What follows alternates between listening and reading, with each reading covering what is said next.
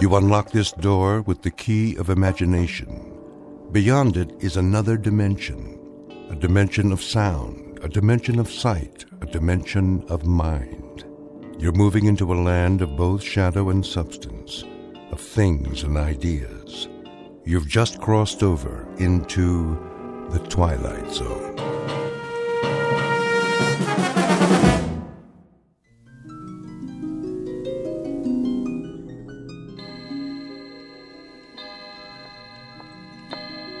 Uncle Simon?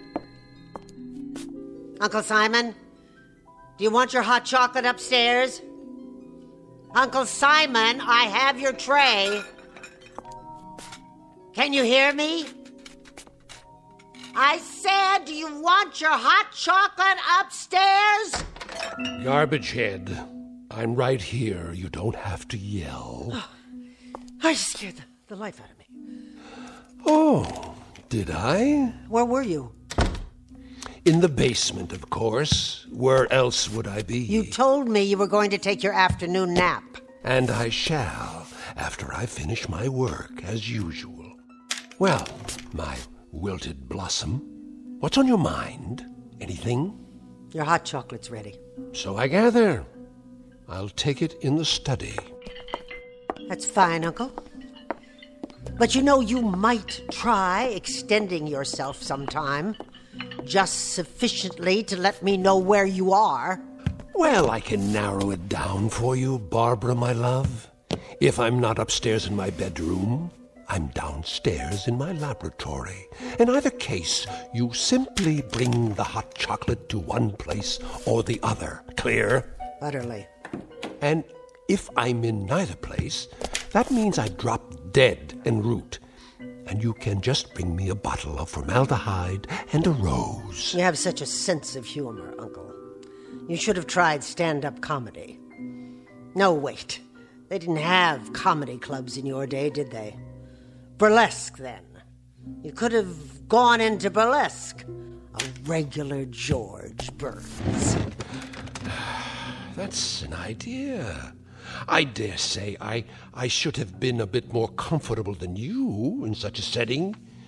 Do you even know how to dance, Barbara? Uncle Simon. Not necessarily as a headliner like, say, Gypsy Rose Lee. In the chorus, perhaps. That might be more your style. Ever let yourself loose? Oh, for a fast Charleston? Uncle Simon, I am very busy. No, I didn't think so. Most unlikely. You're the only woman I know who looks as if underneath her clothes she wears more clothes. You have all the grace and femininity of a high-button shoe. And you, Uncle Simon, what about... Yes? Never mind. Go on, my dear, speak it out.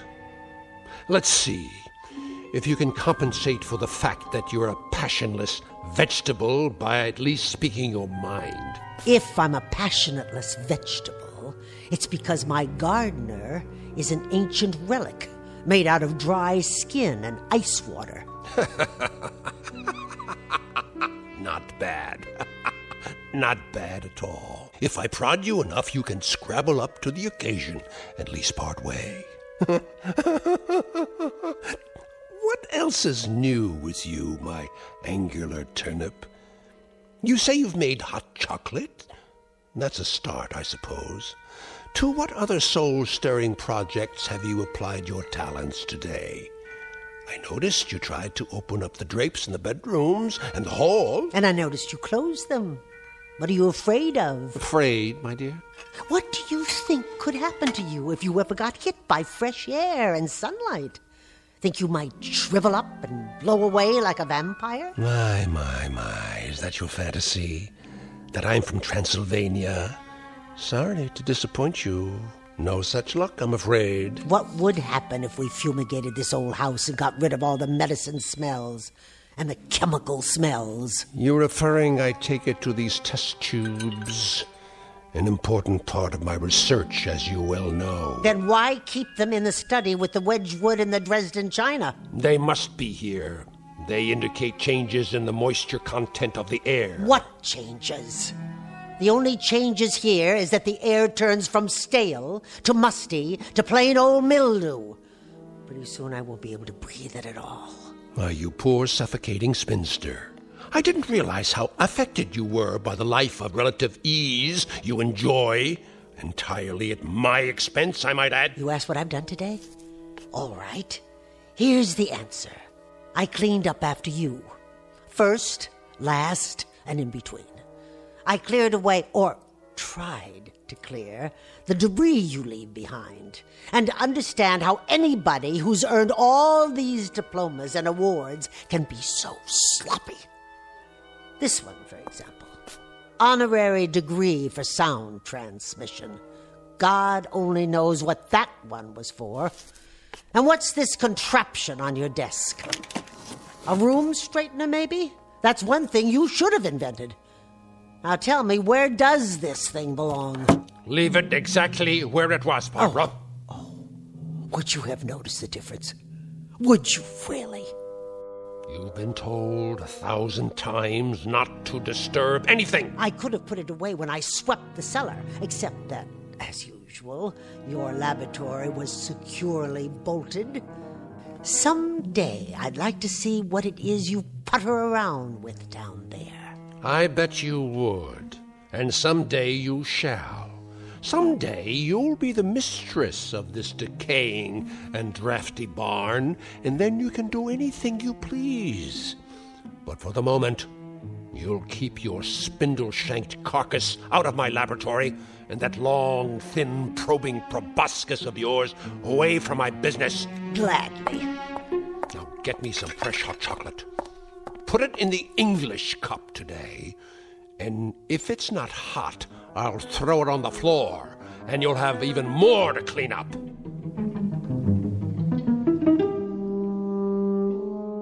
Dramatis personae, Mr. Simon Polk, a gentleman who has lived out his life in gleeful rage. And the young lady who just now beat a hasty retreat is Mr. Polk's niece, Barbara. She lives each hour of her life as if perpetually late for a dentist's appointment. And there is yet a third member of the company, soon to be seen.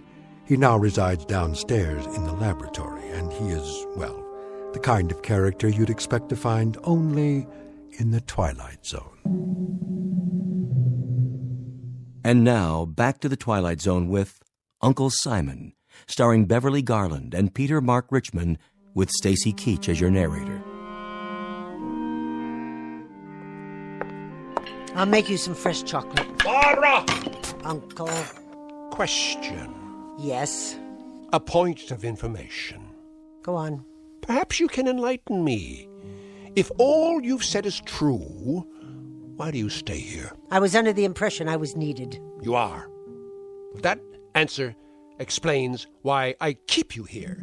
It doesn't even remotely suggest why you stay. You want it quite honestly, I presume. Indeed.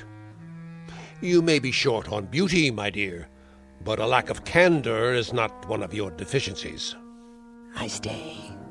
I live for the moment that I can see you buried.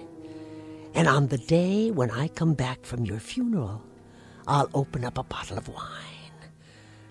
I want to be compensated, Uncle Simon, for 25 years of being shrieked at, insulted, berated, humiliated, stepped on, ground underfoot like this old rug.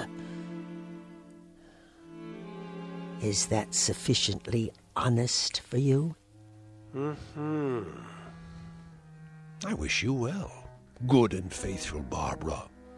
And I won't even come back to haunt you, my word on that. But unasked, I offer the following observation free of charge. Oh, I can hardly wait. If you had an ounce of gristle or an inch of intestine, you would have murdered me years ago. So as to your 25 years of abject misery and unspeakable indignation, life has a way of dishing out justice. In other words, you deserve it, kid. Now play your role and get me my hot chocolate before I think of something more complicated for you to do.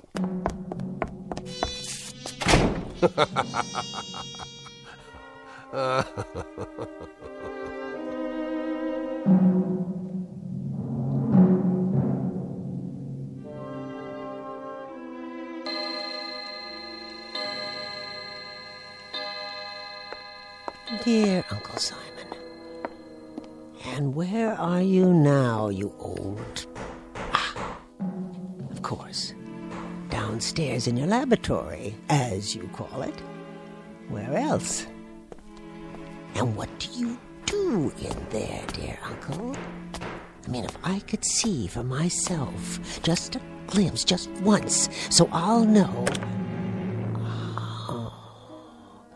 Did you leave the door unlocked this time? Well, now, what have we here? I was looking for... Looking for what? I thought perhaps you'd show me what you're building. Indeed. You'd love to know that, wouldn't you? Well, I'm sure it's something impressive. My curiosity got the better of me. That's the one character trait you share with normal women, curiosity.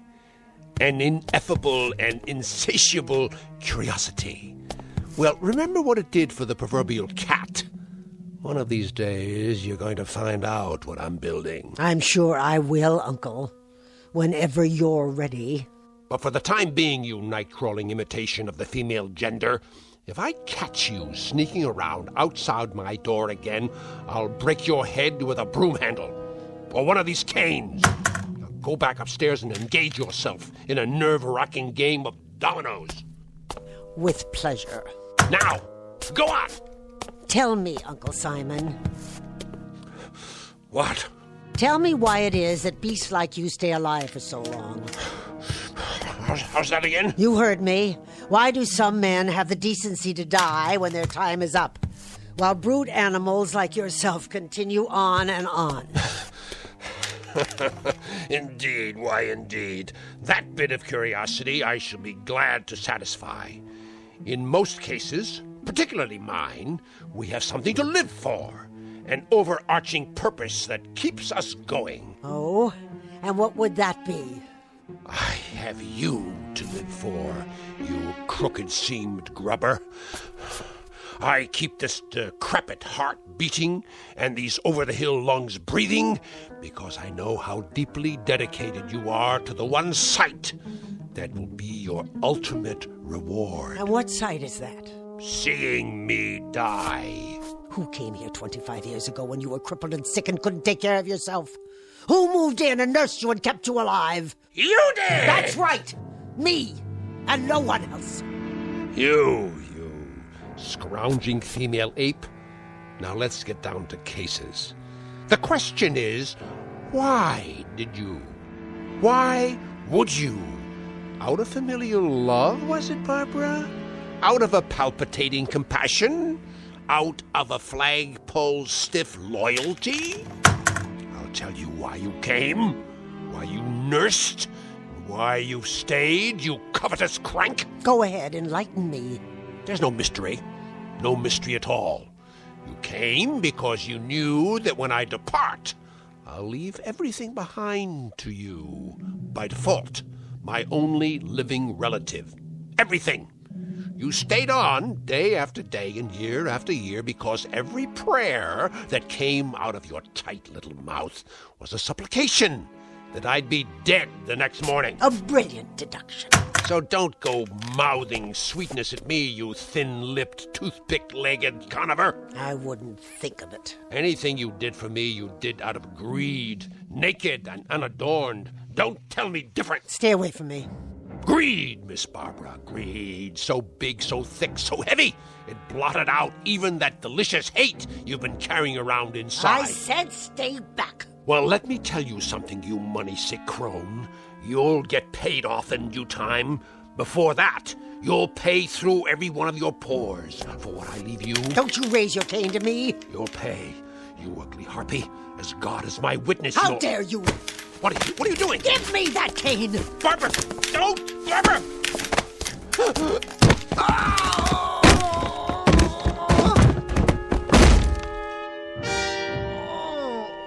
Uncle? Barbara! What? Barbara! Help me! What, Uncle? Barbara! Barbara, please! I didn't quite hear you. I think... Speak a little louder, would you, Uncle? Tell me, what is it you wanted? I think my back is broken. What's that? You want some hot chocolate? Would you like it in the Dresden cup or the Wedgwood? What is your pleasure this evening, Uncle? Barbara! You say you want me to close the drapes and shut the windows? Barbara. Barbara?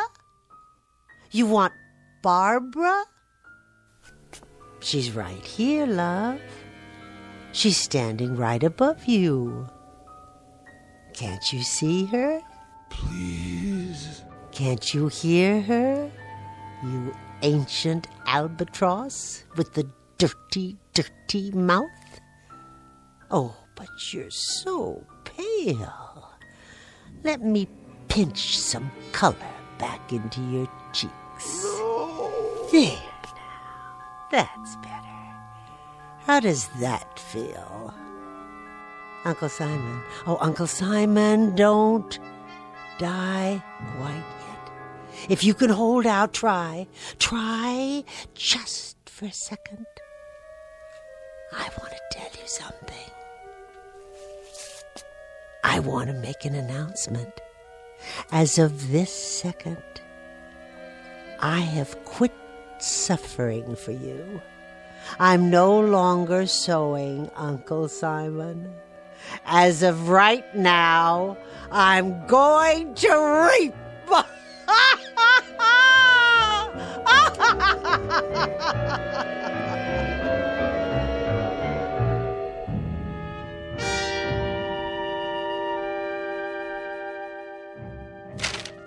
Are you comfortable, Mr. Schwimmer?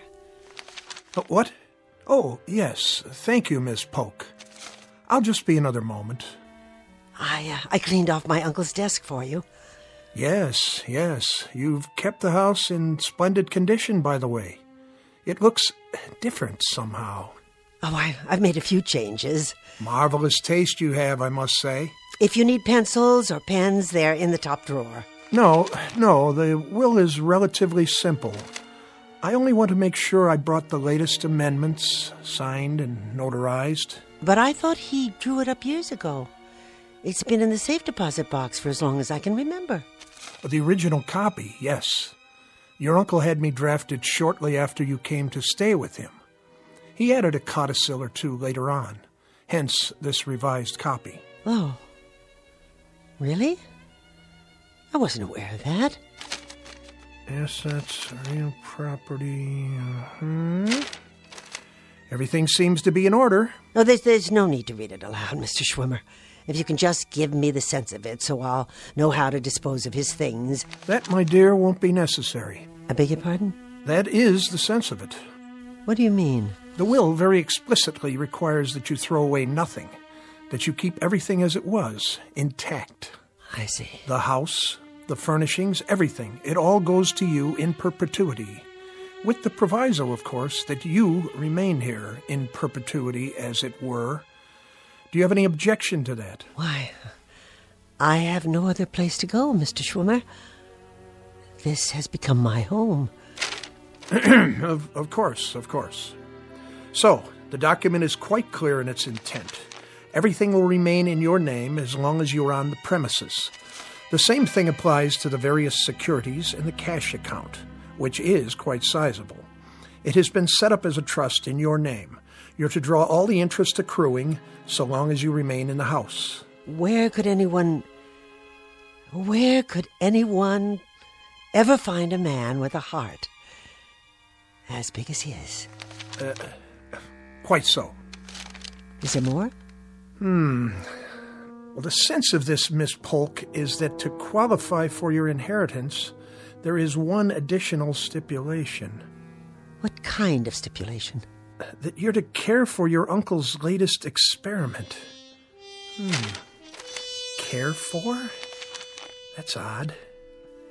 I don't understand it, Mr. Schwimmer. Which experiment? I have no idea. But it reads as follows. My beloved niece Barbara will be responsible for the well-being of my latest experiment. She will care for it, look after it, and see to its wants and needs. What wants and needs? A member of the law firm of Schwimmer, King, Bartlett, Kaplan, and Schwimmer will visit the domicile once each week to see that this stipulation is adhered to. In the event my beloved niece Barbara fails to comply with the provisions herein, I hereby give and bequeath all my property, both real and personal, to the State University. Aha. Now, the sense of that, Miss Polk... Tell me, Mr. Schwimmer, what is the sense of that? I gather it depends very much on the nature of your uncle's experiment, which he refers to only as it. I take it you have no idea what it might be? None at all, except that whatever it is, it's in the basement. Where are you going? Where do you think? To the laboratory. Oh, wait, you'll need the keys.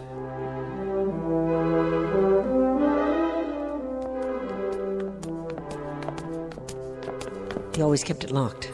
Your uncle was a genius. I'm sure he didn't want his work to fall into the wrong hands. Not even mine? A matter of national security, perhaps. At last. His inner sanctum. Not particularly foreboding. I must say it looks like any research lab at the university, with a few pieces of gear I haven't seen before. He was always ordering new parts, all the latest test equipment. And you don't know what he was testing? He chose not to share that bit of information with me. To protect you, I'm sure. But we'll know soon enough. What's behind that other door? Where? Against the wall, at the back of the room. I don't know. Do you have the other key? It must be the large one. How this relates to his will, though, I'm not at all sure. Now, this piece, this is interesting. Looks like a metal glove. I wonder what it does. I wouldn't touch it if I were you. Why, it's part of a mechanical hand with an arm attached. I said don't touch it. Sorry. Good Lord. There's something attached to the arm. It appears to be a complete metal figure of some sort in the shape of a man. It must be 8 feet tall. I think we better go now. How do you do? What? What are you? In your lexicon, I am a robot. I was created by the great scientist Simon Polk. You have activated my selecting and operating relays. You stay away from me. I mean you no harm. Please be patient with me. My program requires several days to function at maximum capacity. I bid you greetings. Hello, Barbara. Barbara. Now what? Barbara. Is that you, Barbara? Yes, it's me. Who else would it be? Are you going out, Barbara? It happens that I am. Why are you sitting here in the study with all the lights off? I do not like the light. This is a more restful mode while I program my circuits. Where are you going? To a concert. A concert? Do you know how long it's been since I went to a concert? No, I do not have that information, but I estimate the answer to be several years. Several? Try 20. What is a concert? It's a beautiful musical experience. Inspiring. But you wouldn't know anything about that. What is music? It's when people, real human beings, use instruments handmade out of metal or wood to create sounds that are pleasing to the ear. The human ear. They should use only metal parts. Wood decays. It does not have the durability of metal alloy.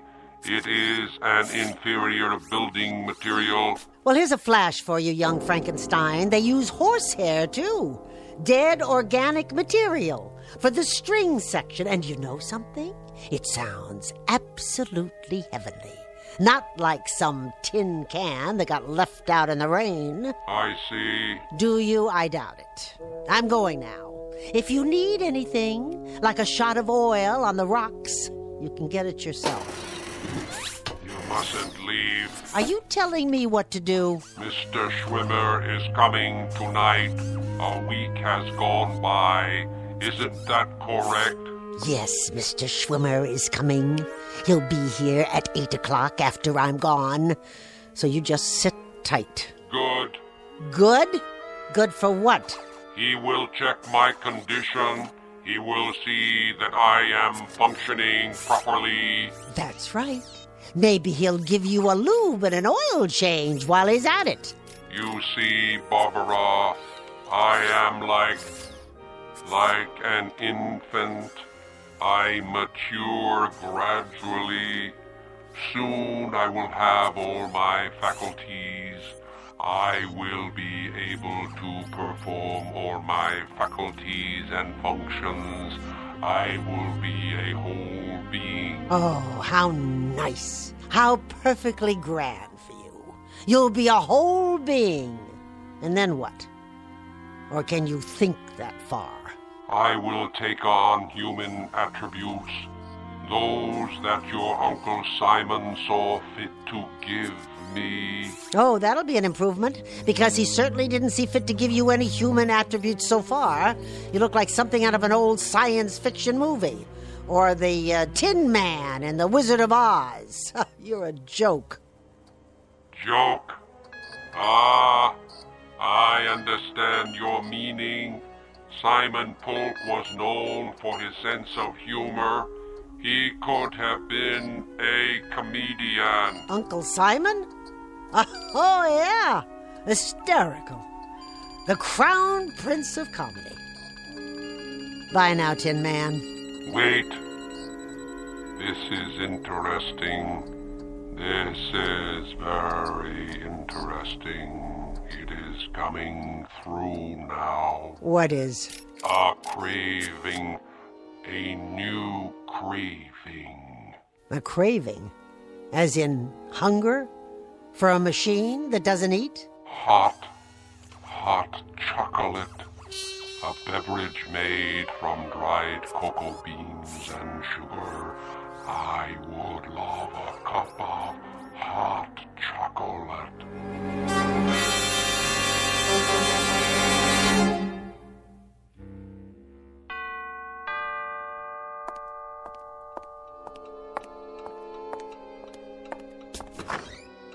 How do you do, Miss Polk? I hope I'm not late. Late? My, you look outstanding in that dress. And those earrings. I've never seen you looking quite so outstanding. Were you going somewhere? No. I wasn't going anywhere. Not anywhere at all. And how, may I ask, is our young Master Polk doing this evening? Right this way. We've been waiting for you in the study.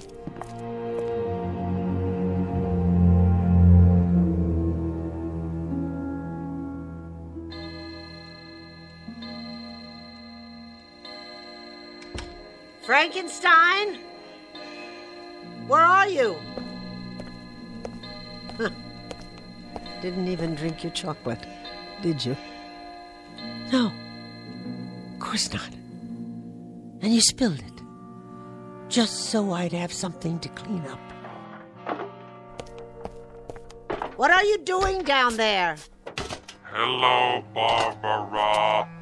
I was looking through my laboratory. Your laboratory? That is correct. You better be careful, Frankenstein, or I'll leave you outside to rust. Now go upstairs and sit in your chair and be quiet. As soon as I lock the door. Wait a minute. Those keys? You took them off the desk. Give them back to me. Oh no, Barbara. I must keep the laboratory locked, and you mustn't come down. It's my room. It belongs to me. Won't you bring me some more hot chocolate? So that's how it is now.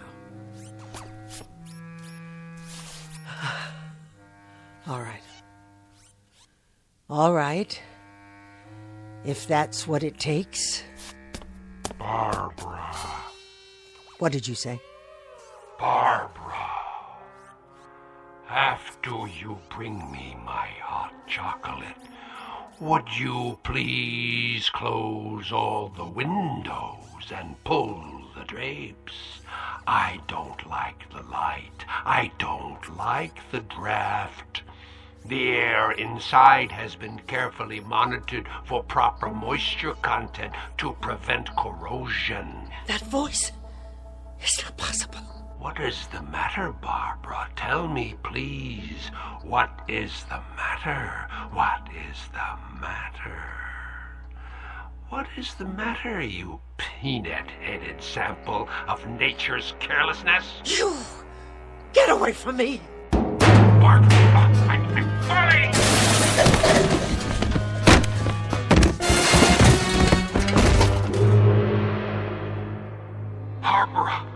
Barbara, my legs, they're bent. I can't get up. Barbara, help me.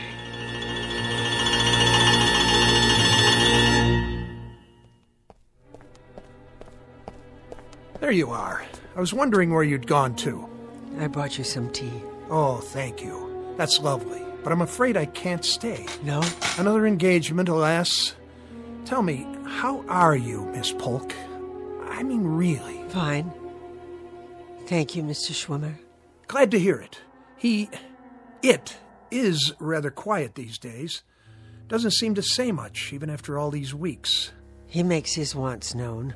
Pity about his legs. But he manages to get around, doesn't he? Indeed he does. Indeed he does. Well, I'll see you next week then. Yes, of course. And the week after. And the week after that. Take care of yourself, my dear. No need to show me out.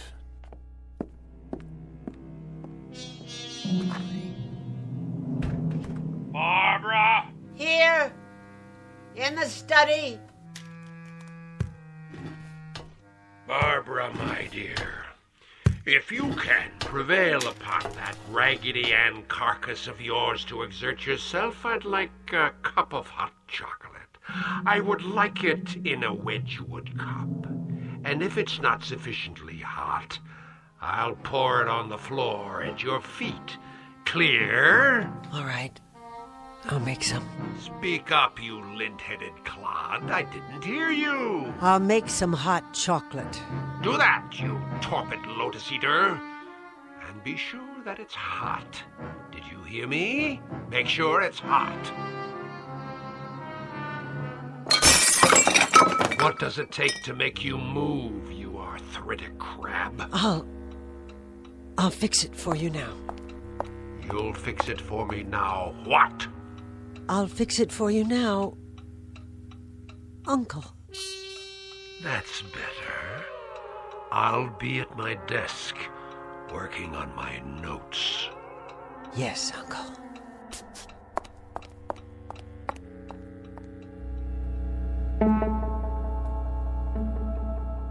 Dramatis personae, a metal man who will henceforth go by the name of Simon, whose life, as well as his body, have been stamped out for him by his maker, and the woman who tends to his needs, the Lady Barbara, who has discovered, somewhat belatedly, that not all bad things come to an end, and that once a bed is made, it may be necessary to sleep in it after all.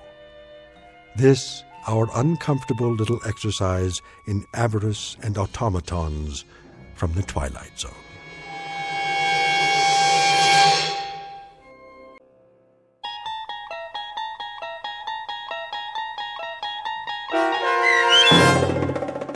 Uncle Simon, starring Beverly Garland and Peter Mark Richmond with Stacy Keach as your narrator, was adapted for radio by Dennis Etchison and based on a script by Rod Serling. Heard in the cast were Turk Muller, Doug James, and Daniel Bryant.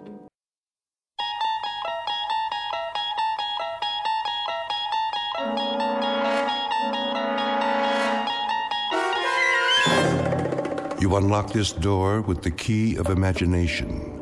Beyond it is another dimension, a dimension of sound, a dimension of sight, a dimension of mind. You're moving into a land of both shadow and substance, of things and ideas. You've just crossed over into the Twilight Zone.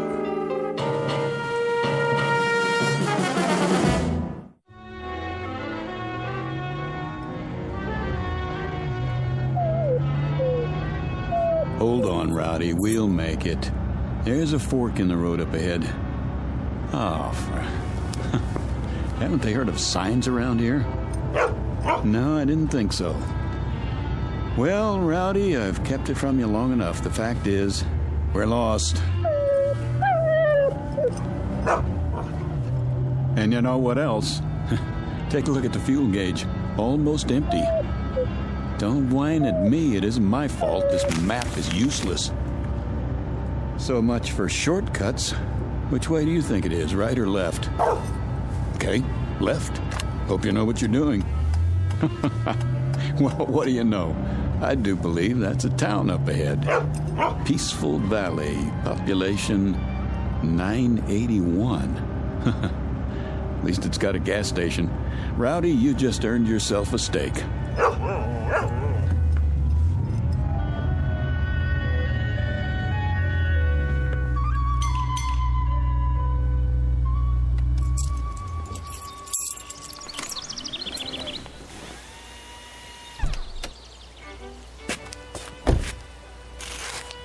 Hey, anybody here?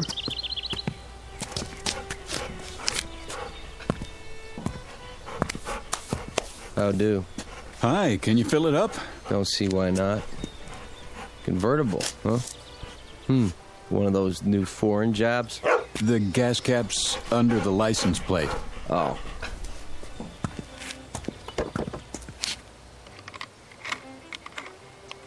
Well, I'll check the oil and water. Sure enough.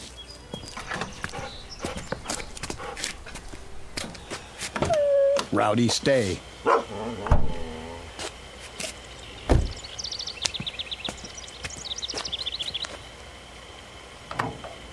Pretty empty, huh? She's running on fumes. How'd you let that happen? Oh, I listened to a friend. Told me I could cut 4 hours off the trip if I took the back road.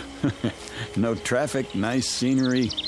If I'd gone the way I know, I'd be in Albuquerque already.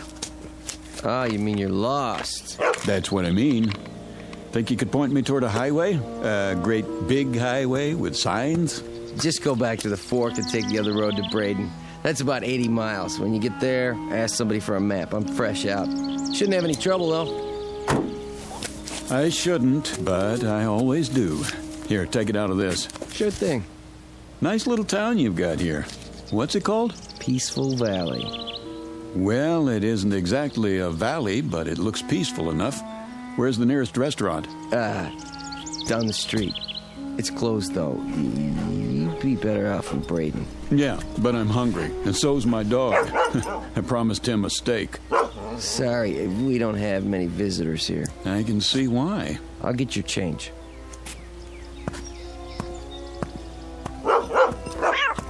Kitty, stop it. Rowdy, you take it easy. Rowdy! 1850 out of 20. Rowdy, come back here. Leave my kitty alone, you bad dog. Rowdy! He's just playing. No, he's not. I'll fix him. What's that?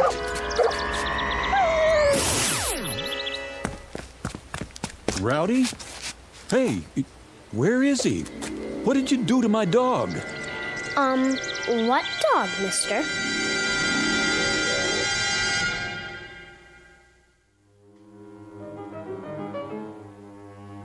You've seen them. Little towns in the middle of nowhere, off the main roads and highways. You've seen them.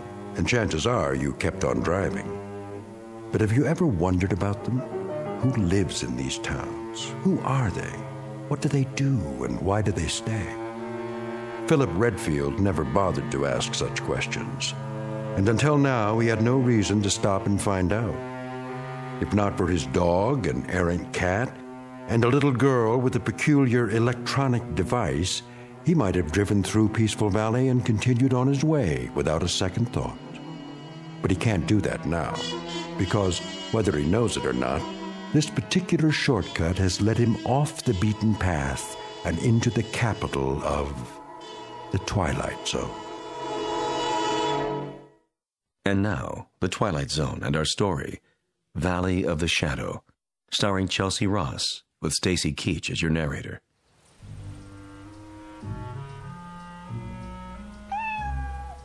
Come on, Kitty. Let's go in the house. No, little girl, wait. Huh? What did you do to my dog? Nothing. Oh, yes, you did. Look, I was standing right over there. I saw you. You leave me alone. Not until you tell me what you did to my dog. What in the... Rowdy, here! Here, boy! Rowdy, where are you? Hey, fella, you scared my little girl. That makes us even. Your little girl scared me. What do you mean by that? Just what I said. I don't know how she did it, but she made my dog disappear. What? She pointed something at him about the size of a remote control. She took it out of her pocket, and he vanished into thin air. Are you feeling all right? No, I never feel all right when I see a miracle happen. It raises my blood pressure. Easy now, mister. What kind of dog is he? A golden retriever. Let's look around the yard. He's bound to be here somewhere. What's his name? Rowdy. Here, Rowdy. Here, dog. Look, this isn't doing us any good. I told you. You try over the hedge. I'll go around back. Don't worry. We'll find him. He couldn't just disappear. That's what I'm trying to tell you he did. Here, Rowdy. Rowdy? Rowdy! Here he is. Wait, there you are, boy. Good dog. Where were you? In the back. I guess he must have found another cat to chase. Yeah, I guess so. Yeah, I'm sorry I popped off at you. I could have sworn. It's all right. The way Sissy disappears sometimes? Well, I know how you must have felt. How you doing, boy? Sissy's your daughter? Yep. What was that thing she had, anyway? What thing? In her hand, some sort of electronic device. Now, I know I didn't imagine that. Oh, it must have been her transistor radio. Yeah. Well, I'm sorry I bothered you. Come on, boy.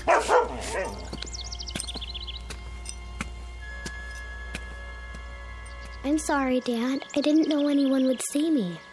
It's all right, Sissy. It'll be taken care of.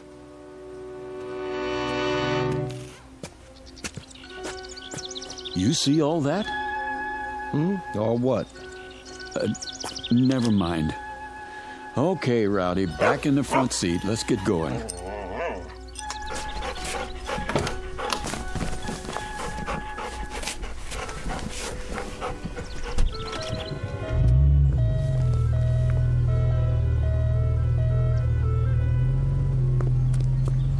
Hey, Braden's the other way. I know, you told me.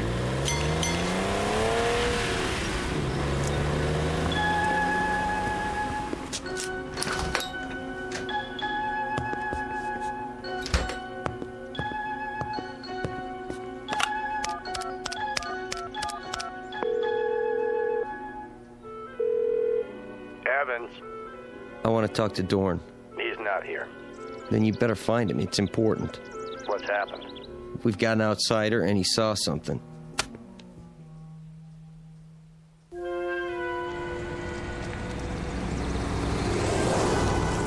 There's the restaurant. The sign in the window says, closed, all right.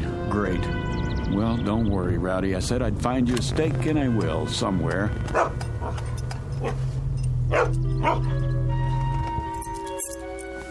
Wait here. I'm hooking your leash to the steering wheel.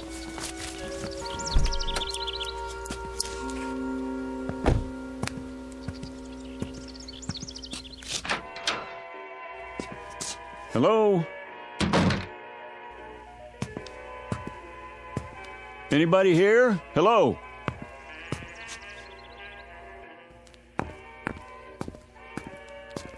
I'm sorry. I didn't hear you come in. Hi. Is the hotel open? Open? Oh, yes. But we don't have any vacancies. No? Why is that? Well, the rooms are all taken. But all the keys are still hanging on the wall. Everybody's out. Is that right? Well, the fact is, I don't want a room. I just wanted a restaurant. Maybe you could make a suggestion. I'm afraid it's closed. You mean there's only one restaurant in Peaceful Valley? Yes, sir. Then where do you eat? At home. And what about your guests? They do eat, don't they? If you'll excuse me, I have some work to do. Just a second, miss. Look, my name's Philip Redfield. I'm a newspaper reporter, and if I sound nosy, I guess that's because it's part of my job. Oh, I see. You don't mind, do you? No. Good. Then just answer one question for me. Look, ever since I pulled into town, people have been trying to get rid of me. They have? At least that's the feeling I get. I was just wondering why. Well, we don't get many outsiders. So I've heard. Enough to fill the hotel, though. I really have to go. I think you should too, Mr. Redfield. All right, I get the hint. Oh, miss. Yes? Mind if I take one of your newspapers? What? Oh, not at all. Please. Hey, you better get your subscription renewed. This paper's 9 years old.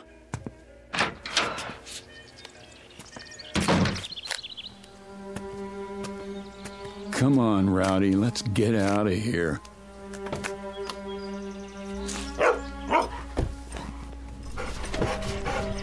So long, Peaceful Valley. Thanks for the memories. You tell him, boy, nothing here for us. Just let me turn around. A few minutes from now, we'll be back in the real world. Oh, it's a good thing they don't fix this road. Might make people want to come here. There's the fork. Don't see any stop sign. Do you, Rowdy? Nope, me neither. Well, let's punch it.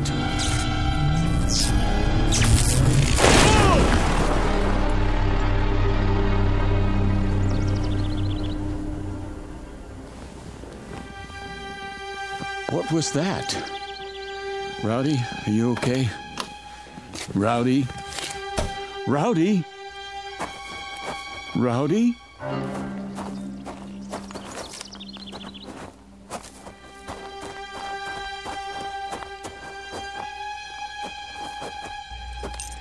Rowdy? Oh, no. No. It's all my fault, boy. I shouldn't have been going so fast. Breathe. Breathe, please. Oh, Rowdy.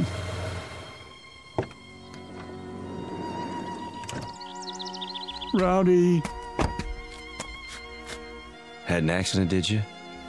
No, an accident had me. I had the top down. He was thrown out of the front seat. There's no heartbeat. Let me check. Nope. I don't believe it. He's dead. Front end's pretty smashed up. Radiator shot, too. Doesn't make sense. The road was clear. There wasn't another car for miles. Maybe it was a rock. There are no rocks around here. Can't be too sure. Yeah, must have been. Rain washes some big ones into the road every now and then. If there were, it would still be here. Could have knocked it off the road. Come along, Mr. Redfield. Come where? We'd better get you to a doctor. What about my dog? You have nothing to worry about. Can you walk okay? Here, lean on me. Wait a minute. I don't think I want to go back into town. Not your town, anyway. You need to be examined. I'm all right, I tell you. You don't know that. Could be internal injuries. If anything's wrong with you, it'll be on our conscience forever. Take it slow.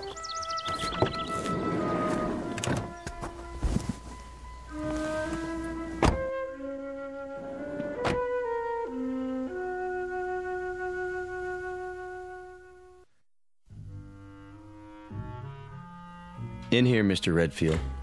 This is a doctor's office? In a way. Thank you, gentlemen. You can leave now. If you're not a doctor, what are you? My name's Dorn. You might say I'm the mayor. And these are my associates. Mr. Evans on my right and Mr. Connolly. Hello. How do you do? And how do you feel, Mr. Redfield? Terrible. Oh, I'm sorry to hear that. Would it help you to learn that your dog is well? He's dead. Oh, no, not at all. Merely stunned. I assure you, he's quite happy. How do you know? Mr. Swanson called in. That's the man who helped your dog. He thought you'd be pleased. I am, if that's true. You have a suspicious nature, don't you? I thought I was supposed to see a doctor. Oh, of course. But you don't really need one, do you? If you did, we'd have one here in no time, believe me. Then why am I here? Just to bring us all up to speed, in a manner of speaking. Please, sit down. We'll try not to detain you too long. After all, you can't go anywhere in a wrecked car now, can you? You've got that right. We'd like to ask you a few questions, if we may. Don't worry, only a few. Mr. Evans, perhaps you'd care to begin. Mr. Redfield, it's been reported that you saw something, a miracle, I believe you called it, across from the gasoline station. Would you please tell us about this miracle? Sure. My dog ran after a cat. What were the details? That's it. You're quite certain? Nothing more? Yes, I'm certain. Mr. Connolly, your question. I was simply wondering, Mr. Redfield, why you told the girl at the hotel that people were trying to get rid of you. What is this, a quiz show? Look, I've got a wrecked car, and I'm already a day late for work. I assure you, it's being taken care of. Just a few more questions, if you please. I think you mentioned that you're a newspaper reporter. So? A noble calling, but limited. I suppose you have a novel in the planning stages? Who told you that? No one. It's a fact, though, that most reporters aspire to be novelists. I wouldn't know. Are you married? No. Engaged? No. Listen. So you came to Peaceful Valley by mistake? No one knows you're here? Oh, they will. A lot of people are going to know I was here, Mr. Dorn. Oh, dear. What's the story on this place, anyway? Roddy didn't just run after a cat, and I didn't crash into a rock that wasn't there. What did happen? Come back in an hour, Mr. Redfield. Perhaps then you'll have the answers you seek. I'd like to speak with my associates first. Where can I find a phone? There's one at the hotel. 1 hour, then, Mr. Dorn.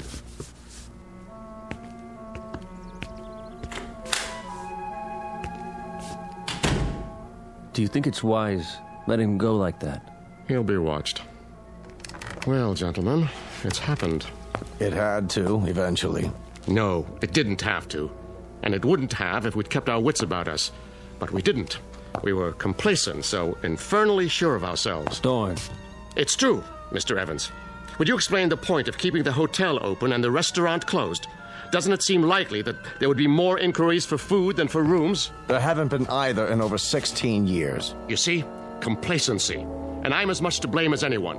If only the Johnson girl hadn't been so careless. If only Fredericks hadn't behaved suspiciously. If only I hadn't panicked and activated the barrier. You had to. There wasn't any choice by then. So now an innocent young man who's done no one any harm must suffer for our mistakes.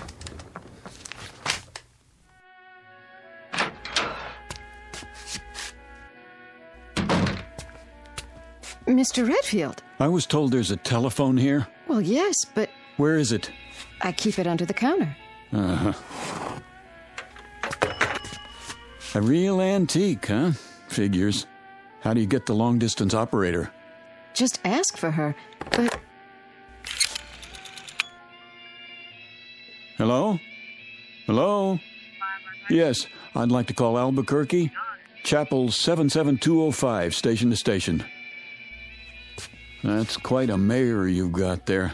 Makes a person feel really welcome. You've spoken with Dorn. Yeah? All right. Keep trying. My name's Redfield. Well, I see they haven't come back. Pardon?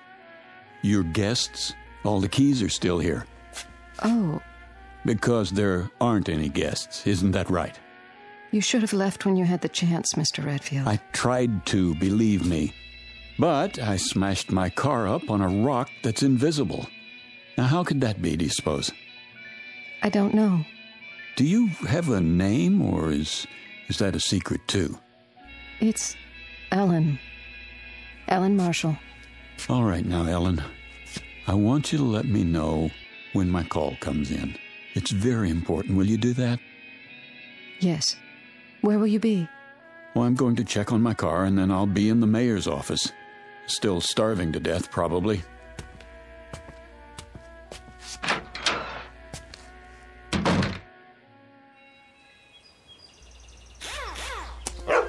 Rowdy! How you feeling, boy?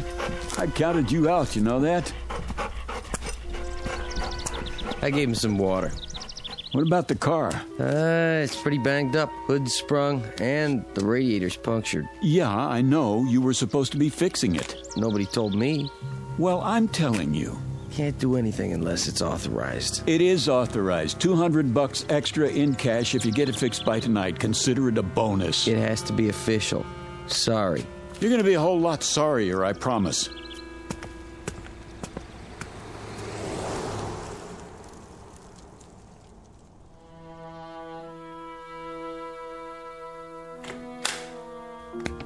Mr. Redfield, come in. I thought you said my car was going to be repaired. Sit down, please. I don't want to sit down. I want to know why nothing has been done to my car. Why is it just sitting out there? Primarily, Mr. Redfield, because you won't be needing it anymore. No? And why not? Because you are never going to leave Peaceful Valley. Is that supposed to be a threat? You see, Mr. Redfield. Now, the situation is rather complicated. While we hold no brief against you personally... Wait, I think I've got it figured out. Oh? Peaceful Valley is an insane asylum, and you're the head lunatics. I'm never going to leave. Who's going to stop me? We are, if necessary. There's nothing you can do, Mr. Redfield. We'll see about that. Don't do anything foolish. Please listen to Mr. Evans. Tell him to get his hands off me. Come with us. I said don't touch me. Mr. Redfield, be reasonable. You be reasonable. As far as I know, kidnapping is still a crime in this state. Gentlemen, I implore you. This violence must stop now. Oh, you've got one of those too, huh? What are you going to do, make me disappear? Don't you There. You shouldn't have done that, Dorn. Now he's seen the device up close. You mustn't bring him back. I have to. What did you do? How did I get in this chair? You were disassembled. But I was across the room. Your molecules were transported and reassembled with this. That's the same thing the little girl used. So what is it? I'm afraid you wouldn't understand, even if you were a physicist, which you aren't. Try me. Let's say it's a device by which we move objects from one location to another. All things are collections of atoms with spaces in between. Even you, Mr. Redfield. And those atoms are in a given mathematical order. This mechanism breaks them up and stores them, then puts them together again in the same order. That's ridiculous. Perhaps. But it saves time when you want to move your furniture around. Dorn.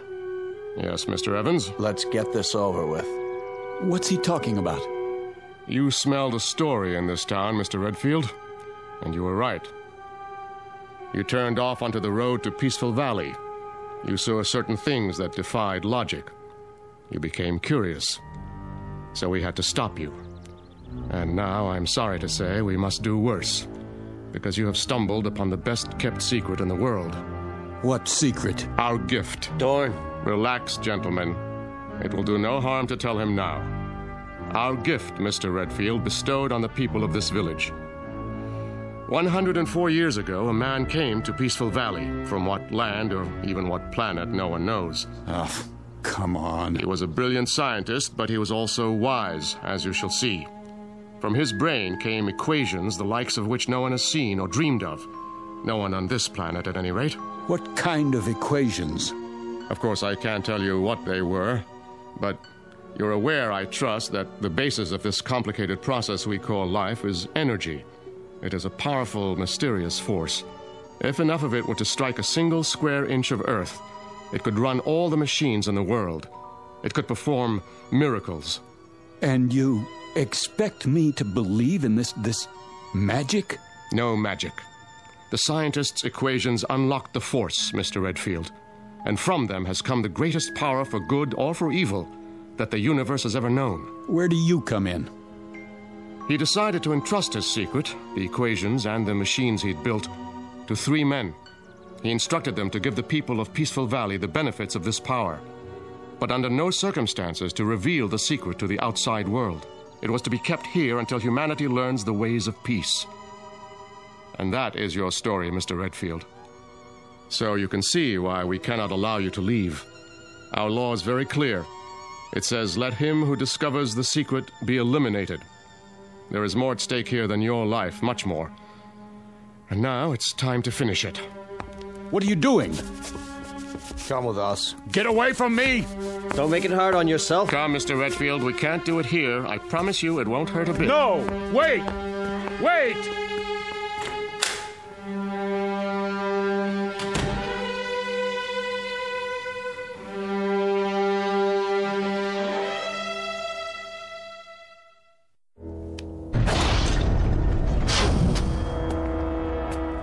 What is this place? A laboratory, built by our benefactor. There's the original of the dissimulator, somewhat larger than the one we used on you upstairs. And this is a second-generation model. The same principle, with one important difference. It works in what we call the time dimension. No end of uses for it. For example, please step over here, Mr. Redfield. And don't be afraid. Mr. Connolly? Yes? Hand me that letter opener on the desk. Now, let's say that your automobile accident had been more serious. If you had been injured, if some metal had penetrated your flesh, like this. You stabbed me. Precisely. But don't worry. As soon as I direct the time ray at your wound, you will be restored to a moment before the letter opener entered your chest.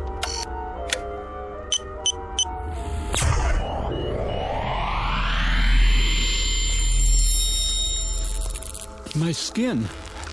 I can feel it closing up. This is fantastic. Isn't it?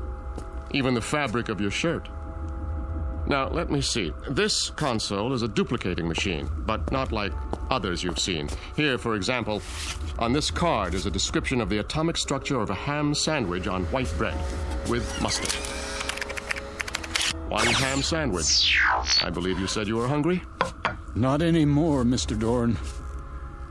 Out there on the road, what did I run into? In the car. I'm sorry about that, but we had to stop you.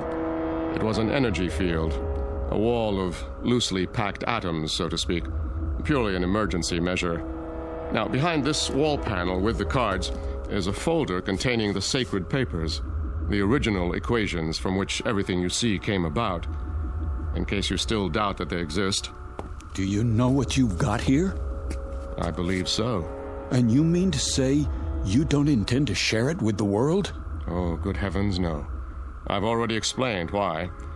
The world isn't ready. But Peaceful Valley is? We have no wars here, no crime, no violence, no greed. Unlike your world, ours is a place of peace.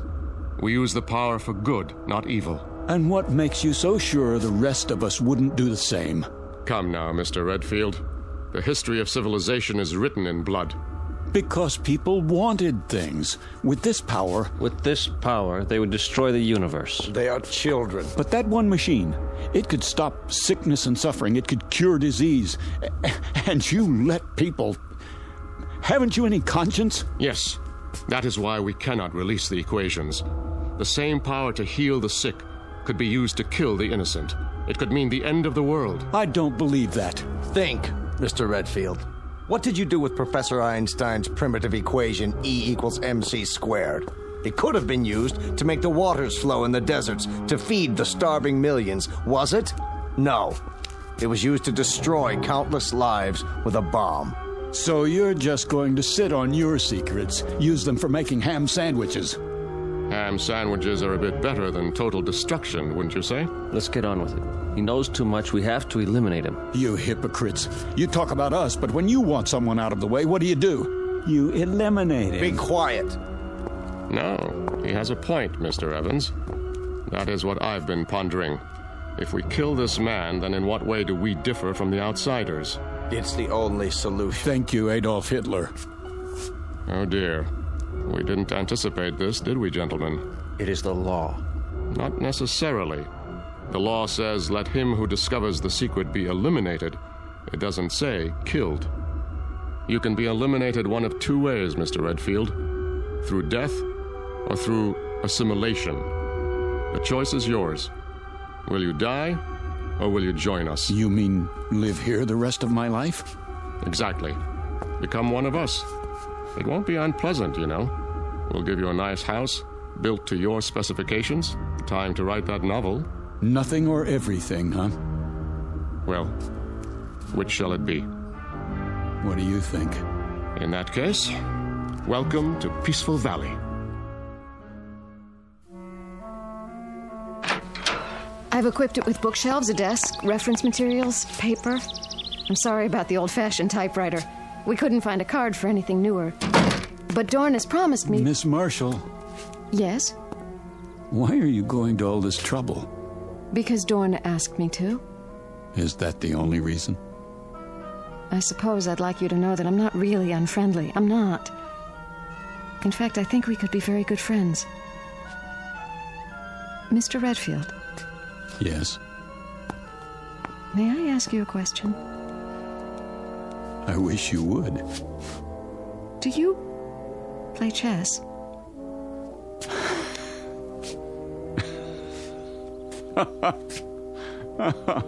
Oh, that's great. Is something the matter? No, everything's fine. You do like the house, don't you? I tried to make it nice. It's beautiful, Ellen.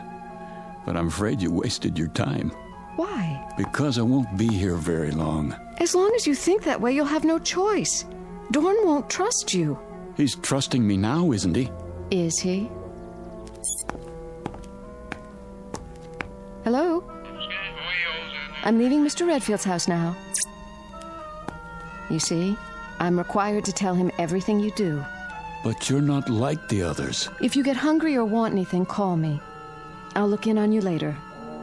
Oh, and don't try to go beyond the border. The force field's still active.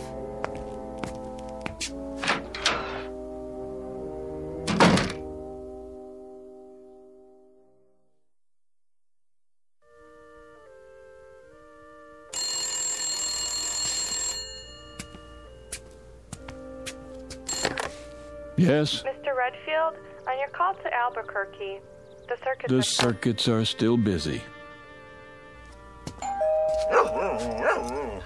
Easy, Rowdy.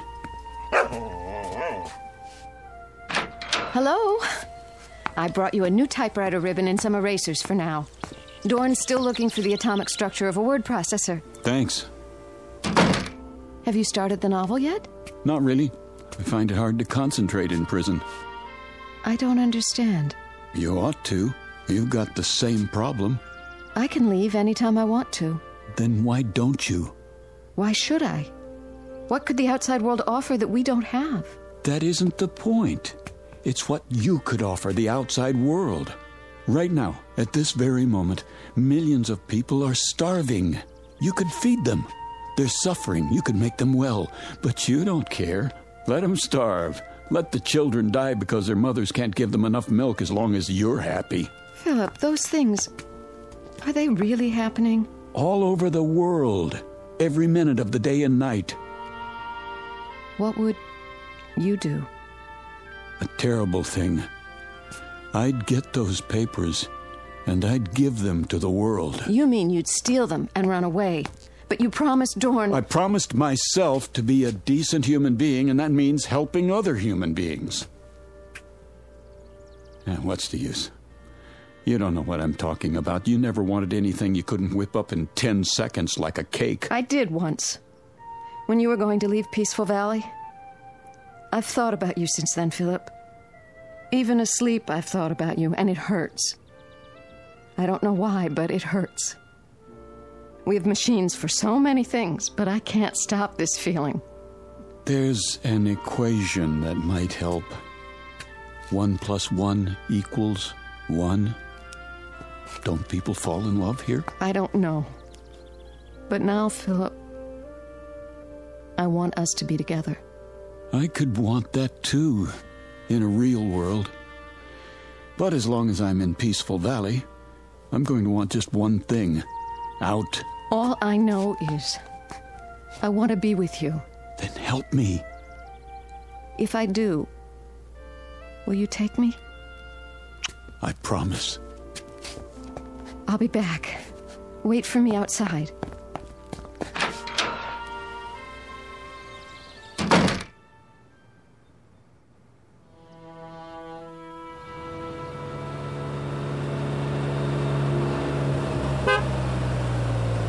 Easy, Rowdy.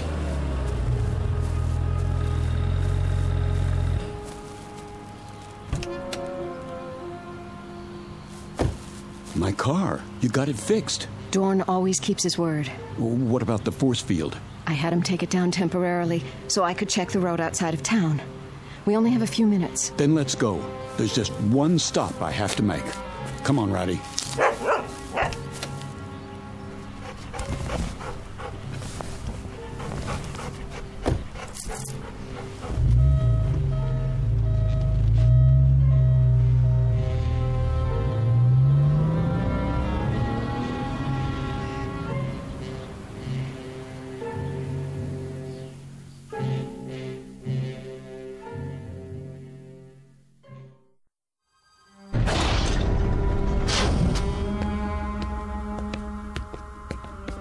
There.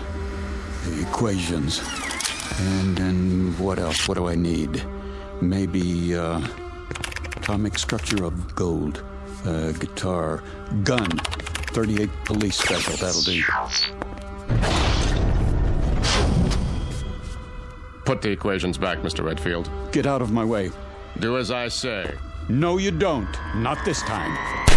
Dorn! He's bleeding. Use the time ray, quickly. Keep your hand off that machine. I don't want to shoot you. Don't! What have you done? We've got to restore them. What are you? I can't let them die. Are you going to shoot me too? No, of course not, but... Have you looked at the equations? Right here. Wait a minute.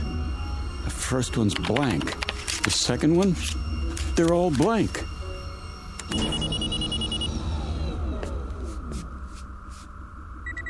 You tricked me.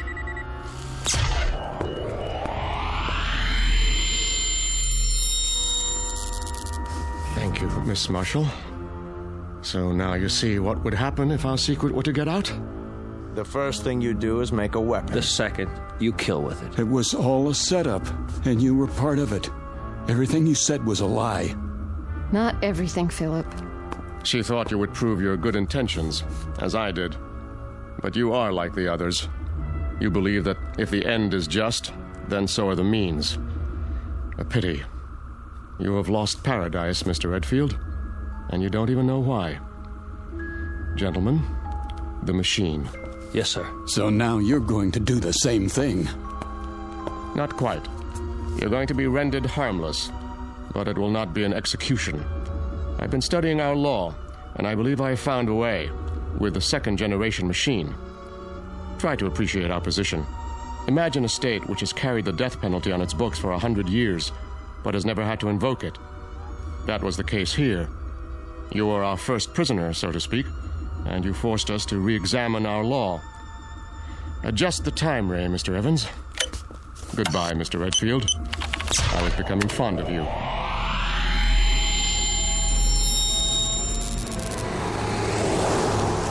Here's your change, mister. What? Your change? Oh, sorry. I must have dozed off for a second. Happens when you drive too long. Yeah. You say Braden's back that way? 80 miles. Down, boy. It's just a cat. You stay. That's strange. Anything wrong? Well, just that woman who walked by. Thought I knew her. Wishful thinking, I guess. Nice little town you've got here. We like it. Well, so long. Don't know that I'll be back this way, but keep it peaceful.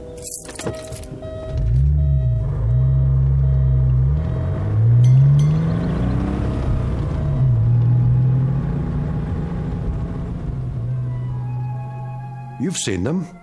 Little towns in the middle of nowhere, tucked safely away from the main road. Ever really thought about them? About the people there? What they do and why they stay? The next time you're tempted to take a shortcut, think twice.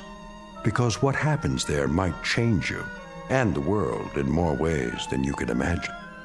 Of course, change can be a good thing, as long as you're on your way out of and not into the Twilight Zone.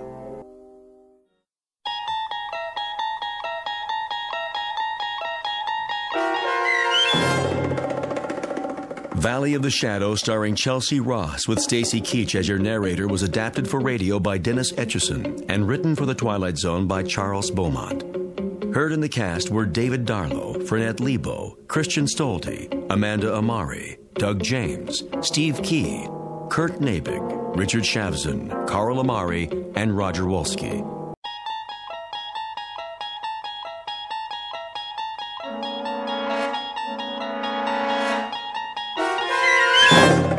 There is a fifth dimension beyond that which is known to man. It is a dimension as vast as space and as timeless as infinity.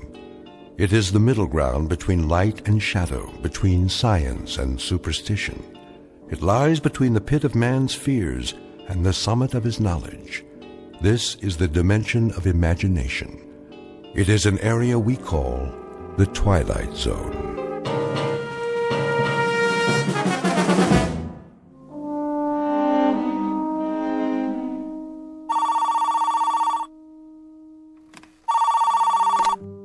Yes. Sloan? Yes, Mr. Hendricks? Sloan, I'm sorry to call you on a Sunday morning. Well, that's all right, sir. But this won't wait. What won't? The Monmouth account. They're flying in ahead of schedule. The meeting's moved up to Tuesday. I've got them penciled in for 2 o'clock Wednesday. I know, but apparently they have other business in Manhattan.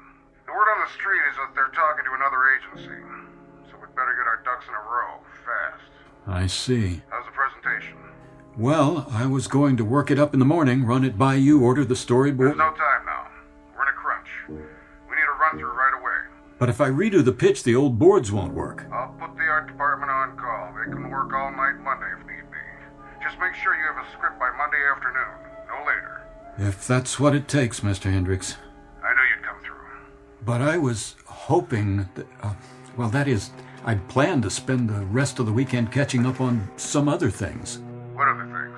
Well, there's the Bartleby account. The Bartleby account can wait. We need a different angle for the fall TV spots. I was going to clear the decks today, think it through in, a new light. We have to go on the back burner for now. Our main focus for the next 72 hours is Monmouth. Sorry to dump this on you with such short notice, Sloan. I understand, sir. Guess I'll just have to burn the midnight oils again. I'm counting on you, Martin. I know you are, sir. See you in the morning. In the morning. 24 hours. But not today. Not this afternoon.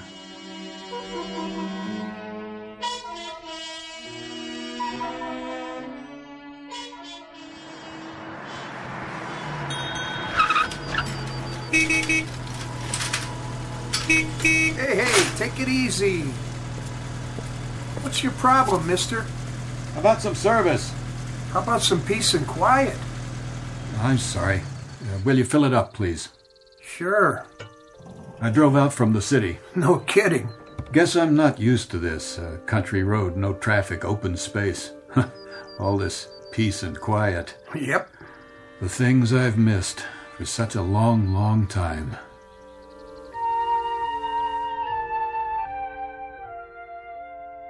The driver's name is Martin Sloan, age 36. Occupation, Vice President ad agency in charge of media. This is not just a Sunday drive for Martin Sloan. Perhaps he doesn't know it yet, but it's an exodus from the pressures of a life that has taken its toll and no longer works for him. Somewhere up the road, he's looking for some much-needed sanity. But somewhere up that same road, he's about to find more than he bargained for. He may not have noticed, but he's just taken an unscheduled side trip into the Twilight Zone.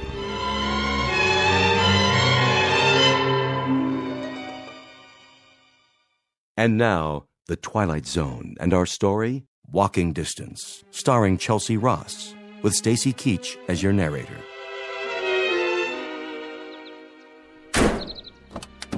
That's a sweet little sports car you got there. I suppose. One of the rewards. Could you take care of it for me? Take care of it how? Oh, I was thinking a lube and an oil change. Oil's fine. I checked under the hood. Looks good to me. You can do it, can't you? Oil change and a lube job? Sure. If you have the time. Today? No business on Sunday. I don't mind waiting.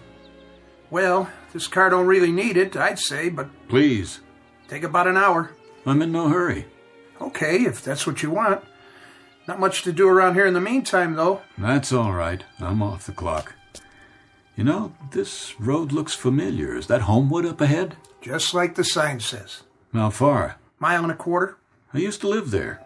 It's where I grew up, as a matter of fact. I haven't been back in... Oh, it must be 20 years. That's so. More like 25. And then this morning, I just... I got in the car and drove. Guess I reached a point where... Well, I had to get out of the city, as far away as possible. You know the feeling? Can't say I do. One more meeting, phone call, presentation, another problem to solve.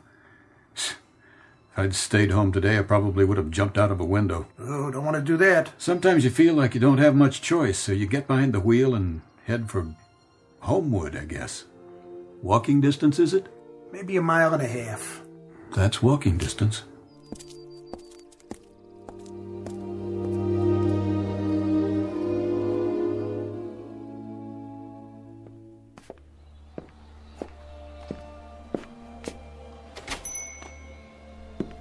Excuse me. Yeah? Wilson's Ice Cream Parlor? Same as always. Is the soda fountain open? Of course. I thought you might be closed today. 7 days a week. Hard to believe. We never close. It's amazing. It's our policy. Always has been. I mean the place. The whole thing. Even the stools look the same. So, what'll it be? I wonder. Yeah? You still make those great chocolate sodas? 3 scoops. I used to spend half my life in this drugstore. Really? I grew up here. The one thing I remember always ordering, that was a chocolate ice cream soda with 3 scoops. And it was 10 cents, too. No kidding. You know, you look familiar to me, as if I've seen you before. I got that kind of a face. It's been a long time. 20 years at least. That's when I left here. I wish I had $1 for every hour I sat at this counter. From grammar school right through 3rd year high school. Long time. And the town outside, even it looks the same. Really amazing, you know? After so many years, exactly the same. That'll be a dime. Oh, sure. A dime? 3 scoops? That's the way we make them. Hey, you're gonna lose your shirt at this rate. Nobody sells sodas for a dime anymore. They don't? Where'd you say you're from? New York. Oh, you make a great soda. Taste okay? Wonderful. Guaranteed or your money back. Funny how many memories you connect with a place. I always thought if I ever came back here, it'd probably be all changed. But it's just as if I'd left yesterday. You want anything else? No, thanks. Look at the street. Just as if I'd been away overnight. I'd almost expect Mr. Wilson to be sitting in the stockroom and sleeping just like he always did before he died. That's one of the images I have. Old man Wilson sleeping in his big comfortable chair in the other room behind that door. Thanks very much. That's $1. That and this. It's worth it. And more. So long, mister. Come back anytime.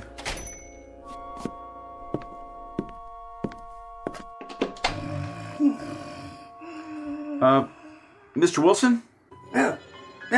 Oh, hello, Charlie.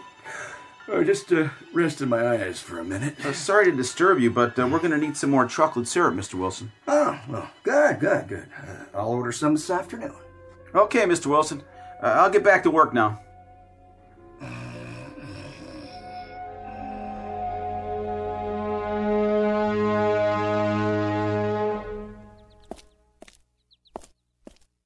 My God, nothing's changed.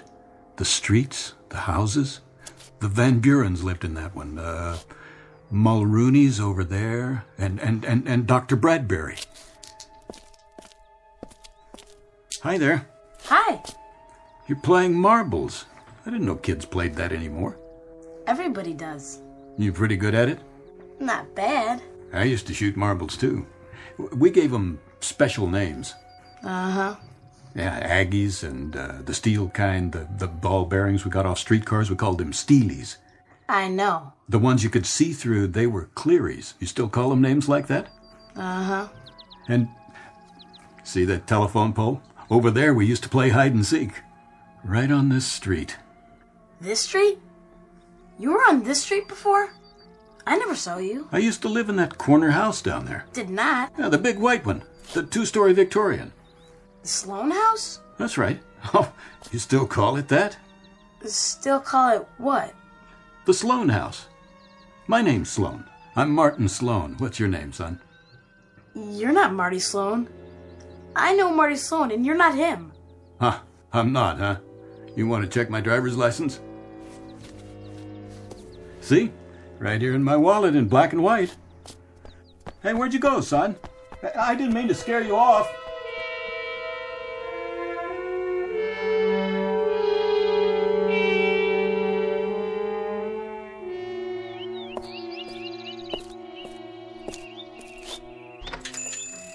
Hello. Hi. What can I do for you? Bicycle shop. I'm surprised you're open. Yep. Sunday's a good day. Kids come in, want me to fix a flat. Always something. You know how it is. I do. I came in here once a week at least when I was a boy. Had quite a few flats fixed myself. You did, huh? What kind of bike? A Schwinn. My dad bought it for me on my 9th birthday. I thought it was the greatest thing going. Better than a car. I fixed the dents, repainted it. I'll bet you did. Not the brakes, though. When those went, I always took it here. For reflectors, too, and new, what do they call them? Handlebar grips, the big rubber ones. You have any Schwinns? Over there. Old ones, new ones. You've got quite a selection. Some are collector's items. Looking to take one home? No, I don't have a son. For yourself, then. Some folks buy them for nostalgia nowadays. What are you doing to that one? Fixing the spokes. Gotta have them all in place to balance the wheel. You know, I haven't thought of that in years. What's that? Why, I used to take cards, ordinary playing cards, and clip one to the front wheel with a clothespin. Yep. And it made the greatest sound. Clickety-click. You got a deck of cards by any chance? Wait. Here's a business card. I'll hold it while you spin.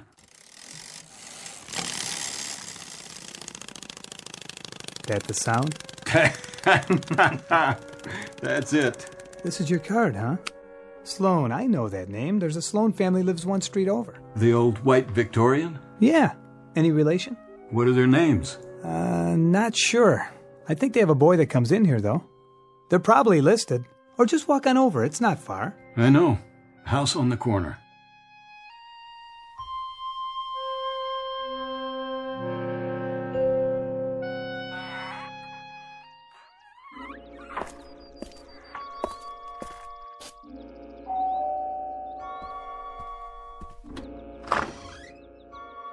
Yes? Dad. Who did you want to see? Dad, it is you. Who is it, Robert? And Mom. Is that Mom? Who are you? What do you want here? Why are you both here? How can you be? It's impossible. Who is it? What do you want, young man? Mom, don't you know me? Who? It's Martin. Martin? What in the world? He's a lunatic or something. Close the door. Wait a moment, Mom.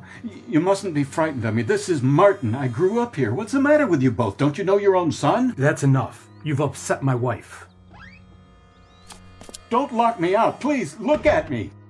And don't come back. Mom? Dad?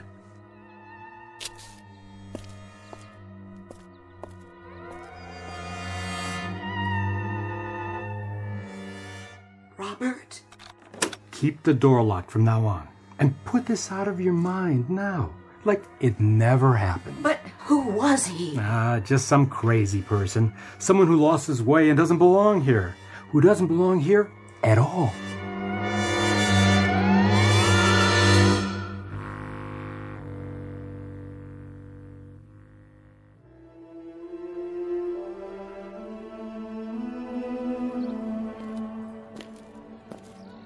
Get your cotton candy here. Ice cream for the kids.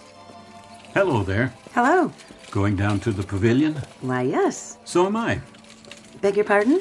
I say I'm going the same way. Have we met? I don't believe so. Forgive me for bothering you. Oh, you're not. I just thought you might be a friend of my husband's. A visitor, that's all. But it feels like home already. This town is like that. Everyone's so friendly and relaxed. There's no crime or... What a beautiful baby you have there. Oh, thank you. She's my pride and joy. She must enjoy these walks on a lovely Sunday afternoon like this. Well, she can't walk yet, but with a carriage, well, we can both enjoy it. Wonderful spot, isn't it? The park? Oh, it certainly is. This is our favorite place in Homewood, my husband and I. And the music from the merry-go-round.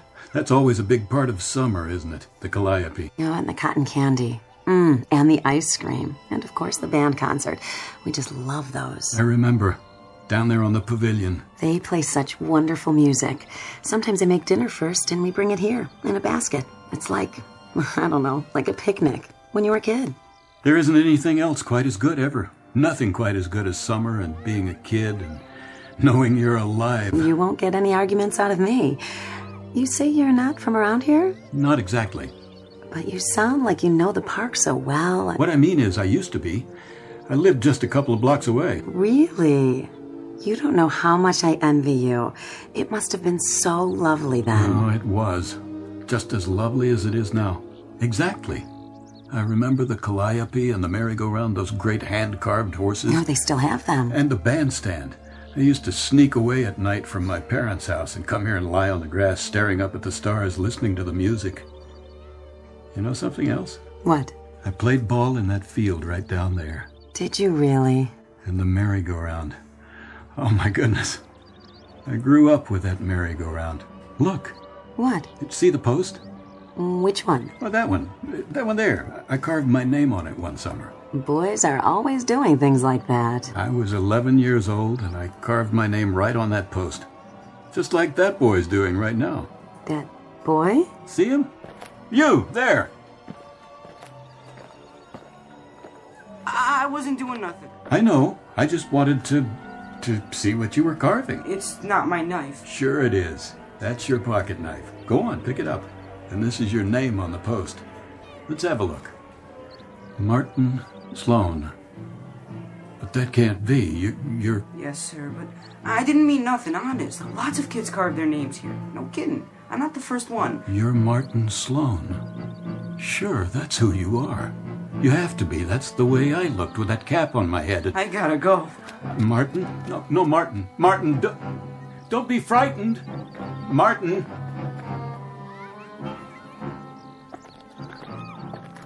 Why were you running like that? I didn't want to hurt him. I just wanted to talk to him, ask him some questions. Who? I was going to tell him what will happen to him.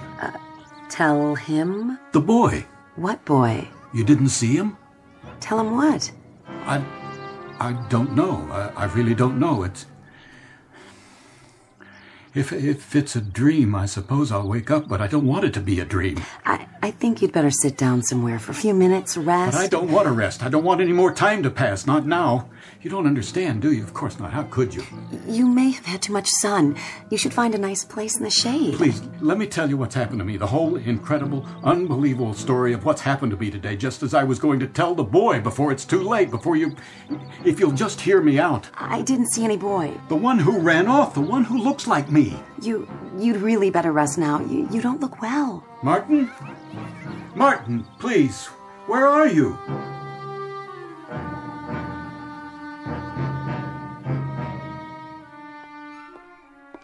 Robert, what are you doing sitting out here on the porch? Just thinking, dear. Of what? I don't know. Nothing much. Shall I sit with you? If you'd like. Let me clear away the dinner dishes. There's another piece of pie left. Maybe later. Look at that moon. I think I will join you. Remember how we used to sit in this swing, listening to the wind in the elms as if it were talking just to us, while we made plans? Of course I do. Hurry back. It's been a long time. Yes, it has.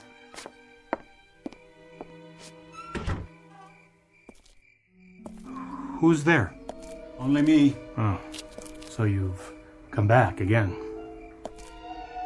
I had to. This is my house. Not really. Look what I found by the gate, my old baseball glove. You bought it for me on my 11th birthday. How could you possibly know that? What happened to the baseball Lou Gehrig autographed? Where's that? And the bicycle, the Schwinn. You thought about buying it for a long time, years, and you finally did when I turned 9.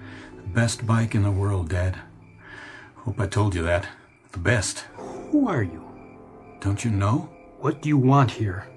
I just want to rest. Stop running for a while. This is where I should be. I know that now. Don't you understand, Pop? It's taken me a long time to figure that out. I belong here. Look, son, you're probably sick. You got delusions or something. And I don't want to hurt you. I don't want you to get yourself into any trouble either.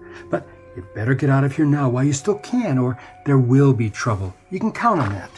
Who are you talking to, Rob? Oh! Mom, won't you look at me? Look into my face. You can tell, can't you? Don't come any closer. Mom, just look at me, please. Who am I? Tell me who I am. You're a stranger. I've never seen you before. Robert, tell him to go away. Now look here.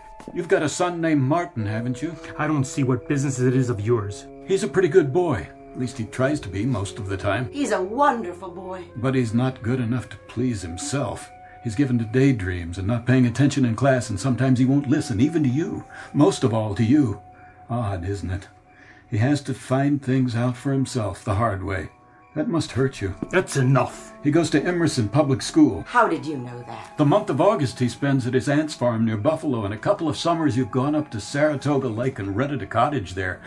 And once I had a sister. She died when she was a year old. Rob, where is Marty now? In bed, sleeping. You put him straight to bed, didn't you? I'm Marty. I'm your son. Please! Take your hands off her. You've got to believe me. I'm your son. Martin, look, my wallet. See? All my cards are in here. All my identification. Read them. Go ahead, read them. No! Please, they'll show you. I didn't mean to. It's all right. I deserve that. I'll leave the glove where I found it. Good night, then. I'm sorry. I didn't mean to do that. Let him go.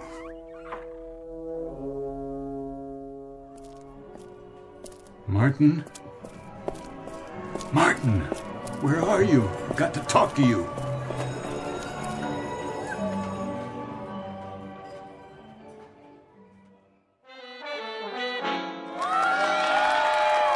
The band sounds good tonight. They always do. For the full moon. Get your peanuts over here. I remember this night. I swear I do. How about a cold soda pop there, mister? Huh? Oh, no. No, thank you. Peanuts, popcorn. This very same night. It has to be. The band played that song, and then I walked over here by the big tree and lay down and listened to the next tune. Oh, I remember this song like it was yesterday. Hey, what are you doing here? Are you following me? It's you.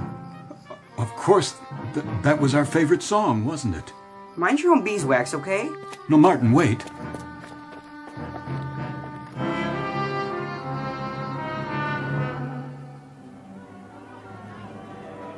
Last ride of the night on the carousel, right here. Let me through. Nope, son, not without a ticket, you don't. I got to. He's chasing me. Whoa there, wait your turn. You can't cut in line. Did you see a boy, 11 years old? Is that your boy? You best teach him some manners. I've got to stop him. Where's your ticket? Hey, you can't just jump on. It's already started.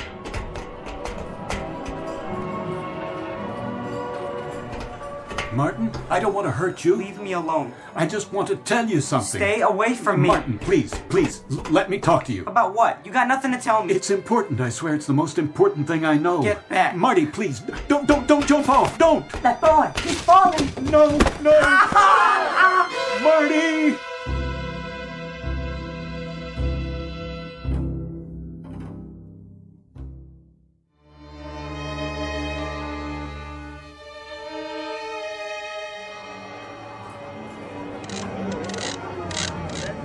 Stand back. The boy's hurt. His leg is bleeding. Oh, it's my leg, too. We'll get him out. Lift him up. Be careful. His leg is broken. Somebody get him to a doctor. Easy. Take it easy with him. His cap. Don't forget his favorite cap. We've got him. Oh. I only wanted to tell you that this is a wonderful time for you, special time. Don't let any of it go by without enjoying it. There won't be any more merry-go-rounds after tonight, no more cotton candy, no more band concerts. I only wanted to tell you that this is the wonderful time. Now, here. That's all, Marty. God help me, that's all I wanted to tell you. That's it, folks. Park's closed. Everybody out. I'm going. Who's there? I can't see you with the lights off. I thought you want to know that my boy will be all right. He may limp some, the doctor says, but he'll be all right. I thank God for that. Here. You dropped your wallet by the house. Did you look inside? I did. And? It told me quite a few things about you. Nothing too bad, I hope. Driver's license, cards, the money in it. Seems that you are Martin Sloan. You're 36 years old and you have an apartment in New York. That's right. It says your driver's license expires some 25 years from now. The dates on the bills? Those dates haven't come yet either. So you know now, don't you? Yes, I know. I know who you are, and I know you've come from a long ways from here. A long ways, and a long time. I don't know why or how. Can you tell me? I'm afraid not. And you know other things, don't you, Martin? What do you mean? Things that'll happen. Things that haven't happened yet. Yes, I do. I wish I didn't, but I do. You also know when your mother and when we'll... Yes, I know that too. Do me a favor, don't tell me. I couldn't. Grant me that grace. Martin, there's a saying. Every man is put on earth condemned to die. Time and method of execution unknown. That's a part of the mystery we live with. It must always be a mystery. Martin? Yes, Dad? You have to leave here. There's no place for you. No room. Do you understand? I see that now, but I don't understand. Why? I guess because we only get one chance. Yes. Maybe there's only one summer to a customer. The little boy, the one I know and love, the one who does belong here. This is his summer, Martin, just as it was yours once. Don't make him share it. I guess I'll be going. I don't want to, but there's no choice for me. No choice at all. I see that now, too. Martin, is it so bad where you come from? I thought it was. I've been living at a dead run, Dad. I was so tired, and then one day I knew somehow, some way I had to come back. I had to get on a merry-go-round and listen to a band concert and eat cotton candy, I had to stop and breathe and close my eyes and smell and listen. Otherwise, I might just as well not be alive. But you are. Remember that. And when you go back to where you came from, maybe you'll find that there are merry-go-rounds and band concerts where you are. You've been looking behind you, Martin. Try looking ahead. I'll try. Promise? I promise. Goodbye, Dad.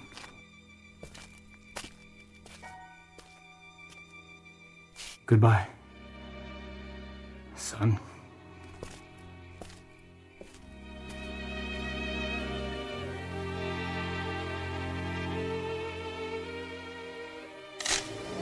What? Oh.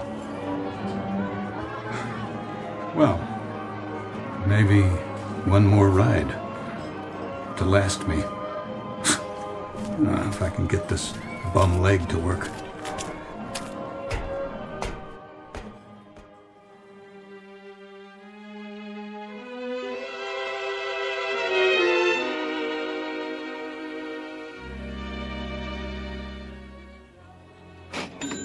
How much is this? $17.98. Shall I ring it up for you, ma'am? If you would. And these other things.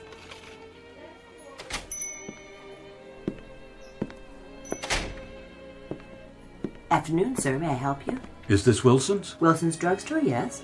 And the soda fountain? Over there in back. Thank you, miss. Hi, something for you? What happened to Charlie? Charlie? I don't know any Charlie. He used to work here. I'm the only one who works here now. Do you make chocolate sodas? Sure do. How many scoops? As many as you want. 3? 3 will cost you extra. 50 cents. A whole 50 cents, huh? You got a deal. Coming right up. How's old Mr. Wilson? Who? Used to own this place. That was his office in the back room behind that door. Oh, he died. Long time ago. Must be 15... No, more like 20 years now. Before they remodeled the place. Oh, I didn't know. What kind of ice cream you want? Sorry? We got 15 flavors. I've changed my mind about the soda. That's okay. Oh, these stools weren't made for bum legs, were they? Guess not. Need any help? No, thank you. I can walk just fine once I get on my feet. Get that in the war? No, as a matter of fact, I got it falling off a merry-go-round when I was a kid. Freak thing. Fell into the machinery. A merry-go-round? Over in the park. Oh, yeah. They tore that down a few years ago. Condemned it. Little late, I guess. How's that? Little late for you, I mean. Very late. Very late for me. I gotta be going. Well, come back. I don't think I'll be coming this way again. Take care, then. That I will. From now on.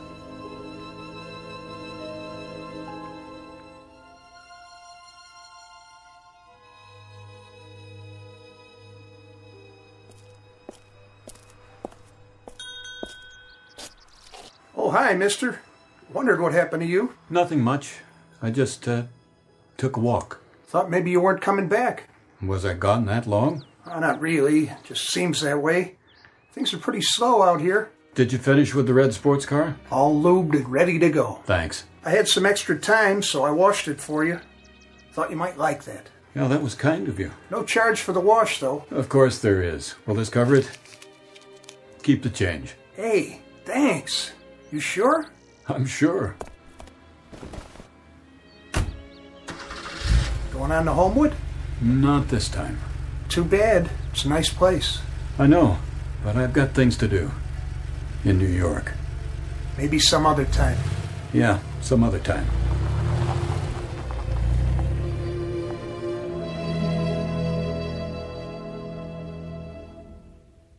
Martin Sloan, age 36, vice president in charge of media, successful in most things, but not in the one effort that all men try at some time in their lives, to go home again. And, as with all men, perhaps there'll be an occasion, a summer night sometime, when he'll look up from what he's doing and listen to the distant music of a calliope, and hear the voices and the laughter of the people and the places of his past. And perhaps across his mind there'll flit a little errant wish that a man might not have to become old and outgrow the parks and merry-go-rounds of his youth, And he'll smile then, too, because he'll know it is, after all, just an errant wish.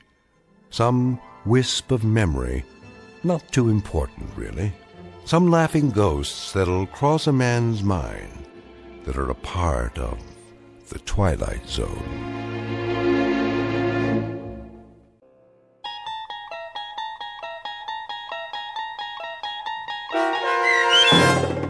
Walking Distance, starring Chelsea Ross, with Stacy Keach as your narrator, was written for The Twilight Zone by Rod Serling and adapted for radio by Dennis Etchison.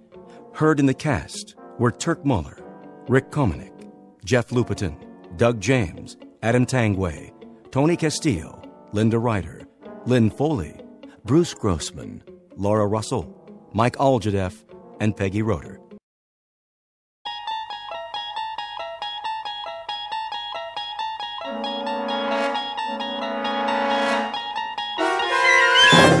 There is a fifth dimension beyond that which is known to man. It is a dimension as vast as space and as timeless as infinity. It is the middle ground between light and shadow, and it lies between the pit of man's fears and the summit of his knowledge. This is the dimension of imagination. It is an area which we call the Twilight Zone.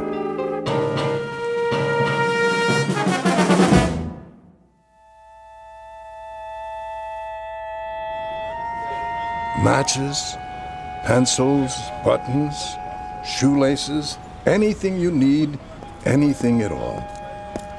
Anything I need, huh, Pop? That's right. No chance. Why do you say that? Because nobody has what I need. You never know. Take a look in the tray. Forget it, old man. Are you sure? Sure, I'm sure. Every night you're out here selling this cheap junk. But I haven't seen nothing yet that fills the bill. Maybe you haven't looked close enough. Oh, I've looked, all right. Needles and thread, thimbles, eyeglasses. Where'd you get all this stuff? From a flea market? Here and there. It's a hobby of mine. You never know what people will need. What people will need. You're crazy, Pop, you know that? You're out of your ever-loving tree.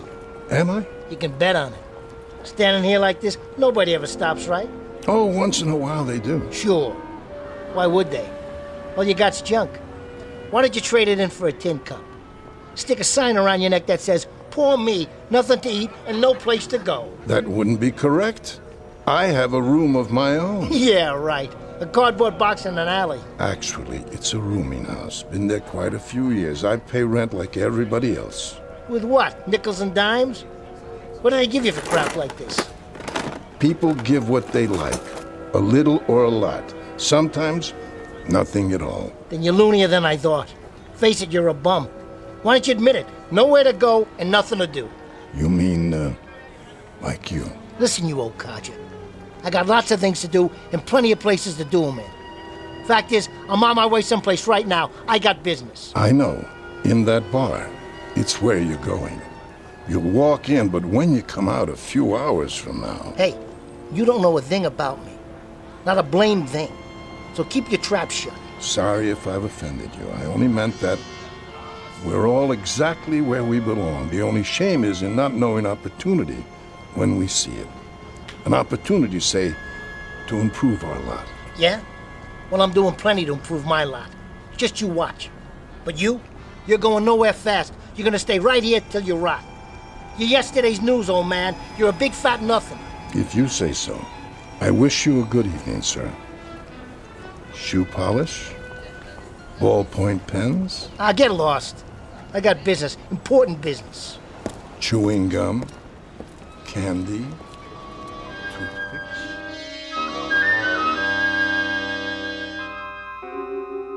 You've just met Mr. Fred Renard, age 36, who carries on his shoulder a chip the size of the national debt. It consists of an antagonism directed against the world, those who people it, and everything with which he comes in contact.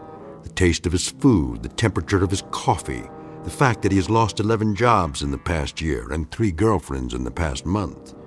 A general displeasure that is as much a part of the man as his eyes, nose, and ears. This is a sour man, a friendless man, a lonely, grasping, nervous man, a man who has lived 36 pointless, meaningless, undistinguished, failure-laden years on this earth, and who at this moment is looking for an escape. any escape, any route out of the norm, any path away from the sameness of his living, anything, anybody to get him out of his rut. And though he does not know it yet, the little old man on the street corner may turn out to be just what Mr. Renard has been waiting for, at an unlikely intersection in the Twilight Zone. And now, The Twilight Zone and our story, What You Need, starring Bruno Kirby and Bruce Kirby, with Stacy Keach as your narrator. Ready yet? For what? For me to pour you another one. I'm fine. You've been fine for an hour. I'm not finished yet. Then how come your glass is empty? You got a time limit? Look, we sell booze here, mister. We don't rent space. Is that a fact? That's a fact, buddy. Tell you what, then. Yeah? Why don't you just go take a flying jump at the moon? All kinds. You meet all kinds. You okay, miss? Yes, thank you. I was just leaving. Take your time. Oh, that was a heck of a season. Darn right it was. We could have gone all the way. Yeah, you pretty near did. Boston had nothing in the outfield. New York... Forget about it. We had it all sewed up. How you doing, Lefty? Oh, I'm fine, Sal. Yep, all sewed up. Then they brought in that slugger from Cincinnati. Bring the man another beer. Oh, you don't have to do that. I know I don't, but it ain't every day I get to talk to Lefty Garrity. That was a while ago. Listen, the man wants to buy you a drink. You let him. Make it 2. 2 drafts coming up. Thank you kindly, fella. Don't mention it. Hey, Pop. Good evening, gentlemen and lady. Does anyone need anything? Anything at all? Not tonight, Pop. You, sir? I told you. Get lost. Ah, so you did. How about you, miss? Matches? Perfume? Really, I don't think so. A hair ribbon, perhaps? There's nothing wrong with the young lady's hair. Thank you. Why don't you give it a rest tonight, Pop? You might have a look just the same. I have a little bit of everything here. I guess I'll take some matches. You don't need matches, miss. I don't? I'll tell you what you need. Yes, I think I know exactly what you need. What is it? Cleaning fluid. Cleaning? Very good cleaning fluid, guaranteed. Removes spots of any and all kinds. I think you'll find it useful. I really don't... Believe me, miss, it's what you need. Well, I suppose I... How much is it? No charge. Here you are. Here you go, 2 drafts. Thanks, Sal. You looking at me, Pop? He's okay. I know he is. I seen him in here before. What have you got there? Oh, many things. Odds and ends. Things you need. Things I need? What do you think I need, Pop? That's always the question, isn't it? A cigarette lighter? Afraid not. I don't smoke. A pair of socks, perhaps? That wouldn't help me. What I need, well, you wouldn't have that. Tell him, Lefty. The old coot comes in here every night bugging everybody. Tell him what you need. Go on. And what might that be? A new left arm. A new arm, did you say? Lefty was quite a ball player in his time. Pitched for the Cubs. Then his arm went sour. Didn't it, Lefty? Didn't it go sour on you? Sure did. So that was what happened. I should know. I dropped a bundle on him at a Sunday doubleheader a couple of years ago. What do you do now? What does he do? Well, for starters, he comes in here 7 nights a week looking for his career. I keep telling him it ain't at the bottom of a bottle. Sometimes there are alternatives. Other things a man can do. Instead of pitching? Instead of baseball? Come on, let's get back to the socks and shoelaces, Pop. All right, give me one of each. That's more like it. I think this is what you really need. A piece of paper? Go ahead, take it. It's like a bus ticket. That's right. That's what it is. A bus ticket. A ticket to Scranton, Pennsylvania. Scranton, Pennsylvania. What's in Scranton, old man? I'm afraid I couldn't say. Coal mines. That's what they got in Scranton, Pennsylvania. They got nice, lovely coal mines. You can't pitch with that arm, Lefty. Maybe you can dig with it. Wonder who that is. Sal's place. Somebody's old lady, probably. Or a bookie calling to collect. If it's for me, I ain't been in. Got it? What? Yeah, he's here. Hey, I thought I told you. Lefty. Huh? You're wanted on the phone. Me? That's what the man said. Wants to talk to Mr. Garrity. You're kidding.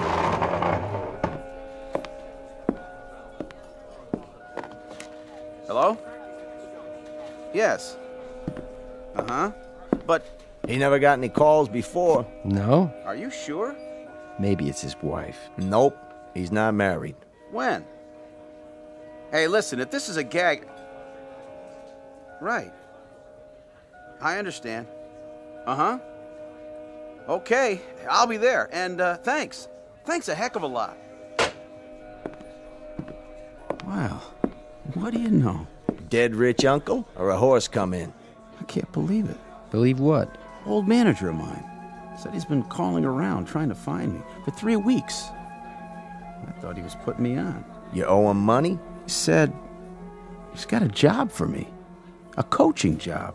Minor league club in Scranton, Pennsylvania. No kidding. That's great. A minor league club in Scranton, Pennsylvania. Wants me to take a bus there for an interview. Well, if that don't beat all. You hear that, Pop? He wants me to take a bus. Does he? How'd you know? Coincidence maybe, or just good fortune. Why question it? Why question? It's there for you. But this ticket, I don't get it. I just don't get it. Better get packing, Lefty. You're wasting time. Oh, nothing much to pack. This is the only suit I own. Oh, I wish I had time to take it to the cleaners, though. You look fine. No, I don't. Still got this old stain on the front, see? Gravy or something. I'd like to look halfway decent when I meet the general manager. That's who's going to interview me. The general manager. Oh, I hate to look like a tramp. I can get a shave, but I don't have any other suits. Excuse me. I couldn't help but overhear. Why don't you try some of this on your jacket? What? It's supposed to be very good for that sort of thing. Thank you, ma'am, but... Miss. It's Miss. But I wouldn't want to... Here. Let me try. Don't go to any trouble. All I need is a handkerchief. Yes, I have one. It should only take a few drops. Stand still. Well, I'll be. There. You look good as new, Lefty. Thanks very much, miss. I appreciate it. That's quite all right. Oh, lucky you were around. Not really luck. The old gentleman there, he's the one who gave me... Where did he go? Looks like he just slipped out. Ain't that something? What do I owe you for the drink? Oh, make it $1.50. Here. Last of the big-time spenders. What's he in such a hurry about?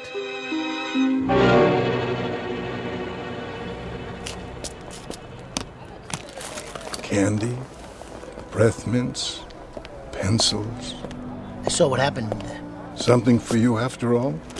A flower for your lapel. Is this what I need? That's up to you, sir. Or a nice necktie. I have several different designs. What do I need, old man? You tell me. One needs different things at different times. What do I need now? What do I need tonight? It's late. You stay right here. What do I need? Try this. What? Is this a gag? Because if it is... Oh, it's no gag. Then what in the... It's what you need.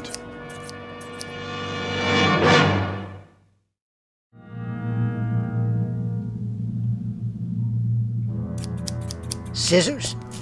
That's right. I want you to level with me, old man. I mean it. I'll spread you out for 3 blocks. So bad, they'll have to scrape you up with a spoon. It's what you need. It really is. Go ahead, take it. So what do I need a pair of scissors for? You don't have to accept them, of course. The choice is yours. You're giving me a pair of scissors. Precisely. Let me get this straight. I'm gonna need these. But you can't tell me what for. I'm afraid not. Well, let me tell you one thing. What I need is something that'll do me some good. Like a tip on a horse at Belmont. One that's gonna finish in the money. Just give me the name, I'll do the rest. Sorry. I know nothing about gambling. Is that the truth? But you're asking me to gamble on this. A pair of scissors. What's it gonna get me? I couldn't say, But I do believe it's... What I need. I heard you the first time. Well, I'll tell you, Pop. I need scissors like I need a hole in the head. Say, what are you trying to pull? Pull? You help those people in the bar. But me? I get something to open my letters with. Something to cut a piece of string. Now you listen to me. These things will cut a lot more than that. Like your throat. Don't you forget it. If you think I'm some punk you can pull a joke on. No joke, I assure you. Ah, forget it. What am I wasting my time for? You're just a nickel and dime loser. I got better things to do. I got business, big business. Very well, then. If you're sure. Give them to me. You said they were mine, didn't you? I did. Yeah, why not? See you in the funny papers, old man. Perfume, lipstick, kitchen utensils, anything you need.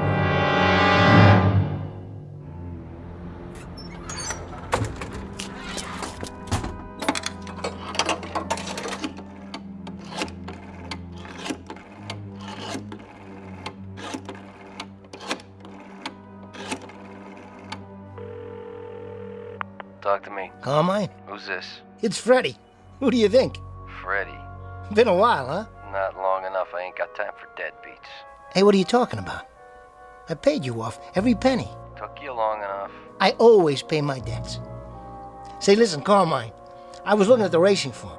What are you bothering me for? And I see a horse here looks pretty good. The 6th race tomorrow.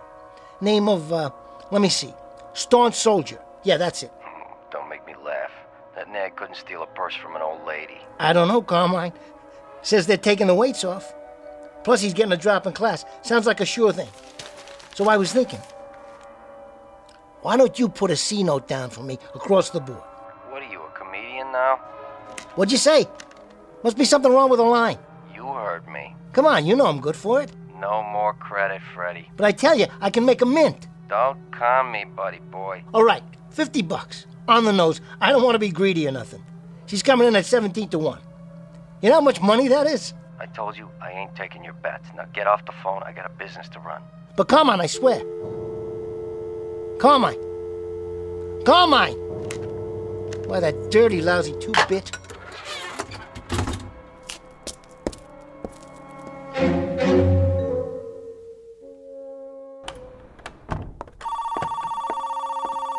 Hotel Carlton. Yeah, by the week. Payment in advance. In cash. Same to you, pal. Mr. Renard. Yeah. About your bill? I'll settle up tomorrow. That's what you said yesterday. Hey, I got a big payoff coming in. Deal I'm putting together. Just got a little cash flow problem, strictly temporary. Mr. Renard. Give me till tomorrow afternoon. If I don't have payment in full... Don't worry about it, okay? 5 o'clock, the whole thing in cash. Till 5 o'clock tomorrow, then. At the latest. You got it. Come on. What's with this elevator? About time. 4th floor, you broken down old piece of... Hey! What? My tie? How did it get caught in the door? Can't reach the button. Stop this thing! Stop! Get this off of my neck. Something quick. Something to cut it with.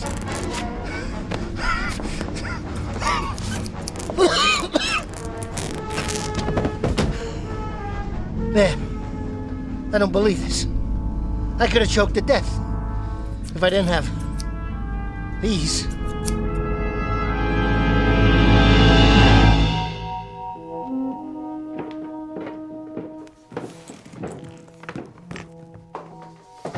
Billy!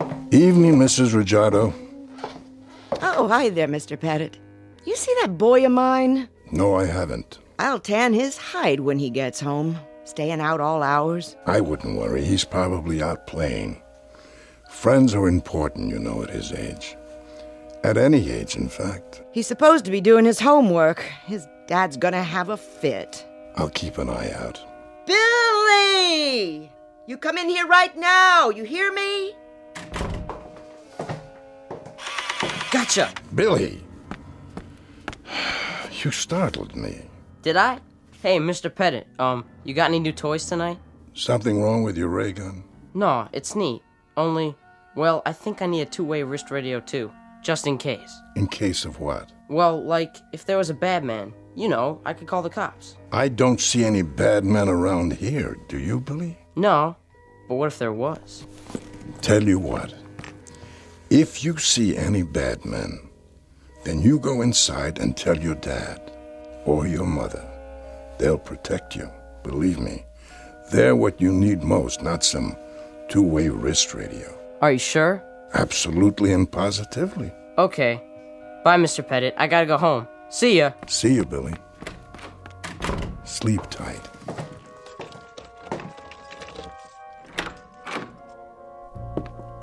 Now, where's that light switch? You! Is this what I need? A spool of thread? Who let you in? You gotta get a new lock on your door. I could open this one with a toothpick. How did you know where I live? No problem. I'm real good at figuring things out. You told me you had a room in a hotel. All I had to do was ask around. I'd appreciate it if you'd leave now. You missed this. Here, Pop. Nice button. Is this what I need? Please, just go. Sure thing. Only you and I are gonna have a little talk first. It's late. I'm an old man.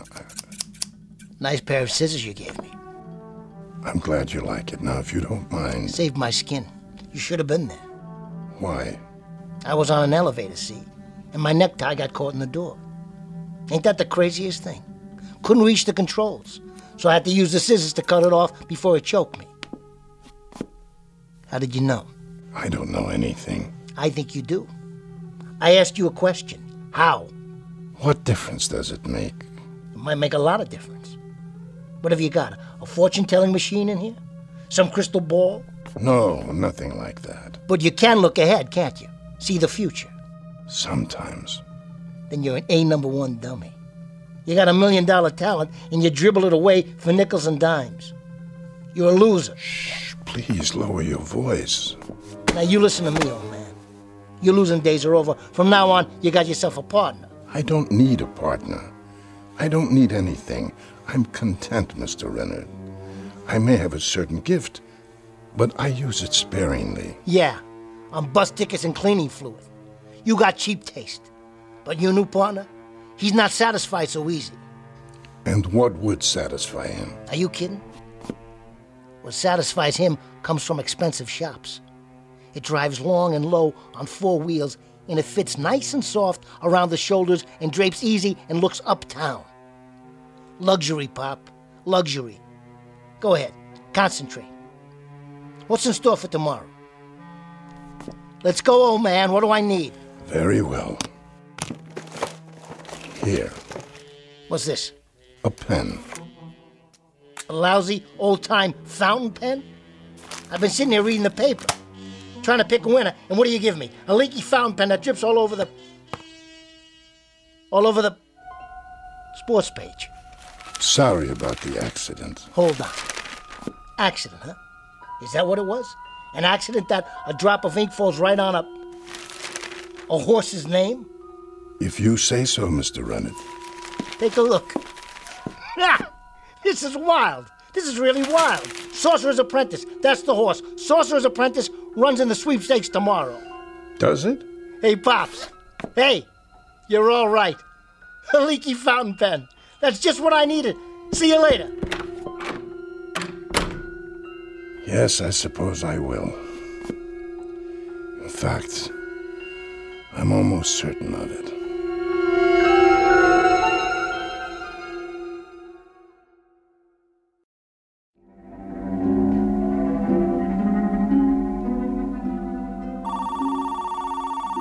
Front desk. Nah, we don't have room service. They got ice at the liquor store. Get it yourself. Likewise, buddy. Well, Mr. Renard. Hiya, Tony. Been waiting for me? I hope you got that back rent, because if you don't... I said 5 o'clock, didn't I? I need the whole thing, plus this week in advance, otherwise... Here you go. 20, 40, 60. Hey, your ship came in, huh? I told you, I'm a man of my word. Sure thing, Mr. Renard. Anything I can do for you, let me know. You get the evening paper yet? Right here, just came in. Let me see the sports section. Tomorrow's races. Here we go. I was wondering, Yeah. how about a tip? A tip? I mean, for the paper and all. You want something from the liquor store? I can get it for you. You want a tip? Here's one. Yeah? Don't play with matches. Why don't you take the elevator, Mr. Renard? Still works last time I looked. No thanks.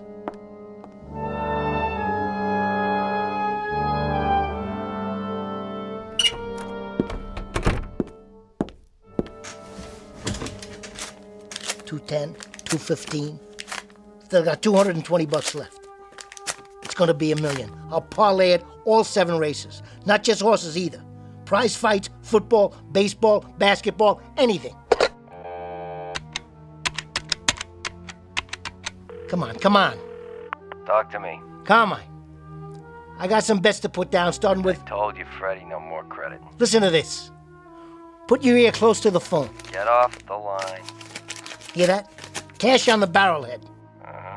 What you do, rob your grandmother? Me? I took a little ride out to the track. Hit a long shot, 23-1. Now listen, I got some business to conduct, big business. Better write this down. Starting with the first race tomorrow. Hold on. What are you, consulting your Ouija board? Are you kidding?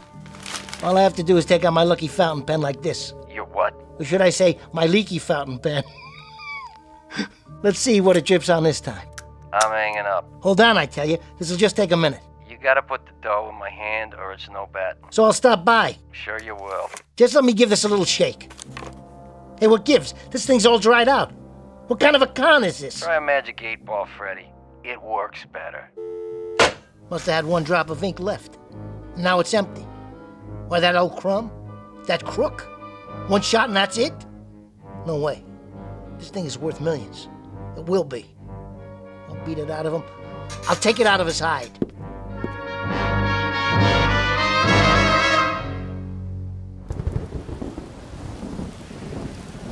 Buttons, needle and thread, shoehorns, anything you need. There you are, you old coot. Mr. Renard. That's right. Whatever your name is. Pettit. That's me. Well, Mr. Pettit, you sure came up short this time. Oh, how's that? The pen you gave me. Yes, I remember. It don't work anymore. Is that right? No ink comes out. What a shame. So I can't pick any more winners. You've already won a great deal, Mr. Renard, for a man in your circumstance. How do you know? You must have. And the things we need, we only need once. What's that supposed to mean? Just for a single occasion, that's all. An egg, the hand of a clock, the book of matches, a rubber band, a harmonica, a piano key, whatever it may be. But just once. That's all they're ever needed. Long enough to present an opportunity. What's next, then?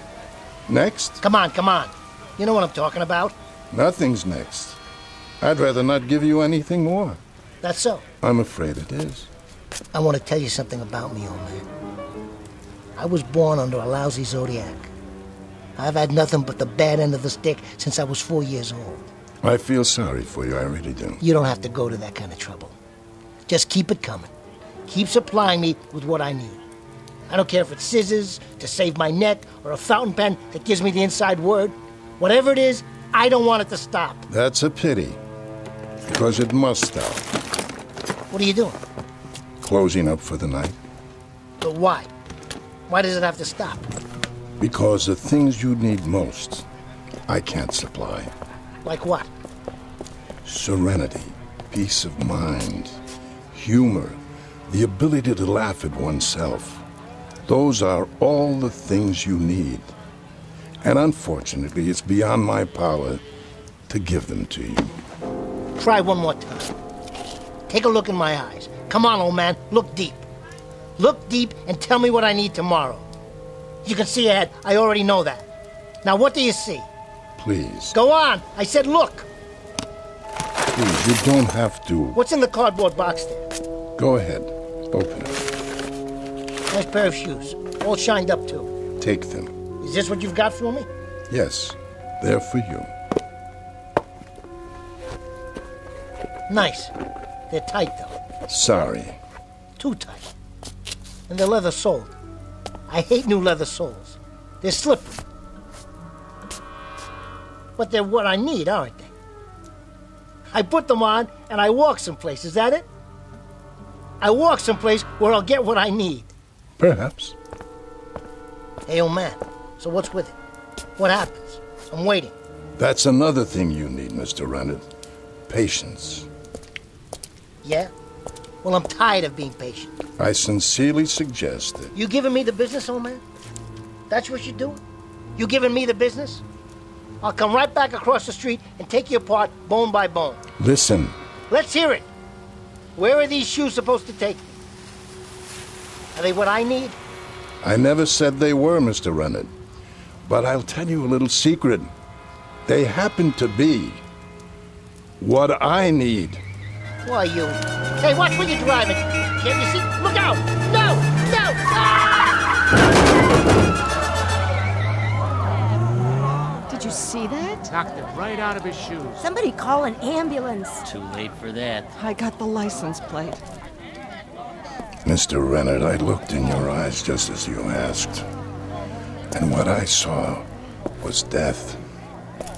My death. You would have killed me. So what was needed, Mr. Rennet, was one pair of slippery shoes. I'm sorry to say, that's all that was needed. Slippery shoes. Look at that old man. Is he all right? You okay? Oh, yes, I'm fine. Just fine. What happened? Hit and run, I guess. I heard the guy scream, and then the car just kept going. You see it, old-timer? Yes, most unfortunate. A hit and run. Can you beat that? Poor devil. Need anything tonight, sir? Shoelaces, perhaps? Matches? Anything at all? Are you kidding, fella? What would I need at this time of the night? I'll tell you what you need. You need this. A comb? It's yours, sir. No charge. Don't be rude, Harold. Well, thanks, I guess. Put it away. You never know. What's his story? He's a peddler. I've seen him around. He's a loony is what he is. Middle of the night and he gives out combs. Says it's what I need. Okay, folks, stand back. Better call for an ambulance. Looks like it's a little late for that. Evening, officers. What have we got here? Who are you? Rollins, Times Herald. You mind if I get some pictures? Go ahead. Just don't touch anything. All right, folks, back up on the curb. Come on. Anybody see what happened? I did. I saw the whole thing. It was a hit and run. All right, get their statements. Right. You were both witnesses? Sure were. We'll need your names. And a picture if you don't mind. Sure. For goodness sake, Harold, try to look presentable. Our picture's going to be in the paper. Yeah, I guess I better comb my hair. Well, use the one that man gave you. Hey, where'd he go anyway? Hold still for a minute. Say cheese.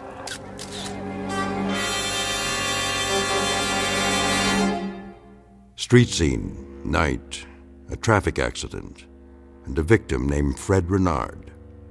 A gentleman with a sour face and a disposition to match, to whom contentment came at long last, after no small measure of struggle. Mr. Renard, who was finally provided with all he needed on a lonely street corner in the Twilight Zone.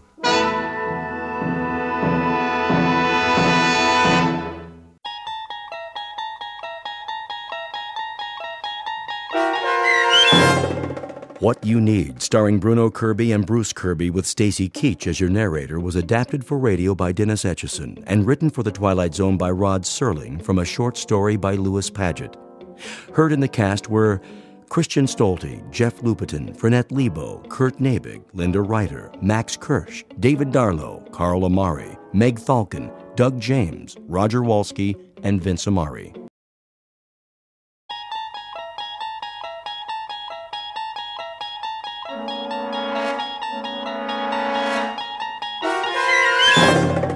You unlock this door with the key of imagination. Beyond it is another dimension, a dimension of sound, a dimension of sight, a dimension of mind. You're moving into a land of both shadow and substance, of things and ideas. You've just crossed over into the Twilight Zone.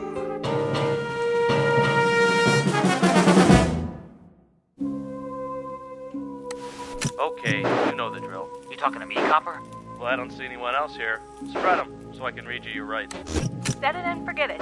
3 easy payments. Coffee beans that are aged. Will you stop it? Turn that thing off. We'll have to operate on his brain at once. Scalpel. Watch it, nurse. It's the bottom of the 8th inning, and so far it's been a very tight game. Drop it! Drop it or I'll shoot! Take it easy, Phyllis. The repairman's coming. You did call him, didn't you? Of course I did. Now turn it down. I'm trying to cook dinner in here. I gotta keep it warmed up, don't I? Bring me another beer. Get it yourself and wash your hands. It's almost ready. Yeah. Acme TV repair. Come on in. So, what seems to be the problem? Did you hear me, Joe? Dinner is served. In a minute. Channel change is messed up. You don't say. Keeps flipping all over the place, one thing after another. Well, let me take a look. Yeah, you do that. Shall I repair it here, or perhaps take it to the shop? Are you kidding? Tonight's a big match from the Garden. World Hardcore Tag Championship. You know, Mr. Britt, it may take some time. Just fix it, will you? I gotta watch my programs. Okay, Joe, have it your way. If it's cold, it's not my fault. I'm coming. Go ahead, pal. I'll check back with you. Most certainly. Mind if I turn the sound up? A man's gotta do what a man's gotta do. Just keep it down to a raw, huh? The wife. You know how it is. Yes, I do. Your wife, that's all I hear. Easy. I said I'm taking care of it. Huh?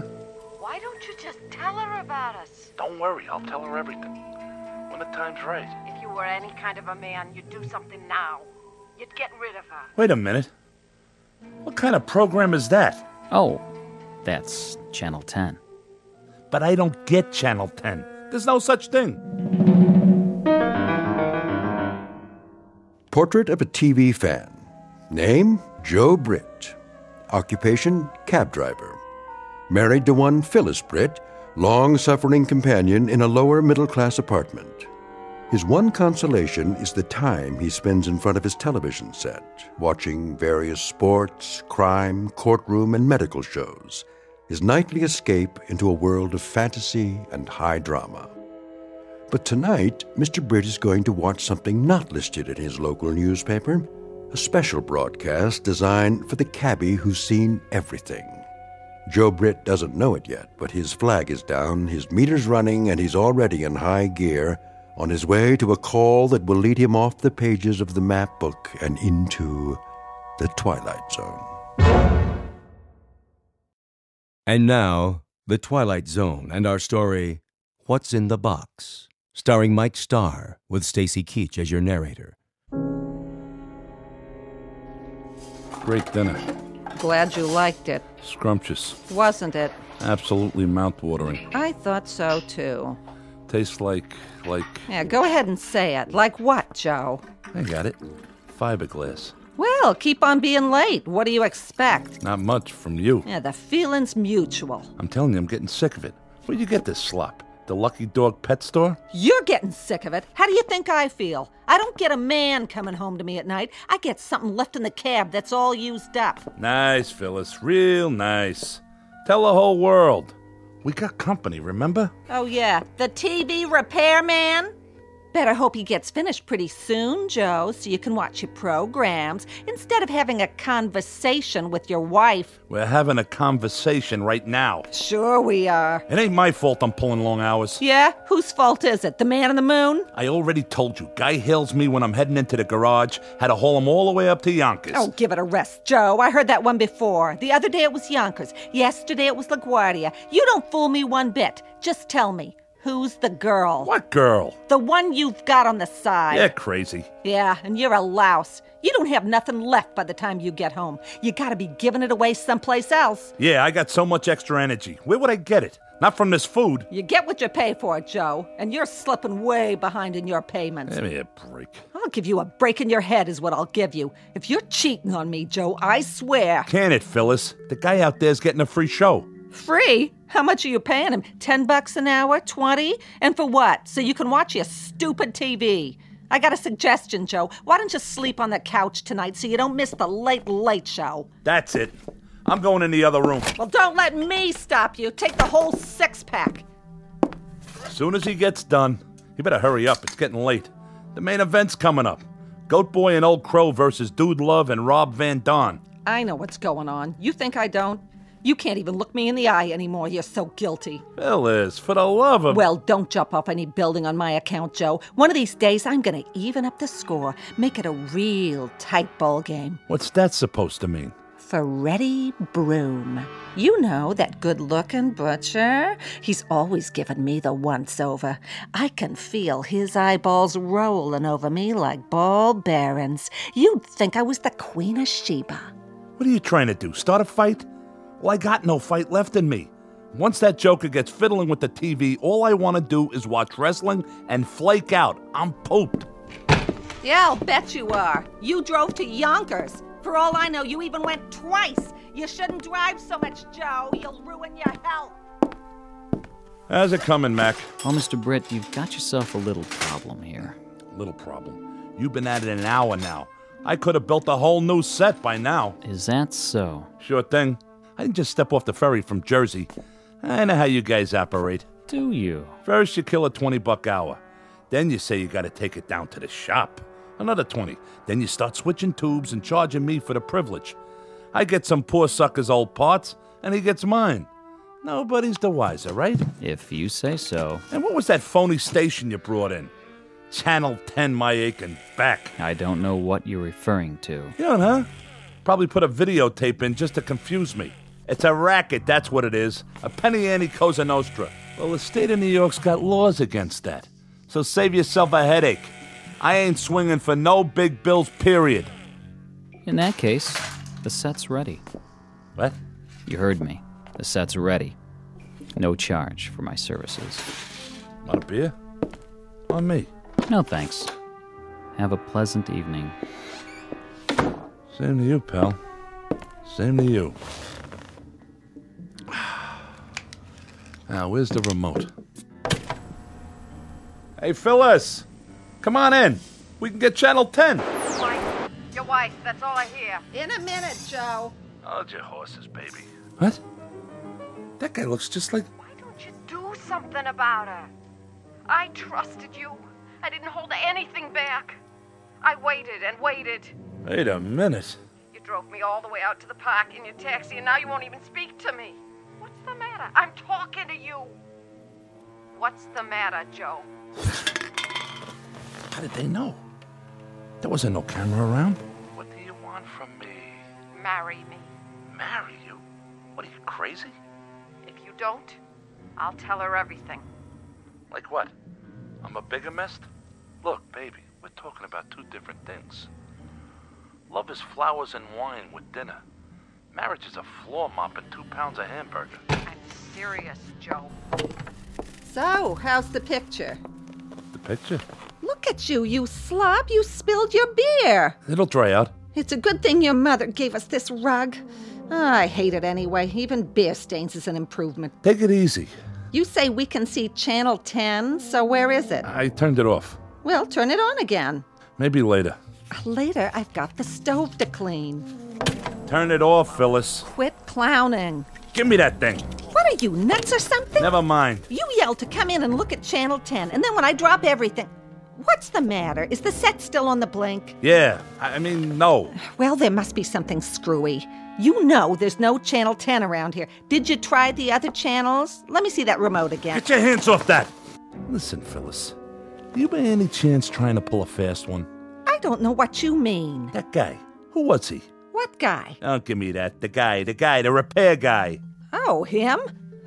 How do I know? I never saw him before. No? You're the one who called him.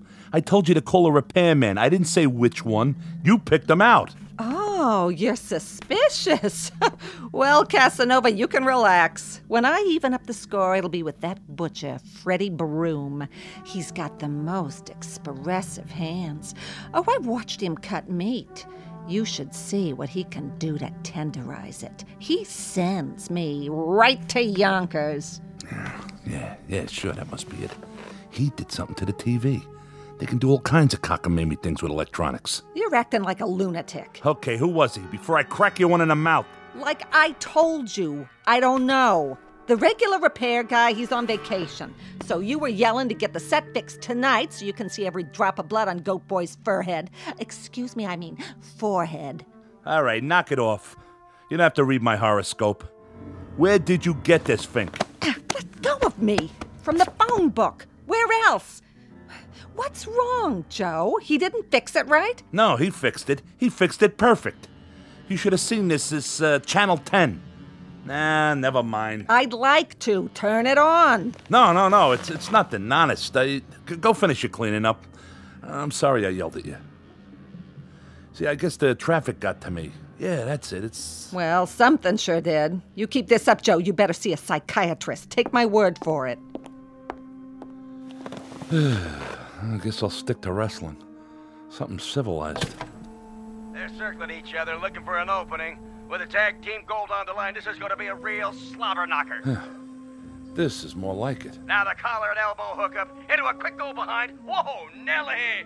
Dude loves going for this patented sleeper hold. Oh, but wait a minute.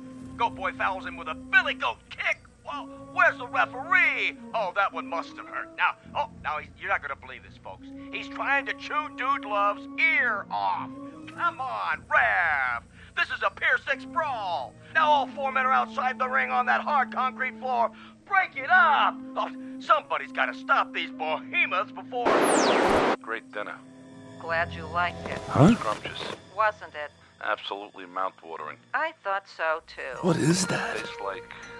Yeah, go ahead and say it. Like what, Joe? I got it. Fiberglass. Well, keep on being late. What do you expect? Not much from you. Yeah, the feeling's mutual. I'm telling you, I'm getting sick of it. Where'd you get this slop? The Lucky Dog pet store? I don't believe this. How do you think I feel? I don't get a man coming home to me at night. I get something left in the cab that's all used up. Nice, Phyllis. Real nice. Tell the whole world. I don't believe it. If she sees this... Hey, wait. Can't breathe. Ow! Ow!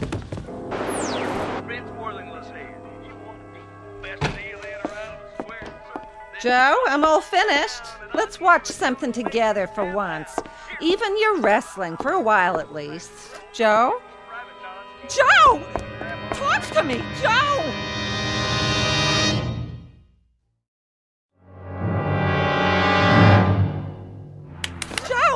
Joe, wake up. Are you all right? What happened? I don't know. Here, get up on the couch. I must have fainted or something. Are you okay? Yeah, sure. What happened? Maybe something I ate. Yeah, that's it. It tasted kind of funny. Well, why wouldn't it? I had to heat it up 3 times. Twice would have been enough. Now listen to me, Joe. Huh? It may be your heart. Oh, come on. I'm serious. All that overtime, it's not good for you. You ain't kidding. You'd better go to bed while I call the doctor. No. There's nothing wrong with me. Sure, Joe. You just keeled over for no reason. It's the television. What? There's something screwy with the TV. Are we on that again? Phyllis, I got something to ask you. I'm listening. Here, put your feet up. You want some hot chocolate? This is important. Are you sure you never saw that repair guy before? I'm going to call the doctor. Come here. Sit down. I told you I got something important to talk about. All right. What is it? Phyllis, what would you say if I told you that I saw myself? Oh, Joe, please. I'm serious. Wearing my regular clothes, just like I look right now. I'd say you looked in the mirror. I do that all the time, and I don't like what I see either, but it's nothing to faint about. Like Frank Sinatra said, that's life. Nobody's getting any younger. But what are we going to do about it? The moving finger writes and haven't written... I said, listen, I'm talking here. Phyllis, I saw myself on TV. Really? Was it that candid camera? I hope you were smiling. You always had a real nice smile. No, it wasn't the candid camera. What would you say if I told you I saw you on TV, too? When? Just now. I'd say you're cracked, Joe. I haven't been out of the apartment all day. Then somebody's spying on us. If you really think that, you must be losing your marbles. Why would anyone want to spy on us? It's not like we ever do anything anymore. Nothing to write home about. Enough! Okay, forget it. Either you really are a bird brain or you're in on it. Ain't there something you want to tell me, Phyllis? Look me in the eye. I'm giving you a chance to come clean. Joey, you know better than that. Never mind that Joey stuff. I'm on to you. You're trying to trap me. You set me up, didn't you? Joe, you're scaring me. Well, you'll have to get up mighty early in the morning to get the drop on Joe Britt. You must be sick. You're not yourself. Now, you listen to me. You go into the kitchen and you look up that repair guy in the phone book. Tell him to get back here on the double. Understand? Sure, Joe, sure. Take it easy. You'll get your blood pressure in an uproar. Because if he don't, I swear I'll go down to his shop, wherever it is, and drag him here. Who do you two think you're dealing with? I ain't nobody's sucker. Oh, okay, I'll call him. See, I'm going. In the meantime, why don't you go to bed? Calm down. Take a load off. Now, fellas!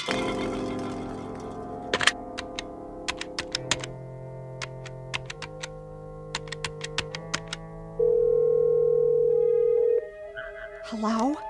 This is Mrs. Britt. Yes, I think you'd better get over here right away. Calm down, she says.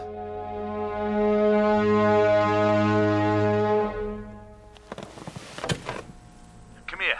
What do you see now, huh, Joe? What do you see? I'm on to you. You're nuts. We'll see about that. Ha! Missed me. I'll kill you. What's that? Say it again, Joe, so the neighbors will hear. I have witnesses. I said I'll kill you. Oh, no, you don't. Not my mother's face. Stand right there. Put it down, Joe. It's an antique. Yeah? An antique, huh? What's it gonna be worth in a minute? You lousy, no good. Come to Papa. Get away from me. I got you cornered. No place to go now. I don't like that look in your eye. Unless it's out that window. Joe, put it down. Not the vase. Don't you try to run or I'll smash it, I swear. No! Get away from the window. Let go of me! No! Phyllis! Phyllis, honey! Oh. Phyllis. Phyllis! Yeah? What's the matter now, Joe? Joe? What's the matter? Can't you hear? Can't you see? Look! Look at what? The TV! What about it? On the screen! There's nothing on the screen. See for yourself. But I saw it, I tell you. You and me right here in this room. What are you talking about? Channel 10 again? I told you, Joe, we don't get Channel 10. It's a trick. It's gotta be. Somebody's playing a trick on me. Why? Why?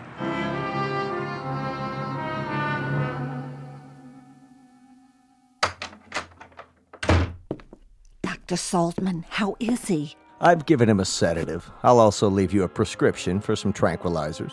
Is that all he needs? We'll just have to wait and see.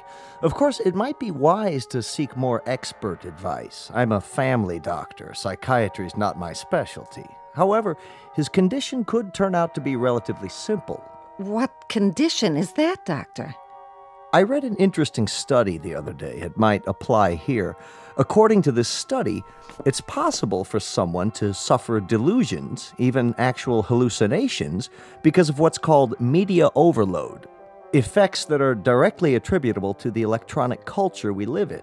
Why don't you give it to me in plain English? I can take it. Well, for example, television. You told me your husband's an addict. Perhaps he's been staring at this mixed blessing, so to speak, for such a long time that its reality has become his. You mean he's turning into a TV set? No, nothing like that. But he may have reached a stage of confusion where he no longer knows whether he's watching the action or participating in it.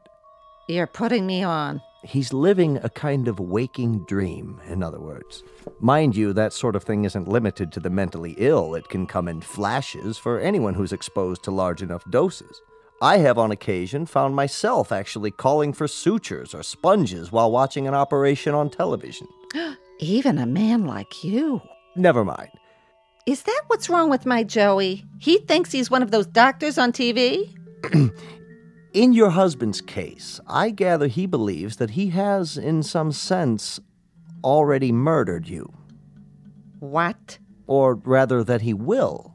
He no longer seems capable of differentiating between past, present, and future, between reality and fantasy. Yeah, like with his wrestling. In any event, we don't want this situation to develop further. I should say not. I'd like you to bring him to my office first thing in the morning. I'll order a thorough checkup, reflexes, blood work, and so forth. Sure, if you say so. Meanwhile, see that he gets some rest. I will. Thank you, Doctor, from the bottom of my heart. Glad to be of help. I'll let myself out. Oh, Dr. Saltman. Yes. Is this your little black bag, or am I just imagining it? Oh, yes, of course. Thank you. Perhaps he shouldn't watch any more television for a while. Oh, good idea.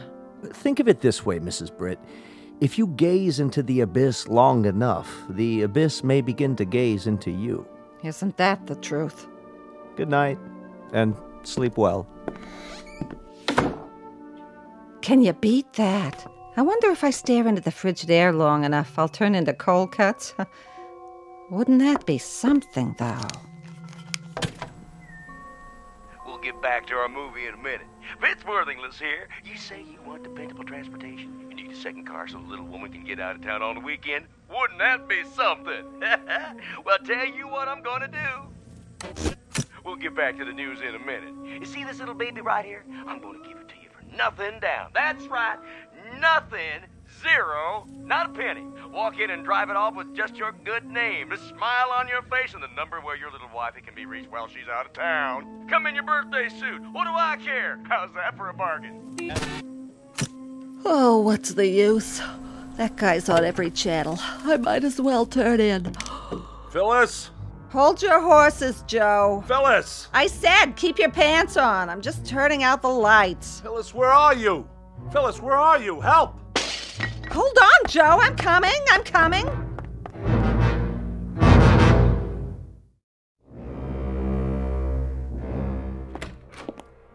What was that noise? I heard a crash.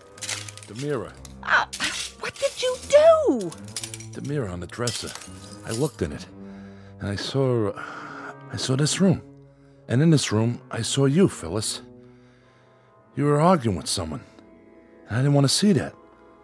So I threw the water glass and broke it. I'll clean it up. Now lie back down. The doctor wants you to sleep. I can't sleep. You wouldn't be able to either if you'd seen what I saw. So, okay, stay awake. Only let's make a deal. What you saw, I don't want to hear about it. He told you? Yes, and what you saw on the TV before. But he said not to worry, just go to sleep, and tomorrow you'll be fine. Can I fix you something? It's okay. Phyllis. Yes? Phyllis, lean closer. I have to talk to you. Oh, no, you don't. What's the matter? Every time you start off like that, we wind up in a fight. And tonight, if you don't mind, I'm passing. Don't you worry about it. I got nothing to fight with you about. That's a relief. If anyone's to blame for us not getting along, it's me. Well, what do you know? The doctor shot some sense into you. Do you think so? Now, go to sleep. You're not well, Joe. You can't be. If you were right in the noodle, you'd never be talking like this in the first place. No, I mean it. I really mean it. Oh, Joe. You know, Phyllis, driving a cab is pretty lonely work. You're all by yourself for hours and hours. And in between times, people are yelling at you to slow down, hurry up, take Madison Avenue, don't take Madison Avenue, turn right, left, stop, go. And on top of all of that, they think I'm cheating them. Would you believe it? No, they don't. Who says that? So when someone finally comes along and smiles at you, calls you mister, well, maybe you go all to pieces and think the moon and the stars are your own private property, at least for the night. It feels like spring. And you act like a first-class donkey, kicking up your heels like you were 17 or 18. See what I'm saying? No. There ain't no point in drawing you a picture. I guess you get the message. Maybe you better spell it out for me. Well, seeing you dead like that, after you fell out the window, or at least I thought you fell out the window, because it was on the TV and all, it was an awful shock. And I realized, well, you know what I'm trying to say. Then say it. Okay, I'll give it a try. It took a shock like that to make me realize it's you, and not some... Sounds like you're trying to confess something. I just mean, it's you I love. You're the one. I'm touched. Okay, I'm just trying to be honest. I'm really touched. How's that, better? You don't have to get nasty. Me? Nasty? What am I supposed to get, dewy and gooey? Please, Phyllis. Am I supposed to fall all over myself when my husband of 27 years tells me he's finally decided he loves me? You don't know what love is. That's not the point I was making. What is the point, then? After charming the pants off the entire borough of Manhattan, he pins the blue ribbon on me? Which means I win one used-up nitwit. Easy credit, no money down. All mine to keep and feed and pamper and obey till death do us part. The only point you've got is the one on top of your head. Take it easy, Phyllis. I'll take it easy, all right. I'd take a butcher knife to you right now if you weren't so pathetic, lying there in bed out of your ever-loving mind. Who's out of his mind? You are if you think I'm gonna take your crap lying down. Well, at least you take something lying down. Yonkers, huh? Tell me another one. No wonder you're so short on the money every week. You've been blowing it on some cheap floozy. Cheap? Not everybody's cheap. Some people are expensive. You admit it. I didn't admit nothing. That's where our money's been going. You get out of here before I... You bet I will. This is one time I'll be glad to obey. To think of the years I gave you. Well, never mind that now.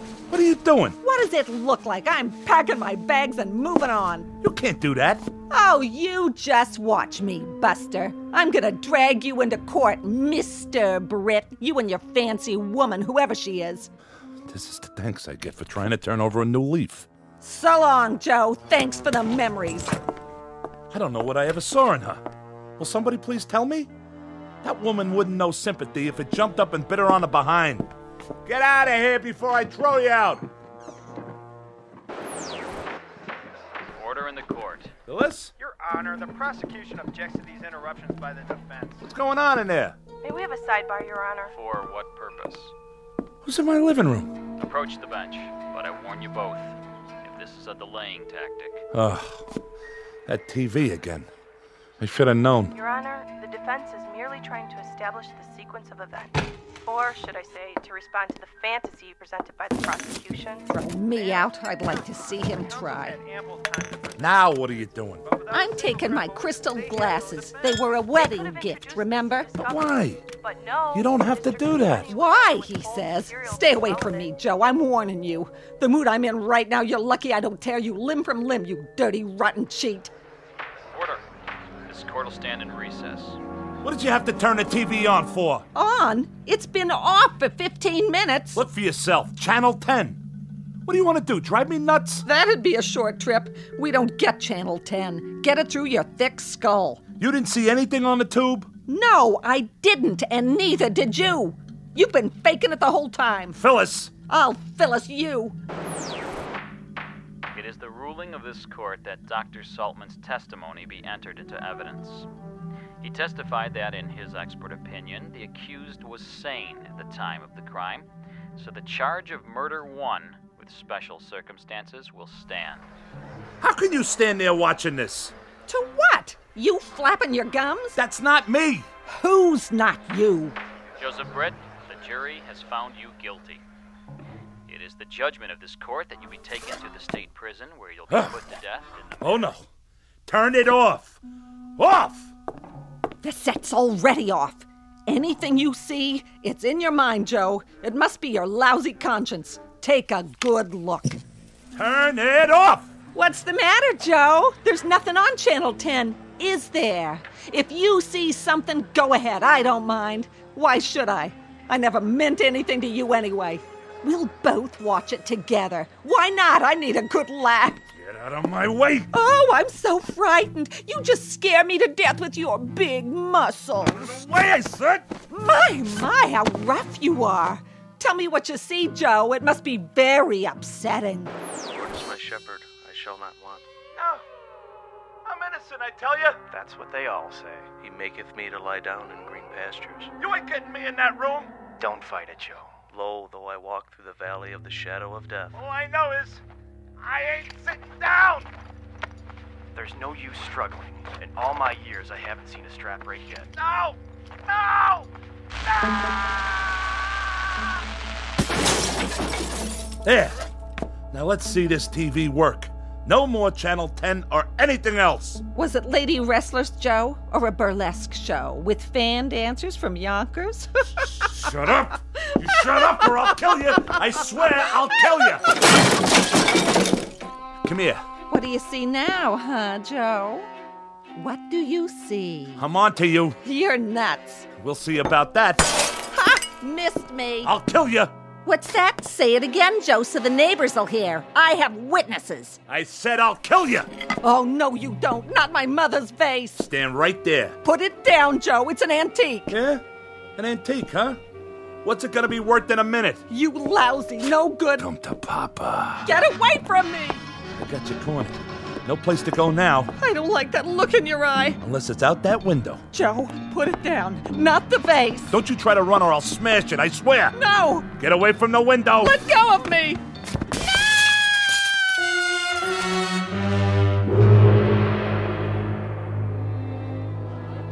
You have the right to remain silent. Anything you say can and will be used against you in a court of law. You can't afford an attorney. What happened? My wife and I were having an argument and then... Keep walking. Get in the squad car. You ain't gonna give us any trouble now, are you? That's him. That's the man. I saw him push her. They were fighting. Stand back, folks. All right, break it up. Break it up. Party's over. Excuse me, Mr. Britt. You. The repairman. You started the whole thing. Fix your set, okay? What did you do to my TV? It's your fault. Your fault. All right, move along. Oh, Mr. Britt, I can use you for a reference, can't I? You will recommend my services if anyone else should need their set repaired, Mr. Britt?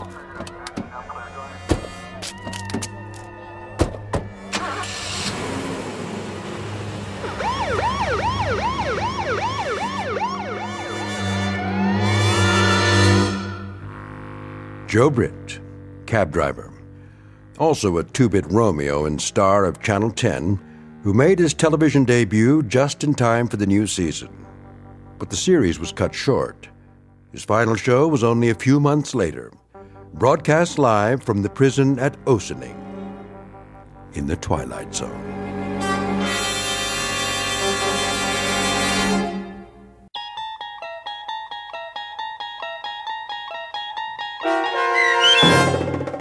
What's in the Box, starring Mike Starr with Stacy Keach as your narrator, was adapted for radio by Dennis Etchison and based on a script by Martin Goldsmith. Heard in the cast were Meg Thalken, Jeff Lupetin, Christian Stolte, Franette Lebo, Doug James, Carl Amari, Paul Patch, and Roger Wolski.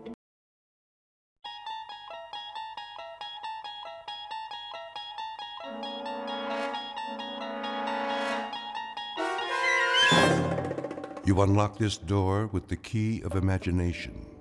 Beyond it is another dimension, a dimension of sound, a dimension of sight, a dimension of mind. You're moving into a land of both shadow and substance, of things and ideas. You've just crossed over into the Twilight Zone.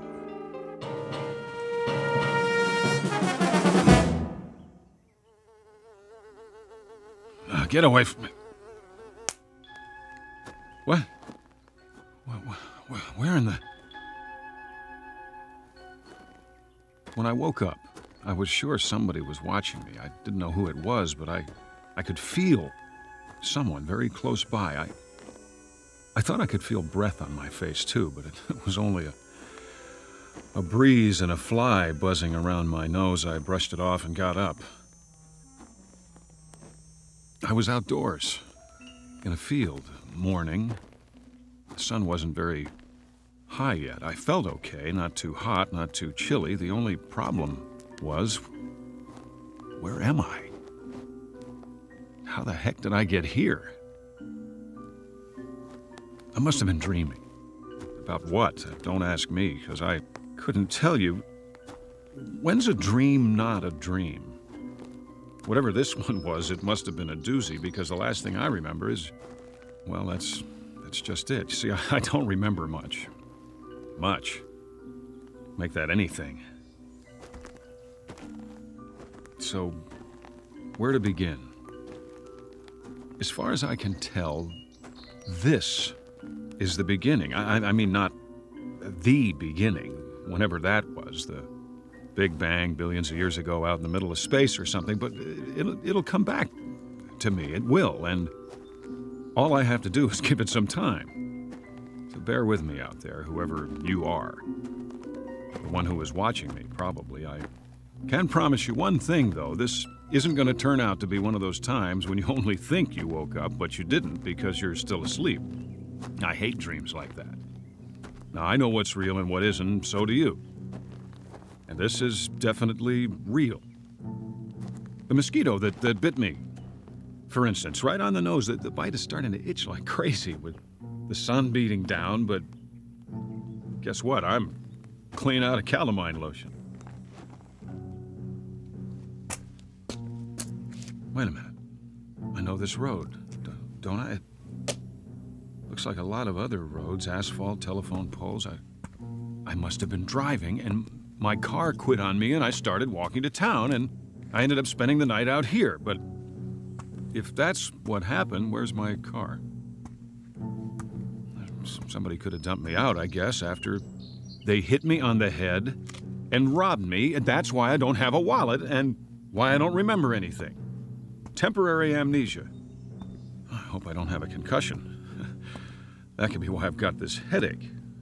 Must be a sign along here somewhere. Pretty soon I'll see a house, a town, something. Or someone will come along. They have to. And when they do, I'll just stick out my thumb and hitch a ride. Don't have much of a choice. One thing, though, will somebody please tell me, where is everybody? A French philosopher once said, hell is other people. And for some, that may be true. Most of us need time alone, away from the pressure of everyday life. If you live in a city with noise and crowds and traffic, that's easy to understand. But what about the other side of the coin? We also need companionship, someone to talk to, a friendly voice and a familiar face. It's a dilemma that goes back to Adam, who found the Garden of Eden unbearable on his own. Enter one male human being. Age 31, height approximately 5'11". His name isn't Adam, though exactly what it is, where he is, and what he's doing here, even he doesn't know. At the moment, these questions constitute the central mystery of his life. But it's a beautiful day, and he's on a road that's bound to lead somewhere, back to the beginning or to a destination not yet in sight. The journey will take him through shadows as well as sunlight, and you are hereby invited to go along. Be forewarned, however. This is an excursion to an unknown land, a walking trip without benefit of compass or road map through a realm called the Twilight Zone. And now, the Twilight Zone and our story, Where Is Everybody? Starring John Schneider, with Stacy Keach as your narrator.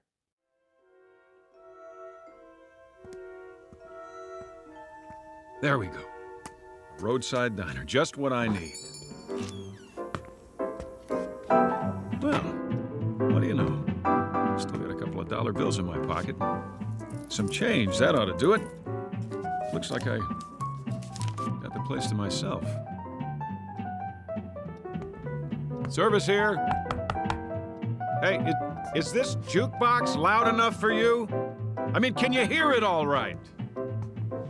Hey, somebody want to turn this thing down a little over here? All right, I'll do it.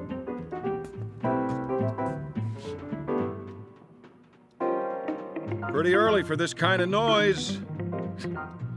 Ought to be a volume control somewhere. Maybe it's on the back. If I can slide it out from the wall. Easy now. Oh, look, I like music, same as the next guy. And All I'm looking for is the knob. There.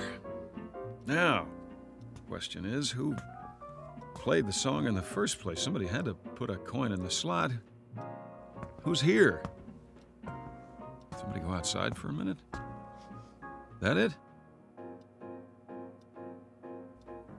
Say, can you hear me? I see there's a town up the road. What's the name of it? Anybody know? Anybody? Like in the kitchen?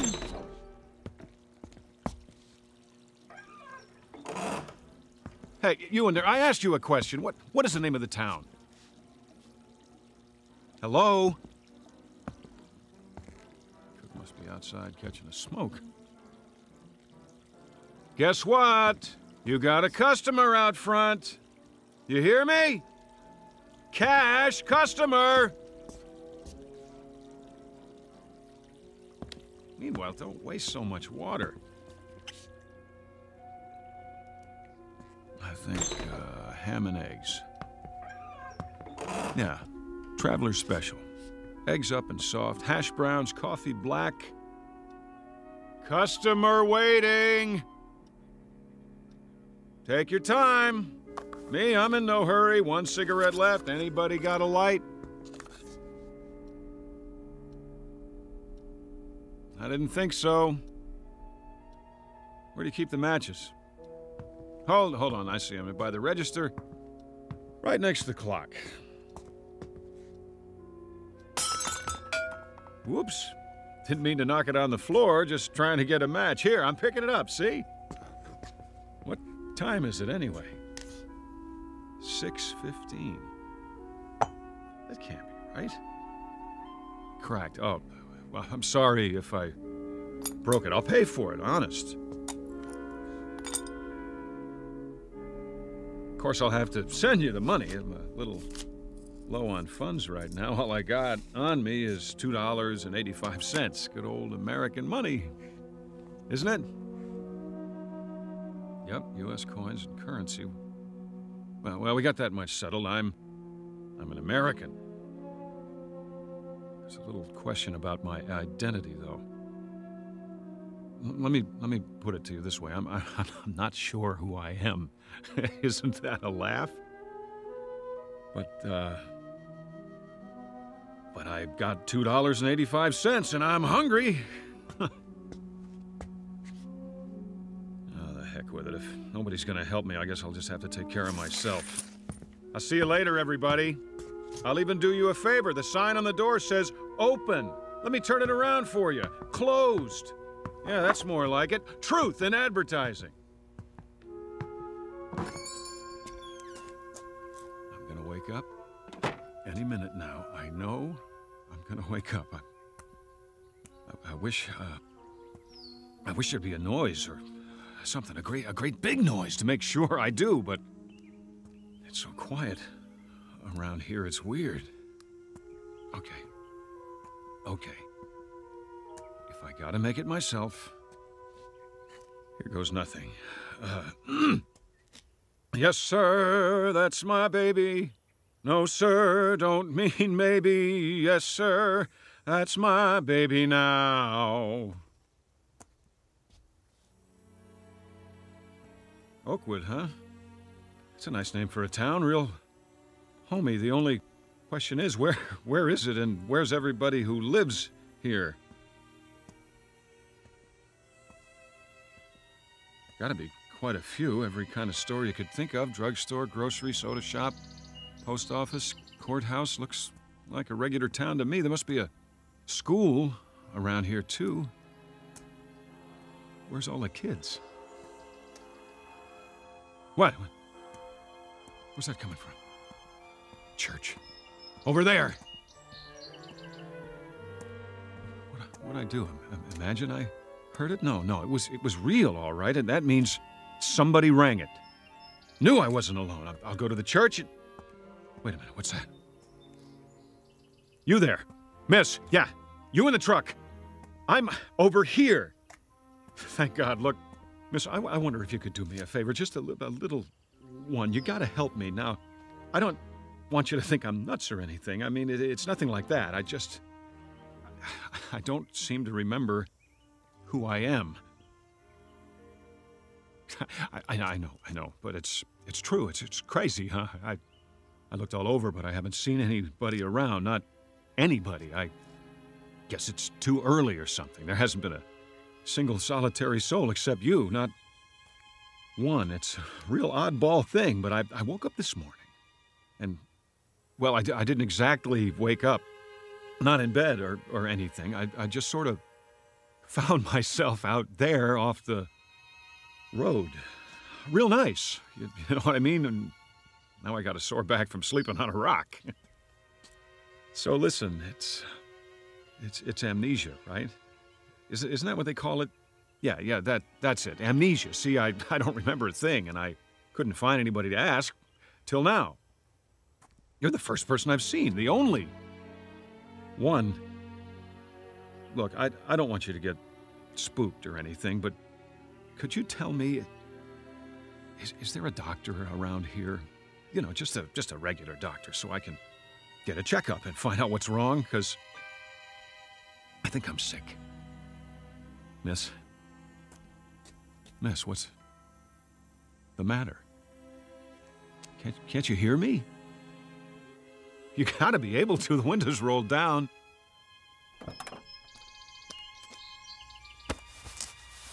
What's the matter? Hey, you're wrong. It came off and...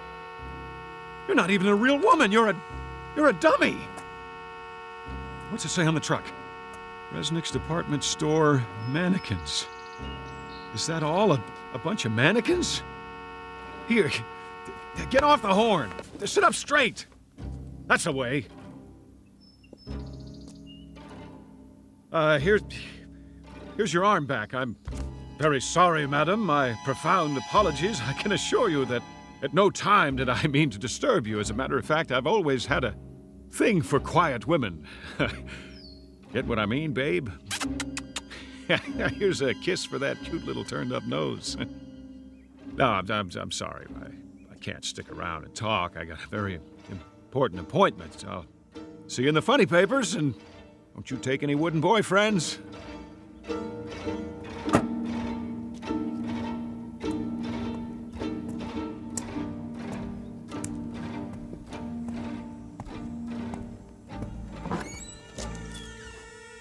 Is anybody here?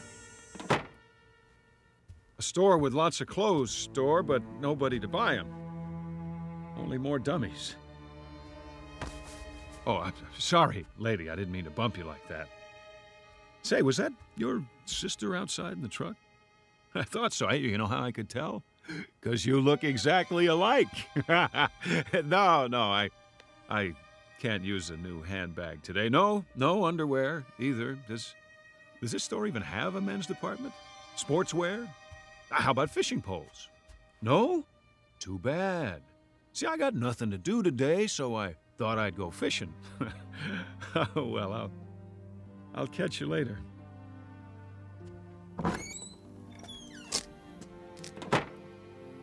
Let's see. What other kind of stores they have on this street? Whatever they are, I bet they're all empty as a tomb. Like some kind of ghost town. Where'd they all go? To the moon? And they didn't even leave a note. Some manners. Well, I guess I'll just... Hold on. Is that what I think it is? It is. A phone booth. Just what the doctor ordered.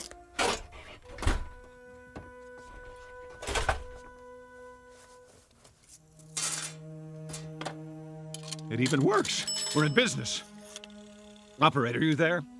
Come on. Operator. Hi, operator. Oh, you're beautiful. Let me tell you. Listen, I don't know who I am or where I am. Oakwood, yeah, that's it. I must be sick or something, and I need help fast. I want to call, what number? What is it now? I need a number. And I can't remember any. Get me anything. Anyone, anywhere. I don't care who it is. Get me your supervisor, all right? Please dial the number now. This is a recording. A recording? Oh, that's just great! Never mind, operator. I'll look in the phone book. Here, Abel, Adams, Ackerman, Albright, Allenby, Arnold. Where do you all live? Inside this book? Why aren't you on the street? Baker, Belden, Biltmore, Botsford, Bradbury. Tell me something, gang. Don't you ever go out for a stroll, shopping, work? You do have jobs, don't you? If you don't, then who's watching the store? For that matter, who's watching anything? How's that? Any number of them, any number at all. I'll take my chances. Just connect me with a real, live, human being. It can be in Timbuktu for all I care.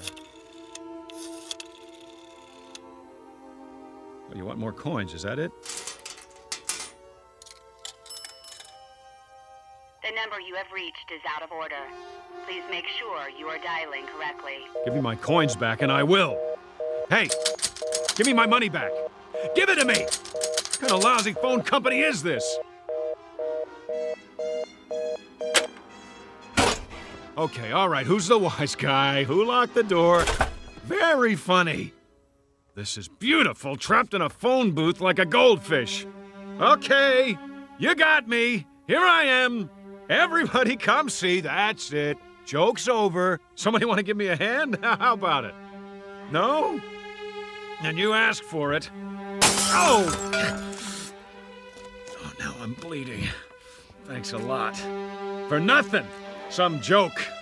I know you're out there watching me. I can feel your eyes. Well, whoever you are, I'm gonna find you. And when I do, you're gonna pay. You're all gonna pay, but good.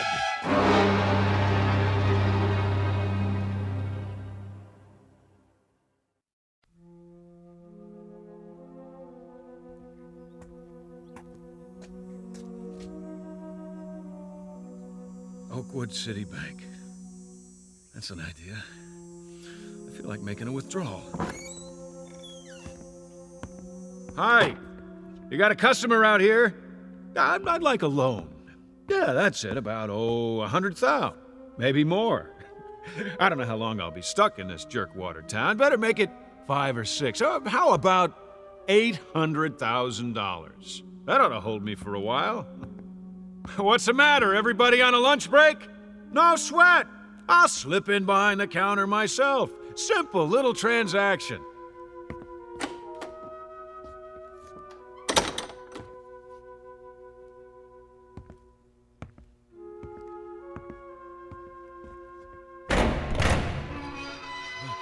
All that cream. Might be a little short, though. Oh, don't worry about it. I'll take whatever you got. Generous of you. Mighty generous. I just won't put it all in one pocket in case somebody robs me. I better get some coins while I'm at it. A few rolls and I'm out of here.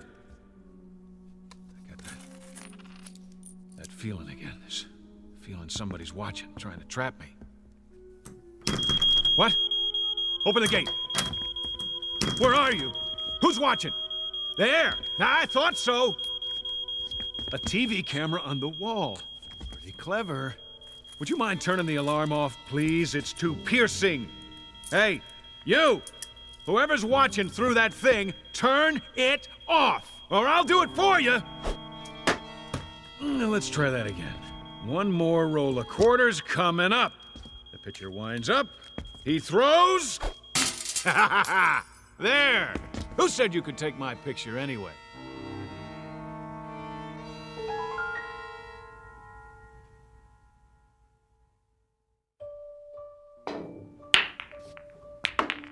Nice. 2 balls on the break. Now all I gotta do is run the table. Piece of cake. 8 ball, anybody? I'll cover all bets. All right, that's enough. Time out. How about a cigar? They gotta have cigars around here. 2 for $1, huh? Pretty good. I always like an expensive cigar. Hey, how about the rest of you guys? Anybody want to smoke? Oh, I forgot. You're invisible. Well, I'll light up for you. You get the idea? Always wanted to do this. Light a cigar with a $100 bill. Now that's what I call great taste. No big deal. Hold on. Where can I get a drink around here? Hey, wait up, fellas. I'll be back in a minute. And nobody touch the cue ball.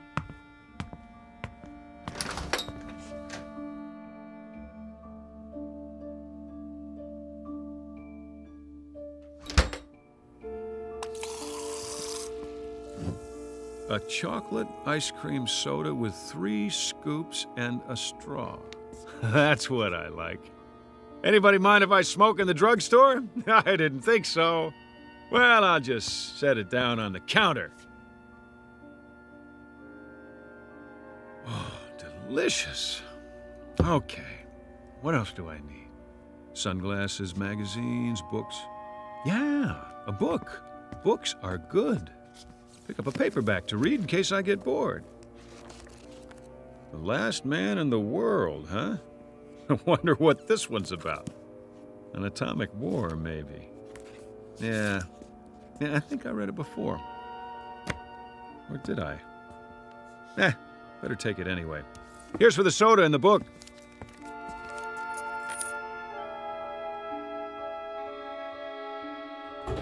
Yo! Post office! Got any mail for me today? Might help if I could tell you the name. How about John Q. Smith, Anytown, USA? No? Check again. Please, Mr. Postman. Deliver the letter, the sooner the better.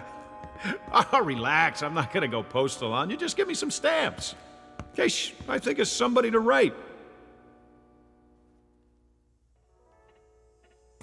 Where's that coming from? Across the street? WGBN, the voice of the Midwest. Well, what do you know? This is where they broadcast from, right here in good old Oakwood. I know this station. I used to listen to it all the time. Never knew where they were.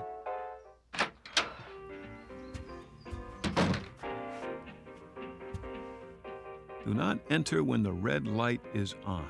I don't think anybody will mind while the record's playing. It really is a record. Look at that! Will you? Old-fashioned vinyl on a turntable. I think I used to have this album. Oh, excuse me. Let's start it over again.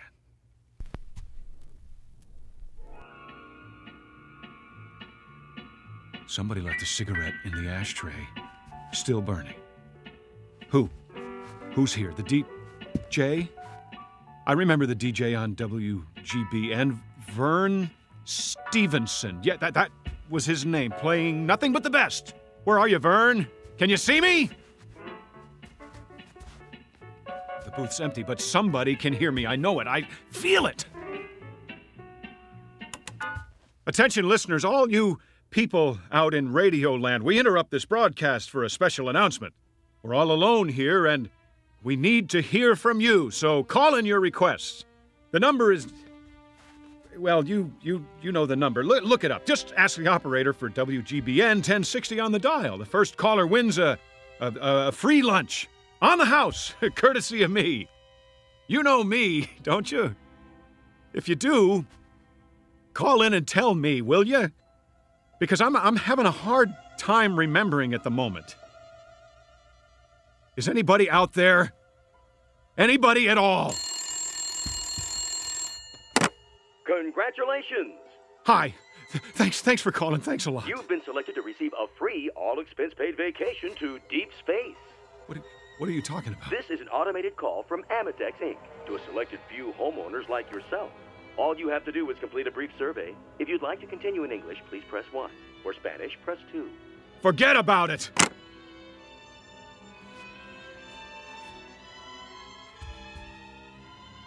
Wait a minute. The phone works. It works. All I need is a number. Any number. How do I get an outside line? Extension 1. Extension 2. None of the buttons work. Come on, I'm trying to make a call.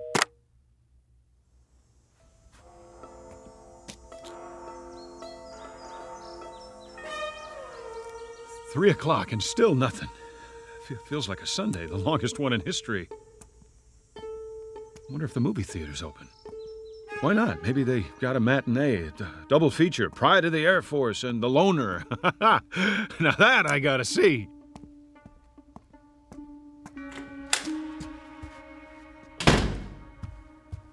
One, please.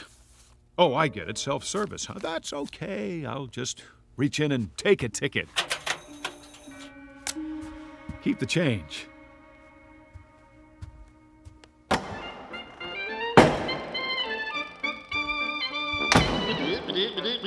That's it, everybody. Good timing. Cartoon's over. Okay, Mr. Projectionist, you can roll the feature now. Ladies, please remove your hats. Shh. No talking. Anybody care if I put my feet up? That's what I thought. Look at those planes, will ya? U.S. Air Force, go! Air Force, Air Force! Hey, I'm Air Force. That's it. You hear me? I remember that much. I'm in the Air Force. Can anybody hear me? You, up in the projection booth. You got an Air Force man in the house. Hey!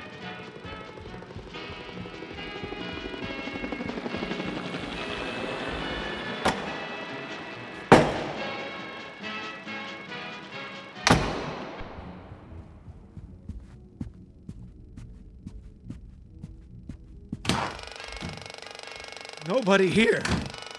Then who is running the picture?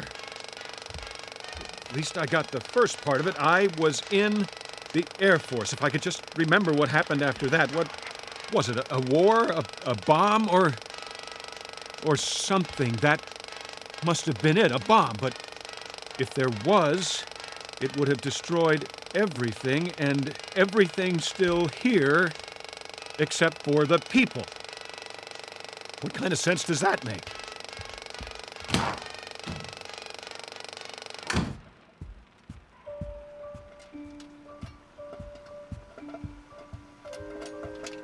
Fresh popcorn.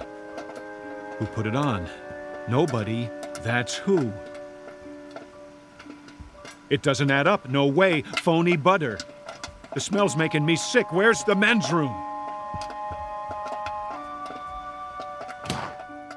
I can't take this anymore. It's wearing me down. Just look at me. Look at the face in the mirror there. Buddy, I wouldn't know you. You'll forgive me. The face is familiar, but the name escapes me. See, I got a little problem here. You know what it is? I'm in the middle of a nightmare that I can't wake up from, and you're part of it. You and the ice cream and the cigar, the phone booth, the mannequin, this whole town, wherever it is, whatever it is, I just remembered something else. Scrooge said it. You remember Scrooge, pal? No, not Scrooge McDuck. Ebenezer Scrooge, what he said to the ghost of old Marley. I must have learned it in school. I think it goes like this. You may be an undigested bit of beef, a blot of mustard, a crumb of cheese, a fragment of an undone potato. There's more of gravy than of grave about you. Get it? That's what you all are. You're what I had for dinner last night. You must be, but now it's the next day and I'd like to wake up. I've had it. And if I can't wake up, at least I'd like to find somebody to talk to. That's all. Is that too much to ask? I guess it is. Me? I'm gonna have some popcorn. Plain. But I tell you true, if I don't find somebody today, you hear me? If I don't, I'm checking out of this world one way or the other. I'll get a gun. or whatever it takes, count on it.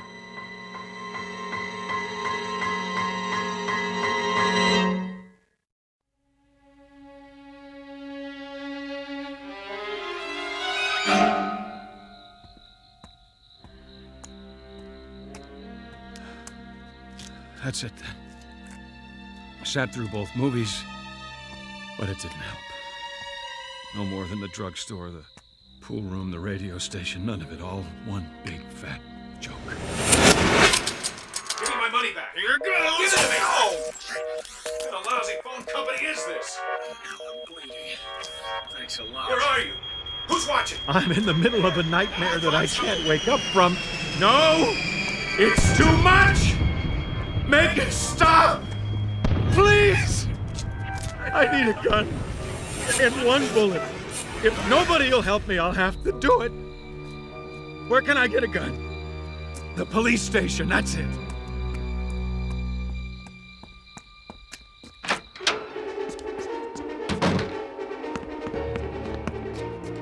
Hello? No, what's the use? Calling all cars, calling all cars. This is an all-points bulletin. Unknown man in town. Now infiltrating the police station. Suspicious-looking character. Probably wanted by the FBI. Presently unarmed, but not for long. All units return at once and bring your guns. He needs one! Anything. 45, 38, police special, Smith & Wesson. Even a 22, it doesn't matter. Just something that'll do the job. Hot coffee. That's very considerate of you. I gotta say, it smells mighty fine, but no dice. It'll take more than that to get straight. There. I knew it. Shotguns all locked up tight. Safety first, boys. You don't know who might come wandering in here. Well, when all else fails, use a little elbow grease. Remington 30-30 over and under. Shells right here. Now, where am I going to do it? Wouldn't want to splatter my brains all over the front desk. Hey, what's back there? Jail cells. Perfect!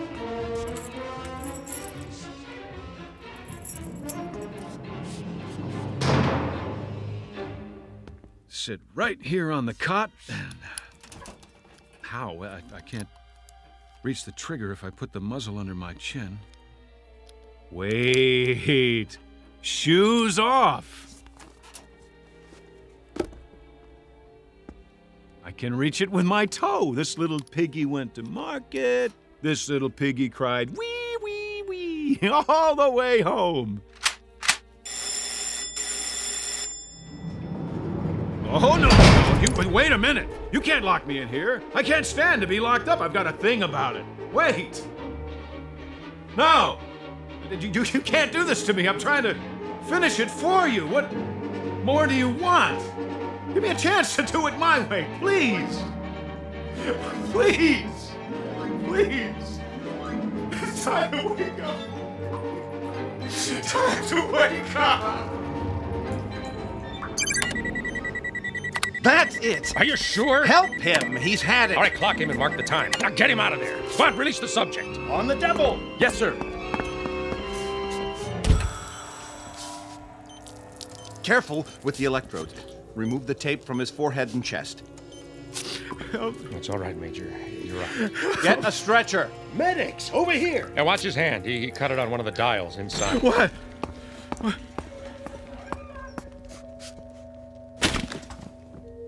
How is he otherwise? He's all right considering. Delusions of some sort. I guess that's it. He's coming out of it now. Fine, fine. Did you get all your data recorded? Yes, sir. Every bit of it. Did you get him clocked? Yes, sir. All right, how long? 484 hours, 36 minutes. That long? I'll compile all the data for you. Yeah, good. And I'd like to have a look at his reaction chart, too, hour by hour. What about the press, sir? The press? You said you'd see them. They've been waiting in shifts. Well, I'll have to cut it short. I want to talk to Ferris. Yes, sir.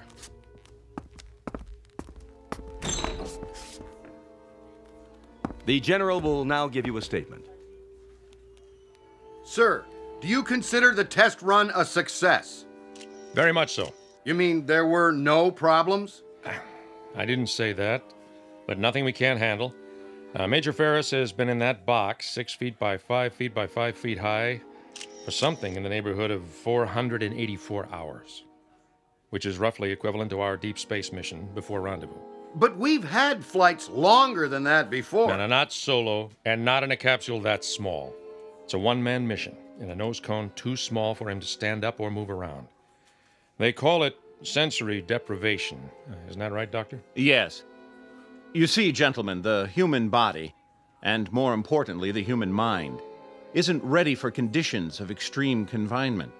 It's a new experience. Even with isometric exercises, music, optical diversion through his visigoggles, the body and brain react as if he's in severe isolation, which he is. But man isn't a hibernating animal. We're not built that way. You might say that evolution hasn't kept pace with technology, so we have to adapt ourselves in new ways. Within limits, of course. That's what the flight simulations are about. To map those limits and see if we're ready. Then this was a simulated trip to the new 10th planet. Is that right? For all intents and purposes. Why not just send up an unmanned probe?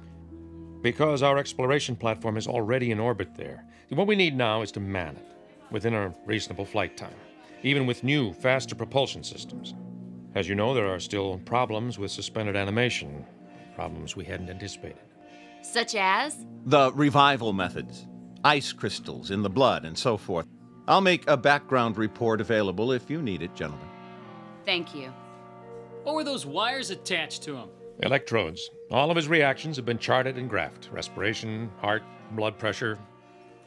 What happened to him toward the end? Just before he pushed the button or whatever it was. We heard him shouting inside. Sounded like he was screaming. What happened to him was that he cracked.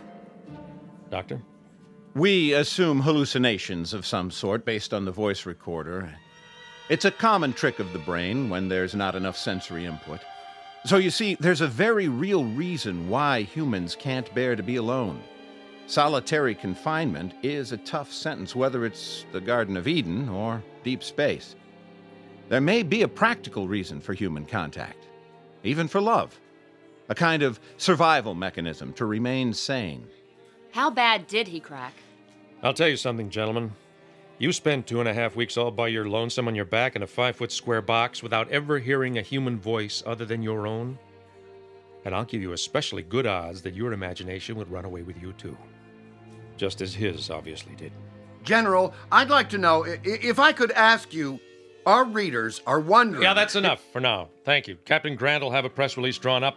Should be ready in about an hour. Thank you all for waiting so patiently. Last question, General. How did you know when he was ready to come out? He asked. There are several buttons and switches inside. Each one controls a simulated function for flight. Oxygen, fuel, temperature, and so forth. And the last button. Which was? Abort. When he had all he could take, when he had to get out, that's what he pushed. Or pounded with his fist. And now, gentlemen, good day.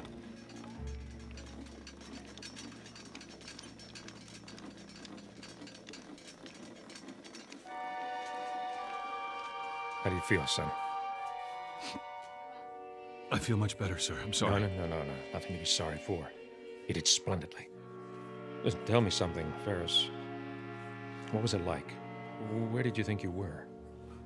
Someplace I don't want to visit again. A town without people. And you finally had to get out of that town, didn't you? I sure did.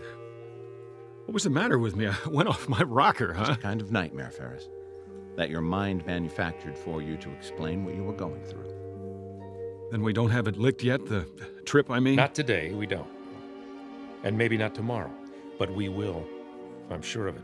You see, Ferris, we can feed the stomach with concentrates, we can supply recreation for the eyes and ears, we can pump oxygen in, waste materials out, but there's one thing we can't simulate. A basic need. Man's hunger for companionship. That's the one barrier we haven't licked yet. The barrier of loneliness. I don't need this thing. Better get a thorough physical first. Okay, but I can walk the rest of the way.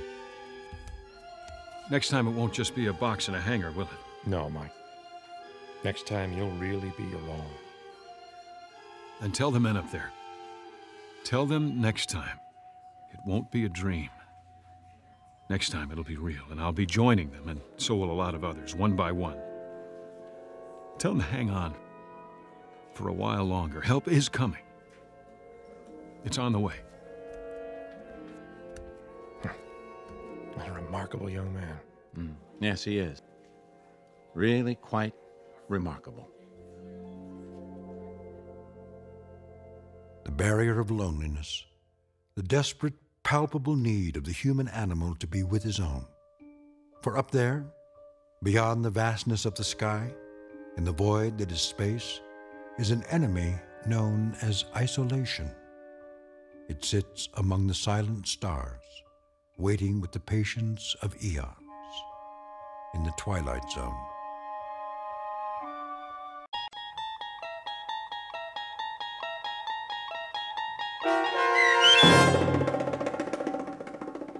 Where Is Everybody, starring John Schneider with Stacy Keach as your narrator, was adapted for radio by Dennis Etchison and written for the Twilight Zone by Rod Serling. Heard in the cast were Roger Mueller, Tom McElroy, Roderick Peoples, Doug James, Richard Hensel, Carl Amari, and Amber Lake.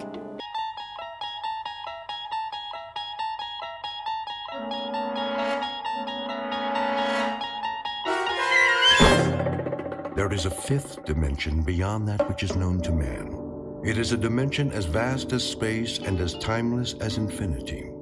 It is the middle ground between light and shadow, and it lies between the pit of man's fears and the summit of his knowledge.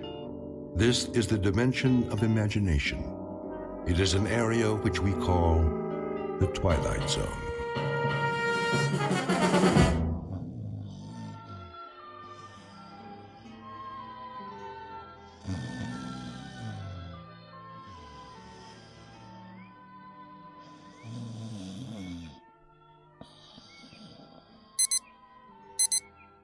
Yeah.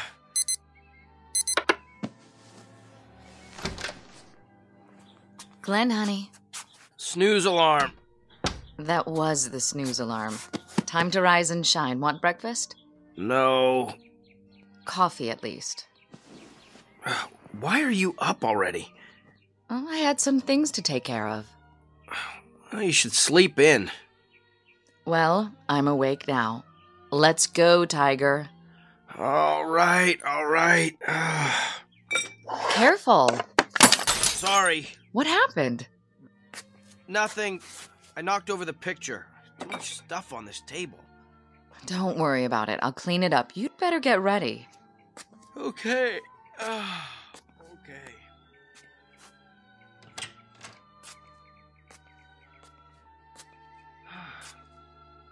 Something wrong with the mirror? What in the... Claire? Something isn't right. Look at this magazine ad. Really a nice layout. Who did it? Claire? Not McCloskey, that's for sure. Claire! I wonder if it was Wolfus or... Look at me! Look at me! Yeah? What do you see?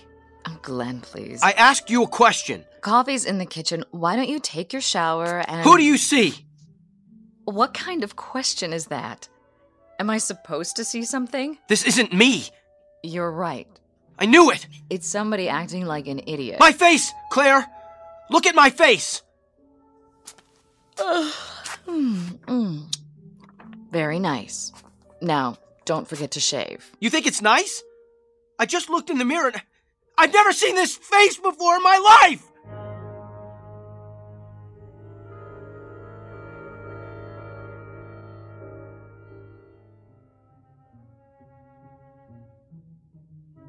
Meet Glenn Holbrook, a man who believes in the old adage, to know thyself, and who, until this morning, made a practice of doing exactly that. For most of his adult life, Mr. Holbrook has felt very much at home in his own skin. But a moment ago, he caught a glimpse of himself in the bathroom mirror and didn't recognize the stranger staring back. Whether he will discover that stranger's identity remains to be seen. because somehow the law of cause and effect has been temporarily interrupted. It was put on hold the moment he awoke to find himself a new resident of the Twilight Zone. And now, The Twilight Zone and our story, Who Am I? Starring Sean Astin, with Stacy Keach as your narrator. What are you talking about? I'm trying to tell you. I looked in the mirror and... You must have had a bad night. I'll bring you some coffee. I don't want any coffee. Claire, take a good, long look, and then answer this. Yes? How can a man go to bed one person and wake up another? Who did? Me! That's ridiculous. All right, the joke's over. Look at the person standing right here, in front of you. I'm looking. Tell me you see Glenn Holbrook. What? Go ahead, let me hear you say it. Well, as far as I can tell, you're the man I married. Satisfied? I think I know what you look like. Not as well as I do. I know the face I grew up with. You're the same, Glenn. Then when did I get this? This what? This scar on my cheek. Okay. You want to talk about your scar? We'll talk about it. But it's no big deal, really. Since when? You used to think people were staring at you. Then you finally got it. Got what? You figured out that nobody pays attention to anyone but themselves. Personally, I think it's sexy. Claire, listen to me.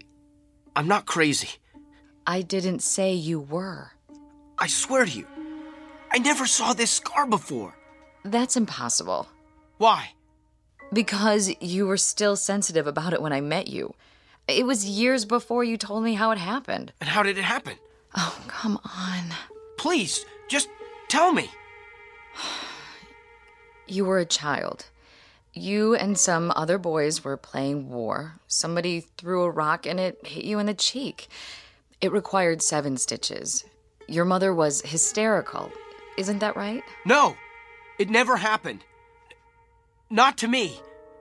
I've had about enough of this. It's getting late. Go over to the bedroom mirror and we'll settle it.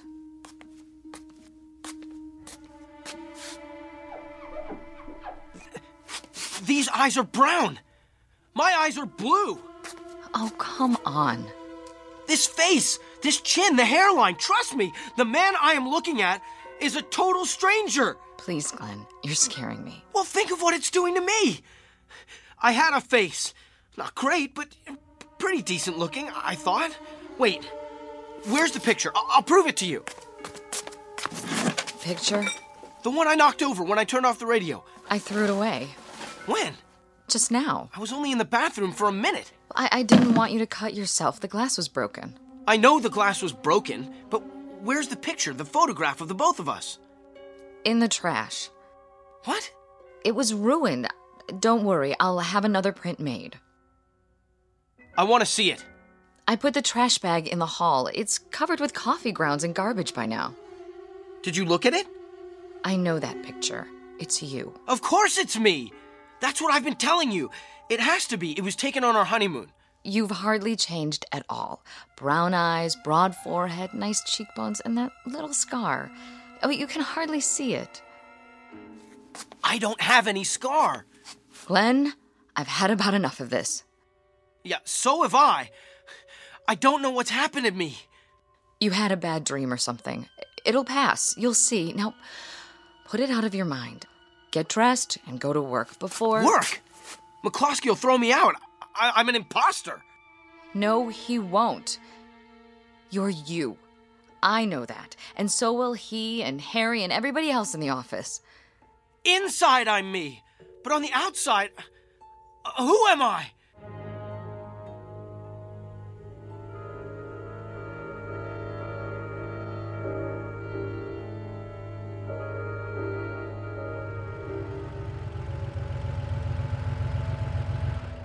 Morning, sir.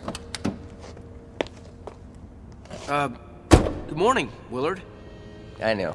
Park it away from the other vehicles. Don't worry, sir. I'll take real good care of her. No dings allowed in my lot. Willard, you recognize this car, right? Sure do. Been parking it for you... How long is it now? A couple of years. And you recognize me? I should by now. Hey, thanks again for the Christmas tip. You didn't have to do that, you know. Mr. McCluskey pays me just fine, but, well, I sure did appreciate it. Got my girlfriend some French perfume. Oh, keys in the car? Just a minute. Yes, sir? What's my name? Huh? My name? Oh, sorry. You want me to call you Mr. Holbrook? Well, if that's who you think I am. Well, who else would you be? Well, that's a big question. How's that, Mr. Holbrook? Nothing, Willard. Just checking.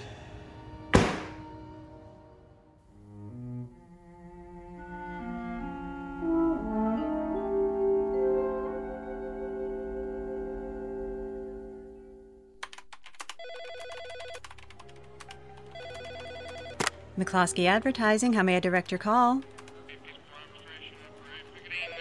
One moment, please. McCloskey Advertising, how may I... No, he's not in yet. Would you like his voicemail? Just a moment.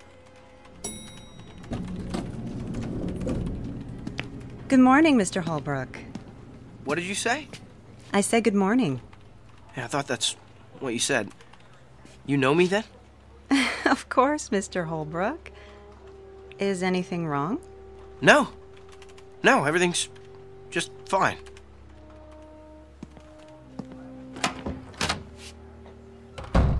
Hi, boss. Janice, can I ask you something?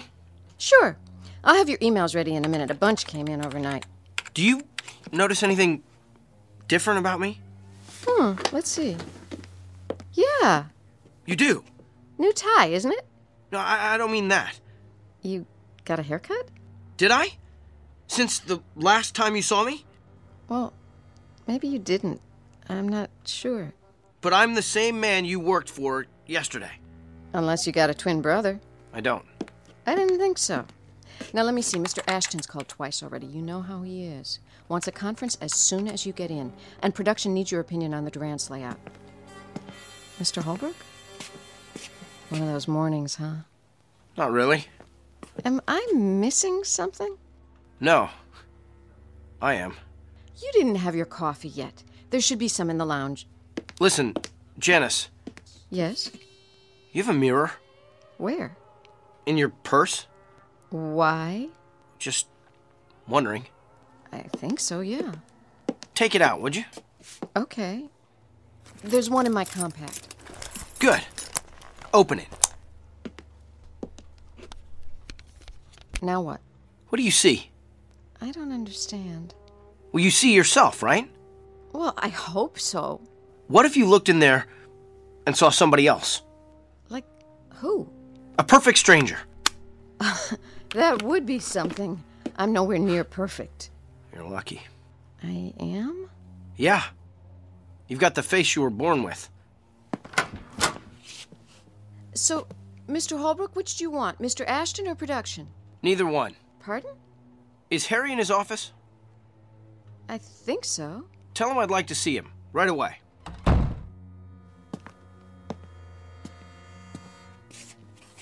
Mr. Ashton on line 1. Well, I'll get back to him. Where's Harry? I'm just calling.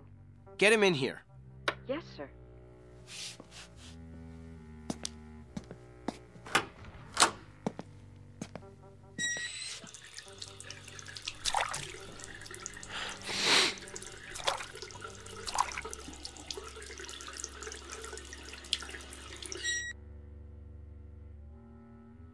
Well, what are you looking at? Nice scar there, buddy.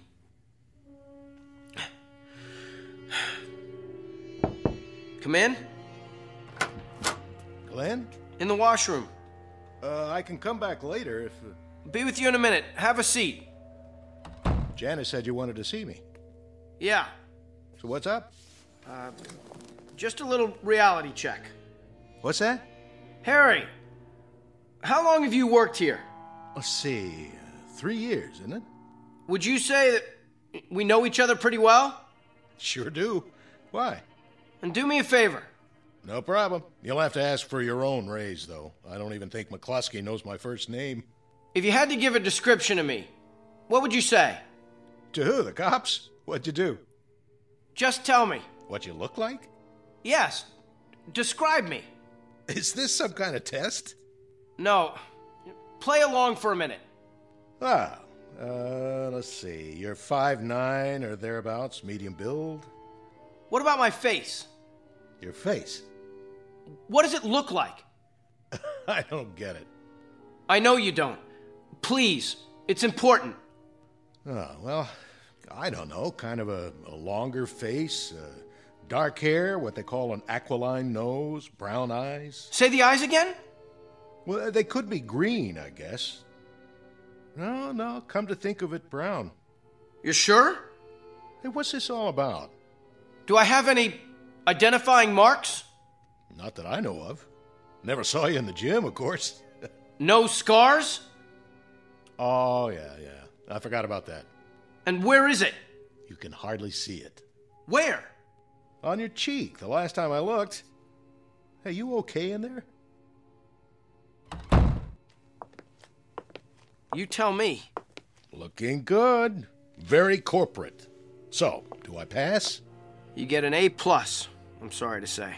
What's wrong? If I told you, you wouldn't believe me. Thanks for coming by, Harry. That it? That's it. Well, I'd better be getting back. Hey, want to grab some lunch later? Why not? Okay, then. Be seeing you. Oh, Harry. Yeah? You still have that bottle of scotch in your office? From the Christmas party? I think so. You want a belt? I've got a client later. He might want one. Be my guest. I'll send it over. Thanks. Some ice, too? You bet.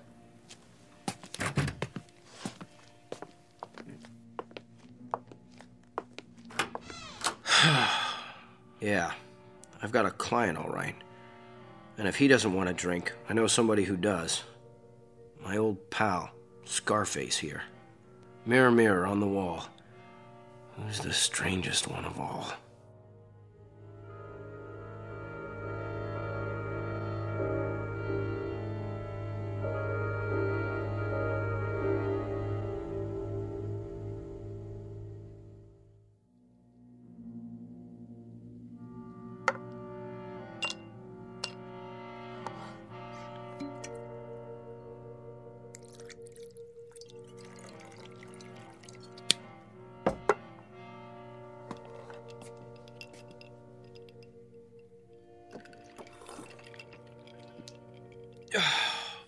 There. That ought to take the edge off. Maybe one more.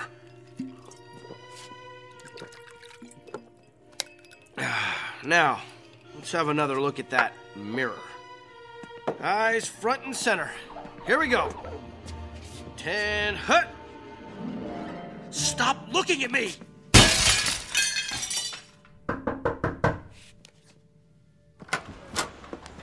Mr. Holbrook? Where? Mr. Holbrook! There she is. Lucky Janice. The lady who knows herself. You've cut your hand. He never laid a glove on me. Give me a Band-Aid, would you, sweets? What happened? You're bleeding. He was here, Mr. McCluskey, just a little while ago.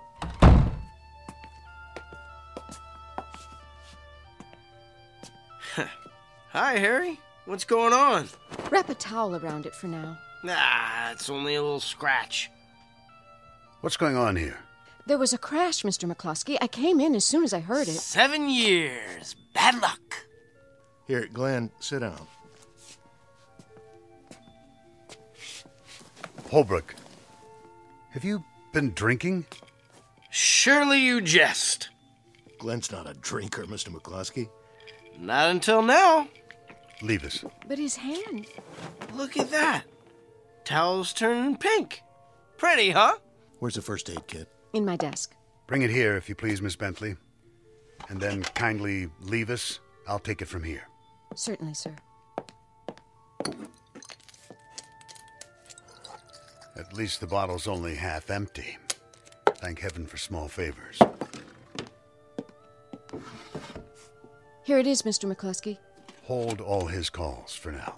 Yes, sir. I'll see you in a while, Glenn. Sure, Harry, old boy. Now then, do you mind explaining yourself? The mirror broke when it saw me. Never mind about the mirror. Have a drink, JJ. It's single malt. I think you've had quite enough. You know, Ashton says you haven't talked to him all morning and you've got Crawford sitting on his hands in production. Now, that means the whole campaign is delayed. I'll get a new mirror. Have to paint it black, though. I don't like what I see. Holbrook, you're a good man, but you've got to get a hold of yourself. Give me your hand. Too late to fix me. The damage is done. If I thought so, I wouldn't bother. Yeah, this is going to sting. What is it? Ow! You've been putting in a lot of hours at the agency. Pushing yourself too hard. Well, glad you brought it up, JJ. See, it wasn't really me. All this time I thought it was, but... Hold still. You don't have to do that. I know I don't. But I believe in the personal touch, especially for those who've stayed with me through thick and thin. You're wrapping up my hand like a mummy. Does that mean I'm already dead? I must be, because... Shh, quiet. You're in no condition to discuss anything. I want you to take the day off. What for? Make it the rest of the week. There, that ought to hold you. Just a superficial cut. Now, go home. Put some food in your stomach and sleep it off. Then we'll talk. You're not yourself. You don't think so either? Thanks, JJ. Thank you very much. Holbrook. Those are the first understanding words I've heard all day.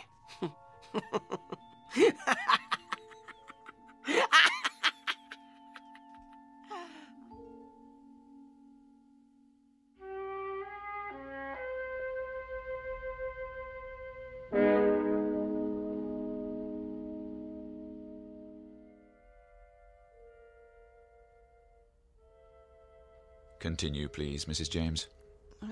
I'm not sure what you want me to say, Doctor. Anything that comes to mind. You still have a few minutes. Well, as I've told you, I have trouble sleeping, and every little thing seems to set me off. Perhaps that's it. It? The cause of your irritability. The domestic discord. Lack of sleep? Well, my physician did say I need more exercise. No, that's addressing the symptoms. But what is the root cause? Let's try a different tack. How do you feel toward your husband? It's not his fault. He works hard. I'm sure he does. But you said there's financial strain. Do you wish he had a better job? Oh, every woman wishes that. We marry them and they promise us the moon and we wait and we wait and... Yet some women are happily married, are they not? Well, all I can say is they must know something I don't. Perhaps they do. However, that's not the issue. You can't make him over, you know. Sometimes I wish I could. You're angry at your husband for not making enough money. But you can't face that about yourself, so you sublimate it. The result, it comes out in little ways. You can't sleep, bicker endlessly. Yes? Your 2 o'clock is here. Thank you, Louise. I'm sorry, Mrs. James. Your hour is up. See you Tuesday. But what am I supposed to do until then? I see 2 choices. 1, go to a financial counselor. Or 2, trade your husband in for a new model. Well, what's been your experience, Doctor? You're married, I take it. Alas not. Good day.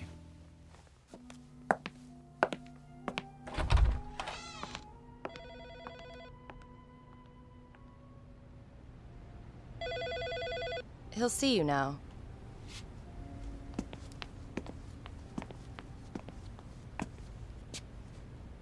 Dr. Blackwood? How do you do, Mr. Holbrook? I really don't see any point to this. It was my employer's idea. Here's the file, Doctor. Why don't you sit down, Mr. Holbrook? And wait for it to all go away? Tried that. Didn't work. As you wish. Let's start with the facts. You believe you woke up a few days ago with... a face that wasn't yours. Don't tell me. It's all in my mind. You went to your office expecting that no one would recognize you, but they did. So you started drinking as a form of self-medication? And I smashed a mirror. Don't forget that. McCloskey never will. Mr. McCloskey is responsible for your being here. He thinks a lot of you. Why shouldn't he? I've given him 5 years of my life, and he has an option on the rest. I take it he considers you almost a son. Someone worth salvaging. I'm an investment. At least the old Glenn Holbrook was. Was he? Well, compared to this, yes. How would you like it if you had to wear this face for the rest of your life? The question is why it bothers you so. Won't you have a seat? I'm not lying down on the couch. Whatever you're comfortable with. Now, let's look at the situation. Doesn't it seem unlikely that you're the only person who finds your face unfamiliar? Well, that's putting it mildly. But is it the truth? I don't know what the truth is anymore. What does your wife say? She thinks everything's hunky-dory. So she would have to be in collusion with the others, part of a conspiracy. Why would she be? I don't know. You'd have to ask her. Is she happy with your job? I assume so. How about everyone else? I get along pretty well. McCloskey likes me. So she'd have to be doing it on her own. But unless she's got a motive, and the magical power to cloud men's minds or alter the fabric of reality, they're all seeing you as you are, and always were. Well, that would explain it, but... Now, if everyone sees you that way, then you're the only one who thinks you're any different. Isn't that right? I guess so. Ergo, the trouble is not with them, but with you. So it is all in my mind.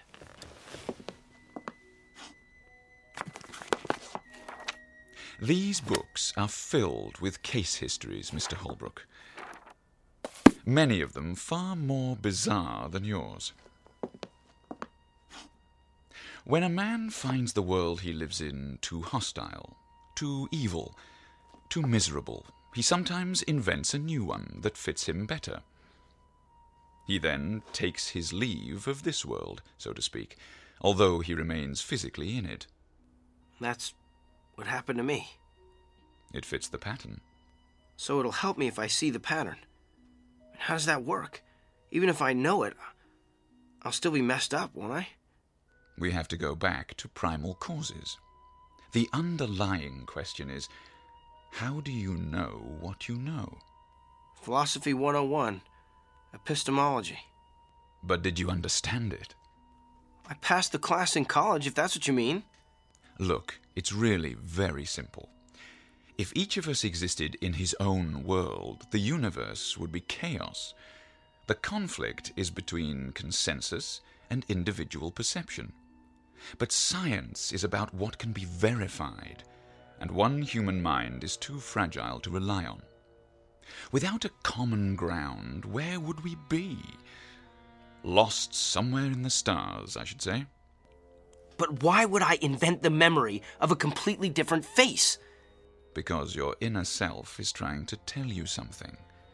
The thing to do is to live with it. Accept it. Easier said than done.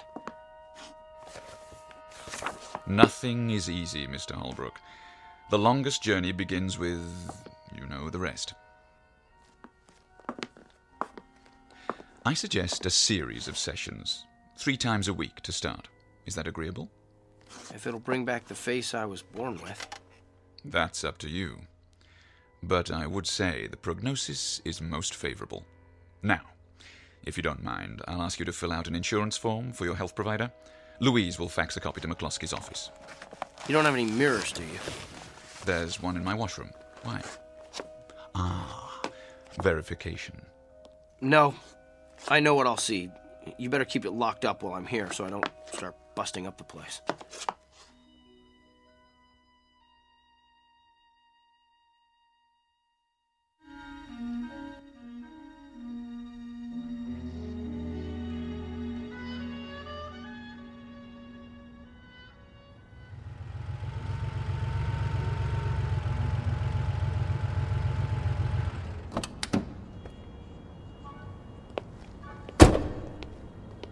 Morning, sir.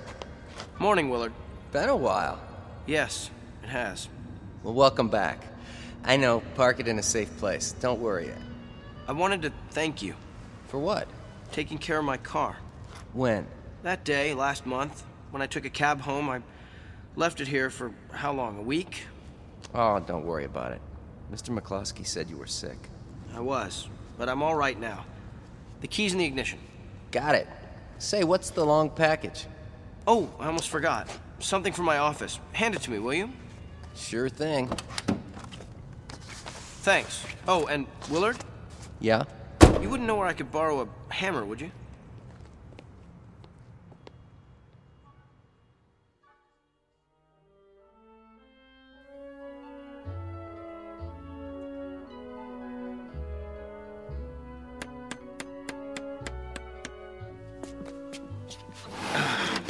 There. All done. Brand new mirror, huh? Yep, got it at the home shack on the way to work. That should make old McCloskey happy. The least I could do. You really had him going. Now, if I'd broken that mirror, I'd be out on my ear. Hand me the towel so I can polish it up. There you go. Mirror, mirror on the wall. Hi there, ugly. Don't talk about yourself that way. Well, it's true. Does anybody like their own face, especially with a scar? Oh, will you come off that? It hardly shows, I tell you. Mr. Holbrook? In here. Mr. McCloskey's here to see you, sir. And, Mr. Holbrook, I just wanted to say, it's good to have you back. It's good to be back. And Janice, please call me Glenn from now on. If you like, sir. I mean, Glenn.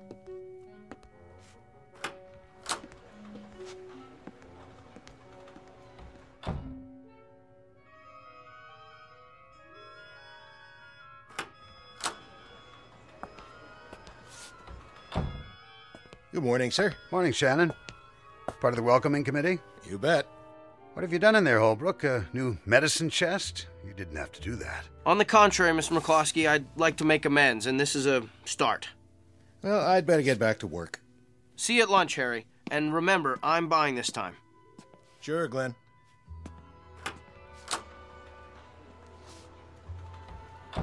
You're doing well.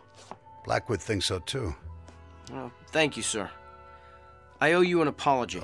Water under the bridge. A man has a right to let go once in a while. I've done some funny things in my time, too. Really, Mr. McCloskey? Tell you about them someday. I just wanted to stop in and say hello. We'll go on as if nothing happened. Okay, by you? More than okay. Onward and upward. That's the spirit, my boy. If you need advice about anything, you let me know. My door's always open. Thank you, sir. Call me JJ.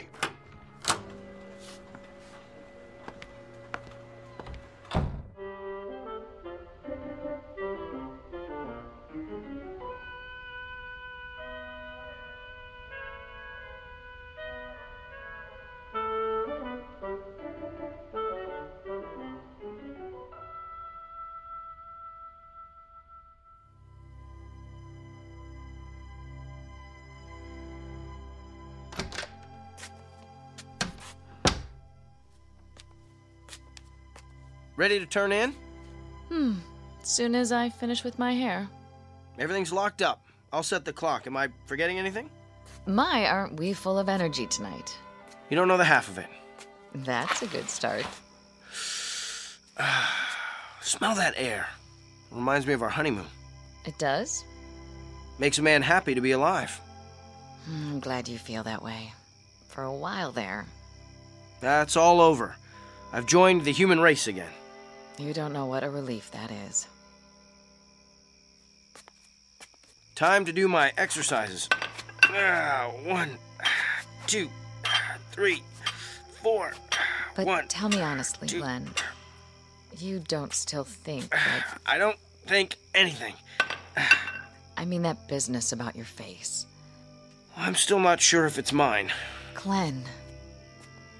But so what? There are more important things in heaven and earth. I've still got you and a job. I guess I'll just have to live with it. Is that what the psychiatrist said? Yeah, and it took. And looking at Blackwood, I thought, oh, it could have been worse. What if I woke up with his face or JJ's? How would you like that? I like you the way you are. Even if McCloskey thinks you've hit the glass ceiling. What do you mean? He's about to give me a promotion. Oh, what if he does? You're not going anywhere with that agency. The handwriting's on the wall. They're on the way down. Well, all I can say is they better not be. Kind of late for me to change horses. It's never too late. Well, if I go somewhere else, I'd have to start from scratch. Oh, I don't know. There's always room for a fresh young face. What kind of face? Take a look in the mirror. I'm looking. I'm a lot of things, Claire, but young isn't one of them. You know, when I first saw this new mug, I thought it was ugly. But that's because it was so different. Now, I've decided it's not such a bad old face after all. That's what I thought. I mean, I've always thought that. I think I'll keep it. The scar gives me a certain air of distinction, wouldn't you say? Sexy is the word I was thinking of. Not strange? Not to me. Good. How's it feel? I'd say that's a very good start. Come to bed.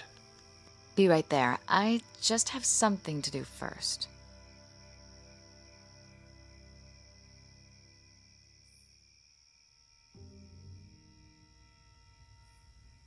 Five black candles to form the pentagram. By one flame united. Asmodeus, Lord of Darkness, hear my plea. I summon your power. Magic words of Samothrace. Give my man a comely face.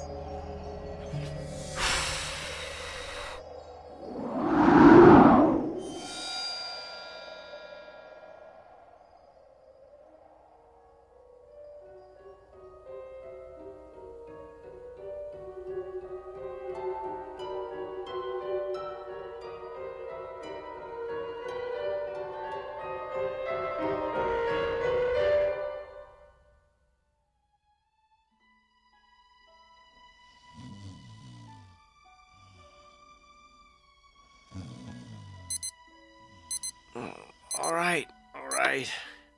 Go get him, Tiger. Yeah, I hear that. You awake already? I had some cleaning up to do. You should sleep in. Did that. Better get a move on. Right.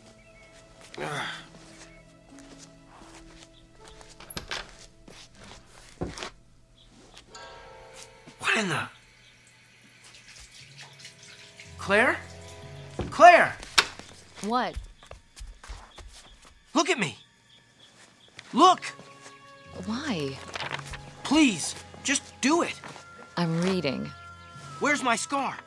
What scar? The one on my face! You've never had a scar. I did yesterday. Did you have a bad night again? A bad night? What are you talking about, Claire? Look! This isn't me! Of course it is. And quite handsome, I must say. Just like one of the male models in this magazine. Where? What is going on? Relax, Glenn. Go with the flow. You'll see. We'll both feel better. After you have your morning coffee.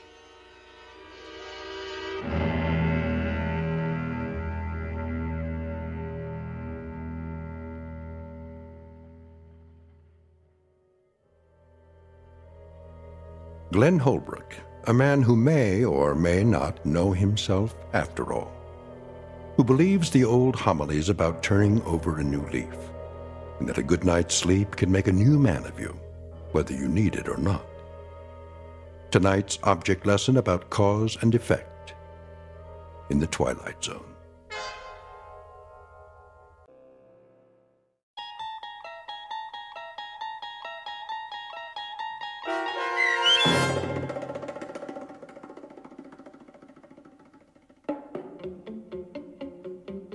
Who am I? starring Sean Astin with Stacy Keach as your narrator, was adapted for radio by Dennis Etchison and written for The Twilight Zone by Jerry Soule. Heard in the cast were Alyssa Fraden, Nick Sandys, Norm Waddell, Rick Peoples, Fernette Lebo, Kurt Nabig, Meg Thalken, Heidi Klefstad, and Sarah Court.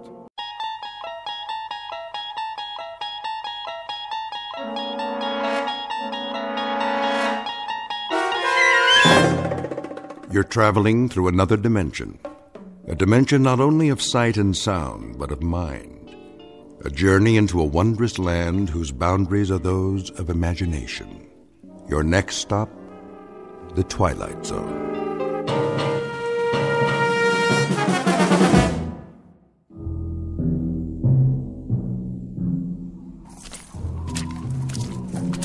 Hey, Perry. Yeah, over here. Find anything? I'm not sure. We better get back to the car. I can't see where I'm going. Whoa, careful. Jeez. Why'd we get sent out here on a night like this? First snowfall of the season? Watch your step, or you'll end up with mud all over that nice, clean uniform. I could sure go for some coffee right now. Well, there's a diner over on the road by the edge of the woods. Is it still open? Let's find out as soon as we call in. So, what did you see out there? Hard to say. Tops of some trees have been knocked off. Sure looks like something hit the pond, all right. Something like what? Maybe a plane. No flights in the area, I checked. No, could have been a private aircraft. Possible, I guess. Easy to get off course in this weather. Well, we're not going to find it with the water freezing over. Whatever it is, it's going to stay under that ice till next spring. You think it could have been a meteor? Maybe. Well, we better call in a report. Tell them there's nothing here. Lady who saw it wants to alert the National Guard. That's all we need. This is 1183A. 1183A reporting in. Headquarters, go ahead. We're checking out a report on a UFO supposed to have gone down in the area of Hook's Landing. A what? Unidentified flying object. You serious? Don't kill the messenger. Just doing our job. Okay, did you find it? Well, it appears something did clip off some trees and came down, but whatever it was, she's under the ice in Tracy's Pond now, and we can't see a thing. Hold on a minute. See anything else? Nothing but a sea of snow. But there's something. This is Paget again. We can't get a look around till morning. We're going to head back in and then, Hey, Bill! Yeah? Looks like some footprints over here. What kind? It's hard to say. Maybe an animal? Maybe? They lead up out of the pond. What's going on out there? There appears to be some evidence that, Say again? Those have got to be fresh prints with all the new snow. So if something did crash land, I'd say at least one person got out alive. They made it up to the woods and over to the highway. Right. Just swam up out of the ice and then started walking. What are you talking about? We'll have to call you back. Come on, is this a gag? You guys are at the donut shop, right? We may have a situation up here. What kind? I don't know yet. We'll report back in a little bit. All right, Paget. Listen, there's talk about a bridge going out. Enough ice jammed against it to cool the Congo, so as soon as you can, better make sure it's posted and blocked off. Otherwise, you'll really have a situation. Got it. Roger and out. My flashlight's going out. Yeah, it's the cold. Mine's still good. Let's have a look at those prints. See? They came out over here. What did? Well, whatever survived. Something left that pond. Came out here and went that way across the highway. Toward the diner. Makes sense. Cup of hot coffee to take the chill off. Looks like a bus parked in front. Don't suppose it came out of the pond too, do you? These aren't wheel tracks. They're footprints. All right, then. Let's follow them and make sure that's where they lead. Say they do. Then what? Then I guess we go inside and check everybody's green card. And if we don't find any little aliens with 3 eyes, we call it a night. Is that okay with you? Let's do it.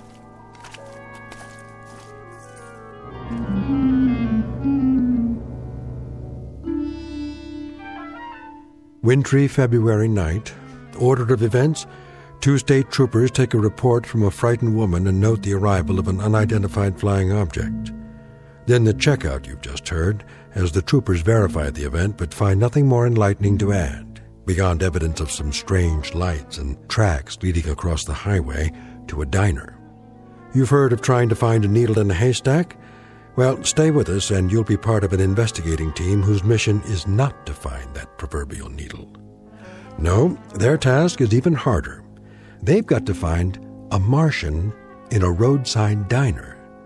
And you'll search with them, because you've just landed in the middle of the Twilight Zone. And now, The Twilight Zone and our story, Will the Real Martian Please Stand Up? Starring Richard Kind, with Stacy Keach as your narrator.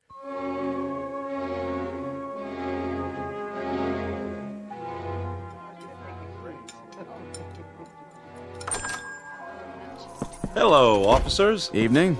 Come on in. Coffee? You read our minds. 2 coffees coming up. You guys sheriffs? State troopers.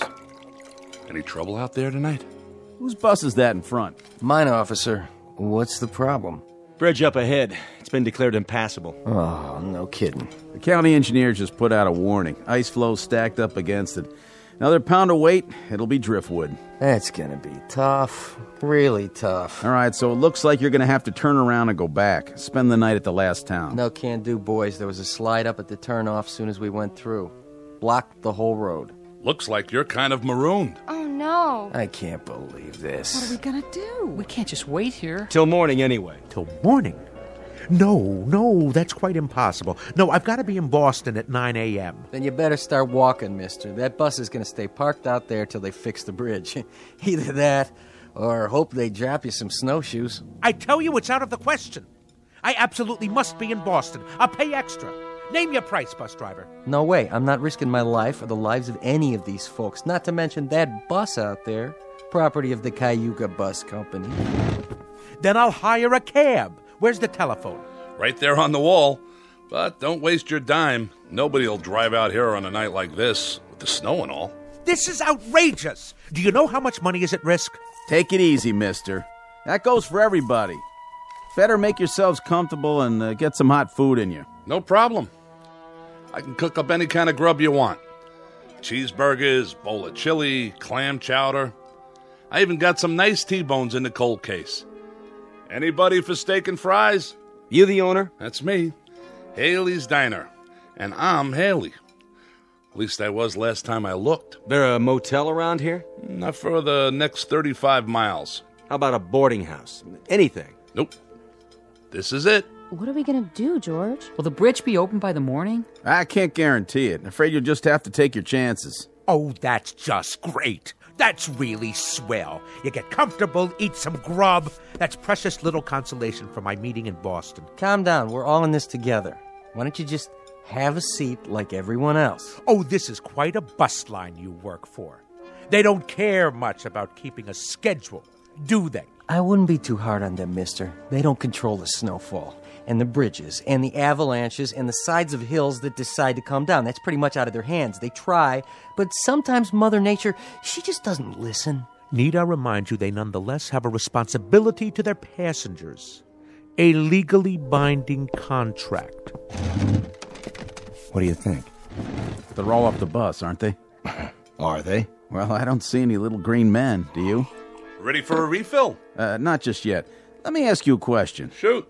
All these people from the bus? Well, now I guess they are. Where else would they be from? Well, that's what we were wondering. What's the trouble? We didn't say there was any trouble. Maybe not, but you fellas got that look in your eyes. What kind of look is that? Kinda on guard. Checking everybody out. I can see it in your face. So, you're tracking somebody, huh? An escaped fugitive? Nothing like that. Anything I can do to help? We'll let you know. This criminal. What'd he do anyway? Oh, nothing yet. To tell you the truth, we're not sure who we're looking for, or even if he's here. So it is a he? Come on, Perry. Finish your coffee. We better get a move on. How many people got off the bus? Take a look. The gang's all here. You saw them come in? Sure did. You there, driver. Yeah, officer? You have a passenger manifest? A passenger manifest? Well, what do you think I got parked out there, a 707? Just answer the question. Mister, that's a 14-year-old bus, and business is lousy. Personally, I think my boss would run rum across the border if there was enough money in it. Me, I wouldn't do that, of course, because it's against the law. Besides, I'd get caught. But for now, we don't ask the passengers any questions. We take their fares, kiss them on the cheek, and help them on and off. We're glad to have them with or without names. You know how many you had, though? Yes, sir, that I do know. How many? 6, unless one of them fell out a window when we hit a bump. I picked up 6, and I'm supposed to deliver 6. That's what they pay me for. And you don't have any kind of list. In that case, we might have a little bit of a problem. What's that? I count 7, besides Haley and the driver. Me too. So if nobody fell out, somebody must have jumped in. Wait a minute. The young couple in the booth. Those 2 retired folks, the lady at the table with the fake fur coat. This isn't fake, honey. It costs plenty. Sorry, miss. Then there's Mr. Boston, Big Shot, and the old guy at the counter. 7. You're right. It's funny. I know I only had 6. Anybody in here before the bus stopped? Nope. I haven't served anybody since 11 this morning. What a day, huh? Then the bus pulls up and these folks get off. You saw that? Yep. I saw them walk in, all together. Where else would they come from? Say, is this a trick question? They did. This place was empty when we came in. Then how do you account for 7 people? Well, that sure beats me. So that means one of them didn't get off. Which one of you people wasn't on the bus? I was. We both were. What's he talking about? We all were. What kind of interrogation is this? It's not an interrogation. Then what would you call it? A police grilling? A lineup? Or are you fishing for something else? Some unspecified crimes? We're simply gathering information. Well, if we're going to be questioned, I insist on the right to consult with a lawyer. Oh, that's a good one. Ain't that a good one now? First he wants snowshoes, then a lawyer. I didn't see you on the bus. No, that's really funny, because I didn't see you either. So I guess that makes one of us a liar, don't it? All right, everybody, hold it down. Nobody's in trouble here. We just need your cooperation. This is preposterous. What difference does it make who was on the bus, who wasn't?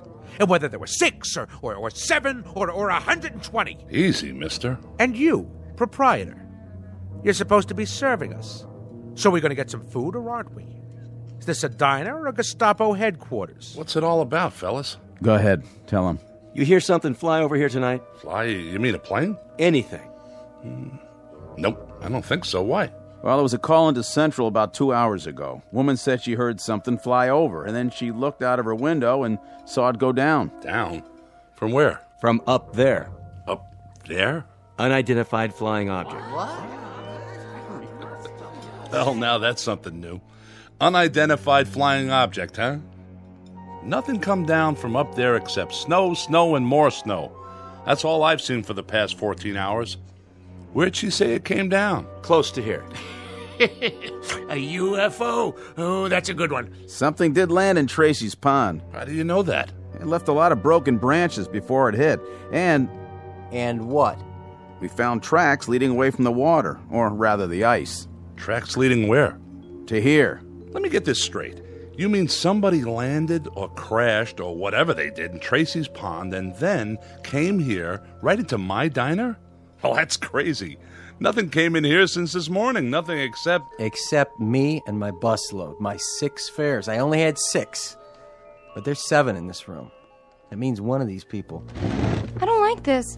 How do we even know you're state troopers? Easy, honey. They got uniforms. See their badges? I don't like this one bit. We're going away to get married, and now this thing happened. Sit down, Connie. It's gonna be all right, I promise. How can you, George? How can you promise? Relax, miss. There's no need for... I'm trying to understand what you're saying, officer, but I'm not sure I... Let the man talk. You're trying to tell us that there's one among us? We don't know which one, mind you, who landed in some kind of flying saucer and then joined us, infiltrated the group, and then slipped into the diner right alongside us? Do I understand you correctly? Came in here with us, but that's not possible. We would have seen him. Not necessarily. Do you remember who you were sitting next to? Why, I wasn't sitting next to anyone. I was all the way in back, trying to take a nap. Well, there you go then. It's snowing at dark, and we climbed out of the bus with our eyes closed because of the snowfall. Anyone could have come in with us, and we wouldn't have noticed. But you were all together on the bus. Some of you must have noticed who the other passengers were. That doesn't cut much ice. They loaded up in the snow down at Hook's Landing. How long ago was that? How long? Let's see. We left the landing 3 hours and 12 minutes ago. And to tell you the truth, I don't remember who got on. All I know is there was an even half dozen. Just like a real science fiction story. That's what she is. Like a regular Ray Bradbury. 6 humans and 1 monster, all the way from outer space. Wonder if it came from Mars or from Venus. Oh, why don't you keep quiet? What about you, fella? You wouldn't happen to have an eye in the back of your head, would you? I find you insufferable, sir. Do you know that? And you ain't no prize yourself. Well, what do you do now? Line us up for a strip search? Nobody said anything about a search. Good, because there's a little matter of civil liberties. Without reasonable cause, you have no right to ask anything beyond identification. And more than that, you're skating on thin ice, legally speaking. Very thin ice indeed, sir. Well, go ahead. I'm a dancer. I don't have a whole lot to hide. I usually get paid to take off my clothes. But if that's what you want... Look, lady, this isn't exactly par for our course either. We go off on an awful lot of nutty assignments, but this one... Then let me make it easy for you. I work a lot of clubs, and I know how to spot people. Go ahead. You pair off the couples. Since it's just one person who doesn't belong here, that eliminates the couples. Sounds logical. Whew, I guess that means we're in the clear. Cross us off. We're 2 of the humans. And us too. Yes, George. My wife and I were exonerated. Connie? Connie, what's the matter? Nothing. Yes, there is. What are you looking at me like that for? I could have sworn... Sworn what? That you had a mole on your chin. A mole? Connie, I've never had a mole on my chin. You did too. Honey, I did not. I can tell you what's happening now. We're all going to get so panicky that everybody and his brother will start picking up invisible clues from everybody else. This stuff is nonsense. It certainly is nonsense. If a husband and wife suddenly start to wonder whether the husband really is the husband or the wife is really... When did you start turning so gray? Now, wait a minute. I think 23 years is long enough for a woman to figure out who she's married to. So stop looking at me like that. Oh, this is rich. I love this. Better than a horror movie. He don't know who she is, and she don't know who he is. And as for you, Miss Fur Coat, we don't know who you are. And that big-talking lemon sucker over there, he's the most suspicious of the bunch. What's happening? That jukebox. It started up by itself. Who did that? Nobody was anywhere near it. That ever happened before? Not unless you put a quarter in it. The lights! What's wrong with the lights? Somebody turn the lights back on.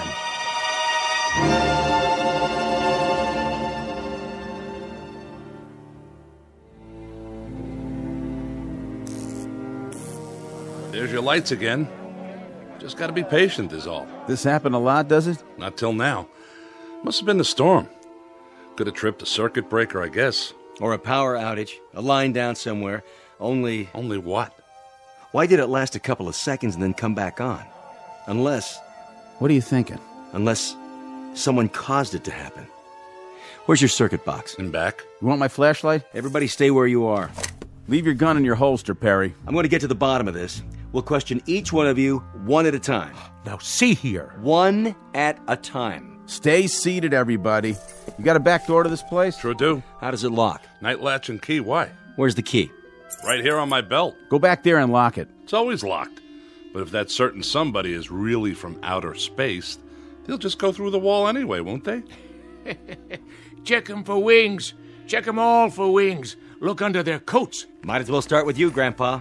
You got identification? I left it down there by the pond in my spaceship. Who won the National League pennant last year? What is this anyway? Some practical joke? If so, well, you've prolonged it beyond the point of human endurance. Yeah, human. Just answer the question. I understand. I get it. So keep your britches on. Pittsburgh Pirates won it, officer. And then they took 4 out of 7 from the Yankees. That's right. Sharp boys, those two. Real sharp. Didn't figure a Martian would know anything about the great American pastime, did you? You got identification, miss? No, I don't. As a matter of fact, I left my wallet. I left my wallet with my suitcase. And where's that? On the bus? I didn't give her a baggage check. I would have remembered. That means it was a carry-on. Was it? No. See there? You better strip search her pronto. It was shipped on ahead. What's your name, miss? Ethel McConnell. I'm a professional dancer. With how many legs? How many you got under that coat? I'm gonna belt you, Grandpa. She was on the bus. How do you know? Yeah, she's the only one I noticed. Thank you. But who noticed him? How do we know you're the same fellow who was driving the bus? There ain't nobody who's been exonerated yet, that's for sure. Look, Let's cut this farce right now. That's what we're trying to do. Well, then let each one of us show our identification and put an end to it for good and all. This whole thing is getting out of hand. Then how do you explain the extra person in here? Very simply. The driver is mistaken. 7 people got on the bus, and he thought there were only 6. Is that possible? Not a chance in the world. I counted 6 heads before we took off, like always. There were 6 passengers. And what's your name? Olmsted. That's O-L-M. Hey! Who's doing that? Never happened before, I swear.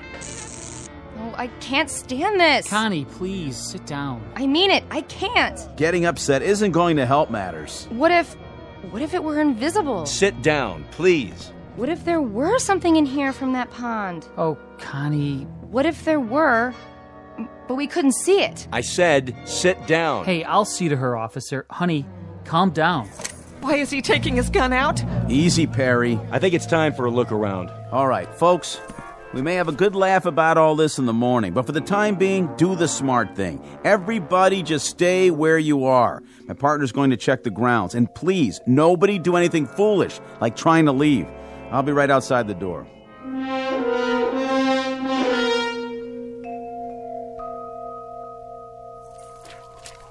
Perry? Here's your flashlight. Back door's locked up tight like he said, and there's no tracks back there. Whatever it was, it came in the front door, just like everybody else. This isn't gonna work. What do you mean? We can't hold them here. We're not holding them. They can't go anywhere in this weather. Meanwhile, we're going to find out what happened. What if nothing happened? What if they're telling the truth? Look, add it up. 6 + 1 is 7. Is that nothing? Somebody could have remembered wrong. What about the tracks? You can't even see them anymore. But we did see them. We both did. Isn't that right? That's right. The question is, what should we do about it? We could have a group of innocent people in there. Well, if we do, we'll find that out, too. Hey, give me your flashlight again. What's the matter? What's that?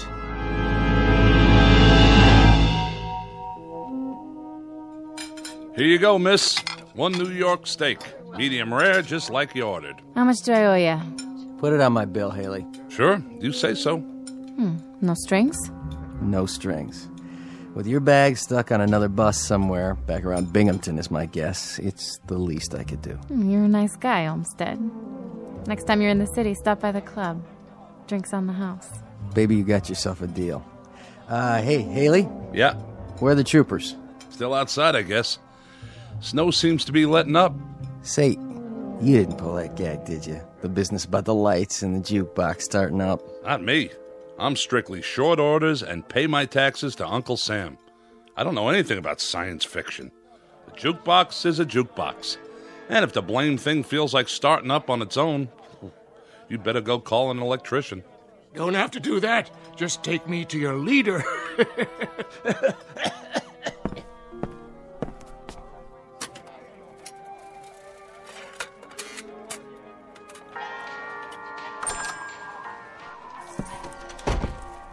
Snow's letting up, is it? Quite a bit. You can see the bridge now. And? Well, she seems to be holding up pretty well. I know that bridge. And what's more, I don't trust it. Well, then thank goodness it's not your judgment we have to concern ourselves with. Because if that bridge gets a clean bill of health, you're going to drive the bus across it. Mister, you may be a hotshot in Boston, Mass., but when it comes to bridges and buses, I got seniority. And I tell you, that bridge is so old that... There it goes again. Almost like a strobe light. They keep going on and off like somebody's throwing a switch. We're losing power. I'd say it's the whole area. Or it could just be right here. This is getting weird. Just plain weird. I wish whoever it was would play his cards right now and get it over with. Why don't they do something? What's the point of us all staying cooped up here and... Connie, sit down. I will not sit down. Take your hand off me, George. Oh, my. The young lady suffers from claustrophobia, I suppose. Isn't that just dandy for the rest of us? She's right. If this is some sort of a game, let him come out in the open like a man. That's right. It's because he's afraid. The human race is too tough for him. Is that it? Well, I'll take him on. Even at my age. The point is, we're all kids in a closet here. What does that mean? We're all just as much in the dark. Nobody understands what's going on. But it happens to be a fact that if it was some kind of saucer that landed in the pond, and if he did come in here, I think it would be a real healthy idea if we pinpointed that particular somebody and kept him from leaving. That makes sense. But I think that girl might have the right idea. Maybe whoever it is invisible. Maybe he's just playing around, cat and mouse. Oh, please. That's utter nonsense. It's as good an explanation as any I've heard. But what if the thing doesn't show itself? Do we just sit around here holding our breaths? We may not have to. You mean you figured out who it is? Not exactly, but we found something in the snow outside that may be a clue. Really? And what is it? An alien spacesuit? No, just this. What is it? They look like scales of some sort. Oh, please, for the love of God. Look, it could just as easily be guitar picks dropped by some itinerant teenager. That's what I thought at first. But it turns out there are a lot of them outside, scattered in the snow. Mostly under the snow by now. They sparkle when they catch the light, like fish scales. Trail leads across the highway, from the pond, straight to here. So this is the first hard evidence we have. I'm sorry to tell you this, but I'm afraid it's true. Someone in this diner is not what they appear to be.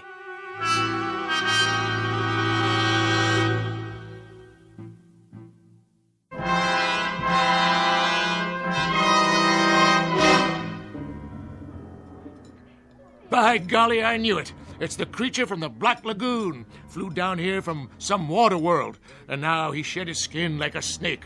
Better look under everybody's coat, boys. Pretty soon he'll be swallowing folks whole. What about you? I don't see you eating any food. I had me some fries and a Coke. Can't eat meat. Too greasy. Hey, my food's not greasy. Of course, it is ground-up cow. Now, if you ask me... Nobody asked you, and nobody will. Why don't you leave the old man alone? And who invited you to speak your piece? Oh, I didn't realize we were waiting for invitations. I've seen your type, fella. You got a thing about bossing everyone around.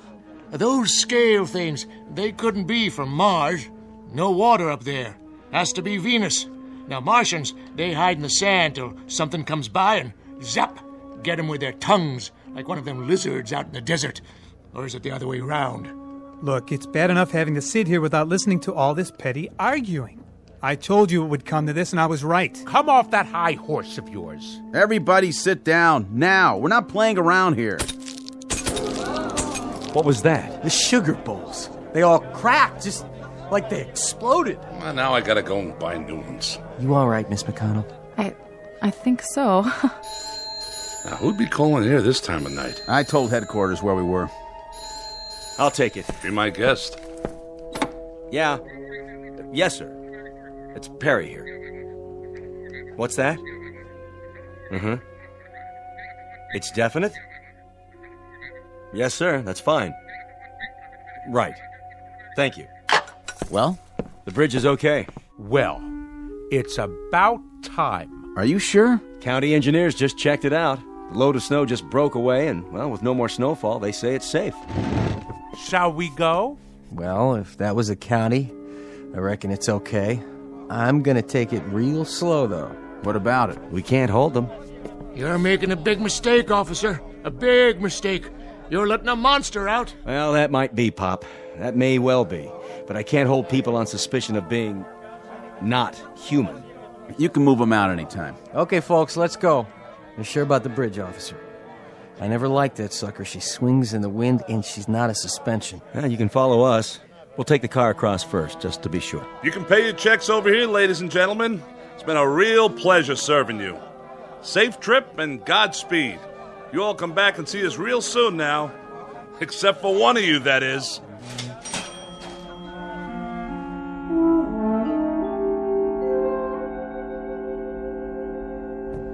Yeah, that's it then. Just like that. What was it all for, anyway? It's just part of the job, to protect and to serve. I sure hope they're going to make it safe and sound. I feel like we should follow them. Well, as soon as they cross the county line, they're out of our jurisdiction. All we could do now is lead them across the bridge and hope for the best. Whatever happens after that, it's out of our hands. Yeah. But I still got that feeling, you know? What feeling? Like I'm waiting for the other shoe to drop.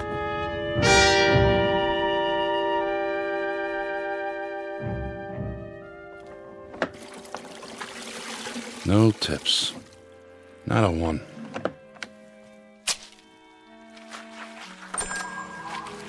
closed. I said we're all closed up. Didn't you see the sign? Coffee, please. Black. All right, 1 coffee. But that's it. Kitchen's shut down. Did you burn yourself? No. I'm all right. But what I mean is, didn't you get on the bus? I saw you with my own eyes. Oh, I did indeed. Yes, I went on the bus. And you know something? The bridge wasn't safe. It collapsed halfway across. State trooper's car, the bus, kerplunk, right in the water. It's a terrible scene. In fact, nobody got out except me. Except you? Except me. Lucky, I guess. Very lucky, but... But what? You're not even wet. Wet? What's wet? What do you mean, what's wet? You landed in the river, but your clothes are all dry. An illusion is all. Just an illusion. Like that thing playing. That's an illusion. Say, how'd you do that? Or the telephone ringing. Hello? Hello? Nobody there. You see, just an illusion. A parlor trick is all. What's going on? What are you, some kind of magician? Me? Hardly. See? Nothing up my sleeves. I'll take my gloves off so you can be quite sure. Do you have a match by any chance? Your hands, you've got scales all over your skin. Well, what do you know?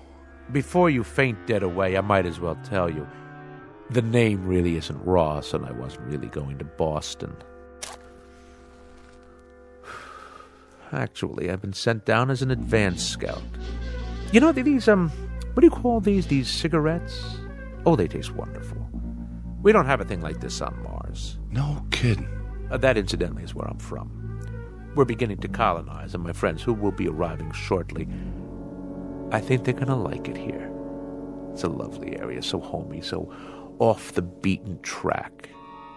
Just the place to start a colony. Don't you agree, Mr. Haley? I don't mind.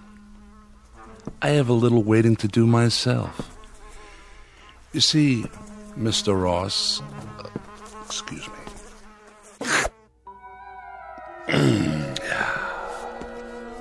How did you do that? With your tongue? Most remarkable. Must have been 18 inches long. Just a tasty little trick I learned back home. It makes it unnecessary for me to eat the local fauna, which is, let's face it, pretty disgusting. Cows and all that. Anyway, the name isn't Haley, and I agree that this is an exceptional place to colonize. We folks from Venus had the same idea, only we got it several years ago. I think I ought to tell you now that your friends aren't coming. They've been intercepted.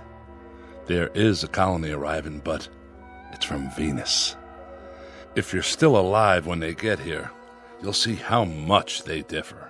What do you mean by that, if I'm still alive? Not much silicon-based protein here, and I've always heard about Martians. An intergalactic treat. Supposed to be a real delicacy. Don't look at me like that. You stay away now. I'm just going over to the jukebox. For the time being. I agree about what they call music. It helps to pass the time.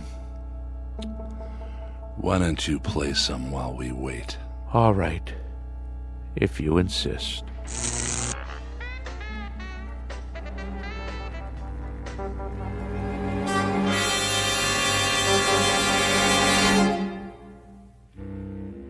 Incident on a small outpost of civilization, to be believed or disbelieved, depending on your frame of reference, your imagination, and whether or not you're from Mars, Venus, or Missouri. But no matter the degree of your skepticism, if a sour-faced dandy named Ross, who looks like a stocks and bonds salesman, or a big, good-natured counterman who handles a spatula as if he'd been born with one in his mouth, if either one of these two entities walks onto your premises, you'd better hold his hand, scales and all, or watch his words, especially that long, sticky tongue of his, because the gentleman in question just might try to colonize you, or at least take you with them on a one-way trip into the Twilight Zone.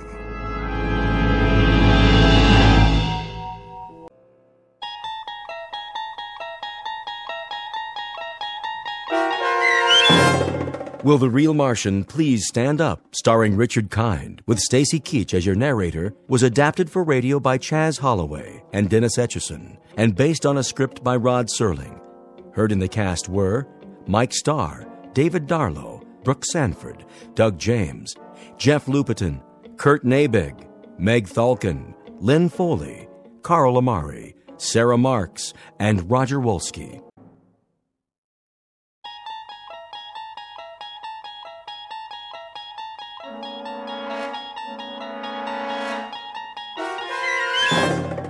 You unlock this door with the key of imagination. Beyond it is another dimension, a dimension of sound, a dimension of sight, a dimension of mind.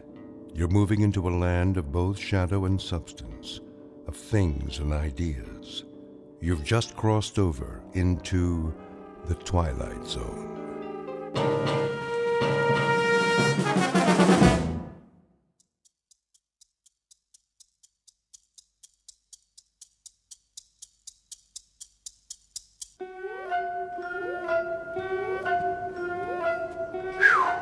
$5 finally.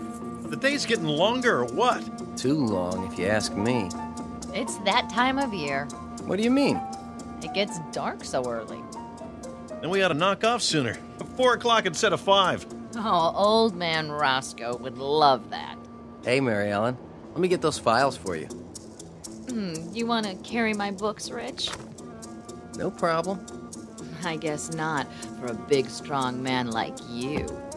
I was wondering, how about I buy you a drink? No thanks. I have to drive home. Just one? Some other time. Besides, it looks like it's gonna rain. We could stop off at the corner. Leave her alone, Rich. Can't you see she's not interested? Just trying to be friendly. Good night, Mr. Pope. Don't work too late. I won't. Look at them go. Never worked overtime in their lives. You still at it, Ollie? Few more minutes, almost done. I was about to leave. Go ahead, I'll lock up. Let me give you a hand. What do you got left? Why does he always want to give me a hand? Thinks I can't do it, is that it? Oh, no, not that much. Just some letters. Well, give them to me. I'll do them for you. What's he trying to prove? Don't worry, I can handle it. I know you can, but I'm your assistant, Let me assist. Yeah, assist me. Right out of a job. That's what you're after, isn't it, Pete? That's all right. Come on. I'm your friend, too. Sure, Pete, a real friend. You want my desk, don't you? Go on home. You know, Ollie, you don't look so good. You're working too hard. You gotta take it easy, I'm fine. I'm fine, really. Just get out of here. Well, if you're sure. I'm sure.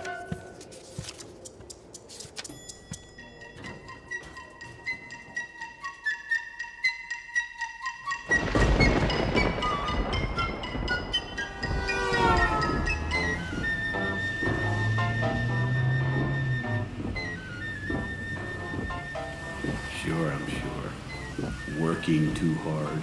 What does he know about it? What do any of them know about it? Look at this traffic. You'd think it never rained in this town before. Pull over, let me pass. What's the matter with these drivers? All a man wants is to get home after a hard day. They probably don't even have a home. Creeping off to the nearest bar, knock back a few. Make the light! Go on through! Punch it! Come on, it's still yellow. Make the turn!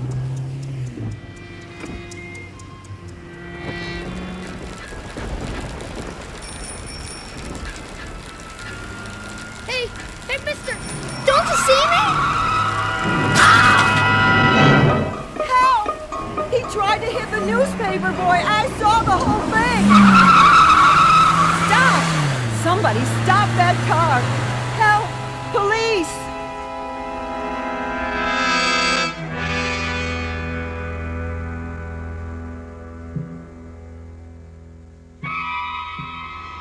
portrait of a hit-and-run driver. The name is Oliver Pope, a shaky little citizen, insecure in his job, suspicious of the world and its inhabitants. A man who feels big and powerful and secure only when he's behind the wheel of a car. Oliver Pope has just arrived at a crossroads in his life. The hit occurred in the world he knows. The run will take place in the Twilight Zone. And now, The Twilight Zone and our story, You Drive, starring John Hurd, with Stacy Keach as your narrator.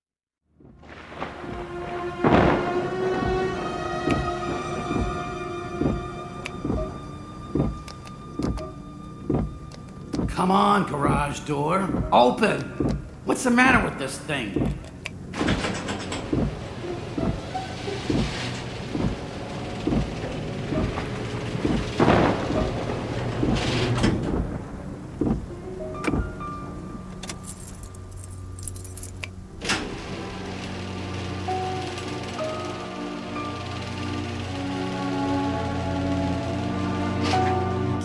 Good Lord. What have I done?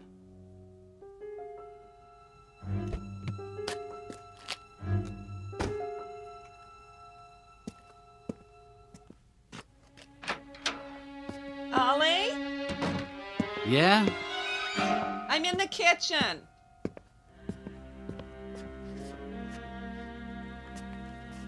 Did you put the car away? What? The car. Why did you put it in the garage? I thought we were going to the movie. It's raining, Lillian. Oh, still, it was supposed to stop. Well, it hasn't. Where are you going? Dinner's almost ready. We can still make the first show. I have a splitting headache. Bad day at the office? They're all bad. Well, then, the movie will take your mind off it. You've been under a strain. I'm not under a strain. It's just... Just what? I think Pete Radcliffe wants my job. Oh, come now. He doesn't impress me as that kind of person at all. Why does she disagree with everything I say? Lillian, please.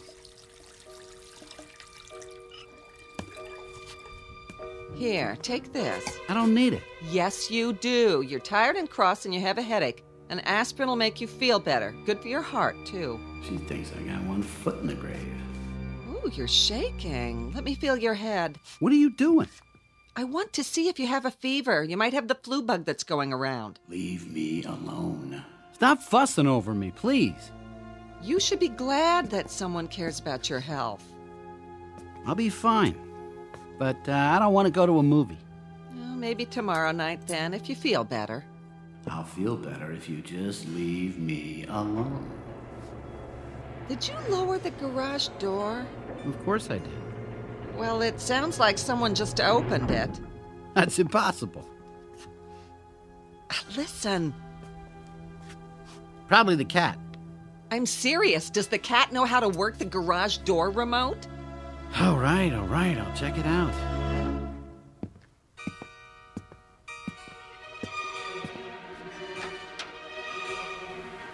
Who's there?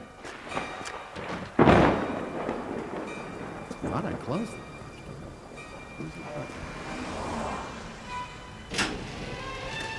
Who did that? I didn't even touch it. The headlights? Somebody in the car? Get out, or I'll call the police. No, you won't. You definitely don't want the police around. I'm not kidding. Nobody. You're cracking up, Ollie, old boy. Then who just turned the headlights on? There. Now they're off. Tell her it was a short circuit. The moisture. But the headlight switch was on. Somebody pulled it out. Did they? And who would that be?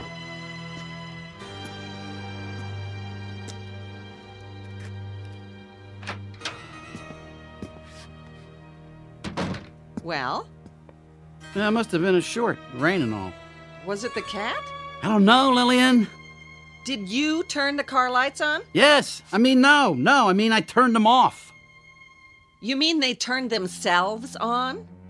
Faulty connection or something? shouldn't be acting that way. We just had a $200 tune-up. You didn't see the paper out there, did you? No. Oh, the boy's late tonight. I guess it's the rain. Here's your supper.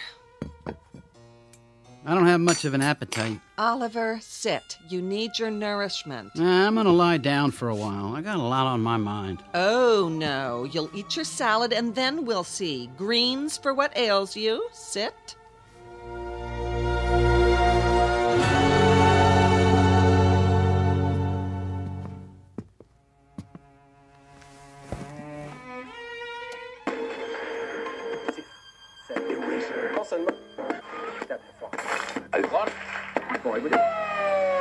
On his rounds in the rain when a hit-and-run driver collided with the bicycle. So far, an eyewitness has been unable to provide a description of the vehicle or a license plate number. We'll bring you any late-breaking developments. Back to you in the studio. John? What are you watching? Nothing. I just thought I'd catch the news. I thought you were going to lie down. I am. Well, try to get some rest. I'll check on you in a little while.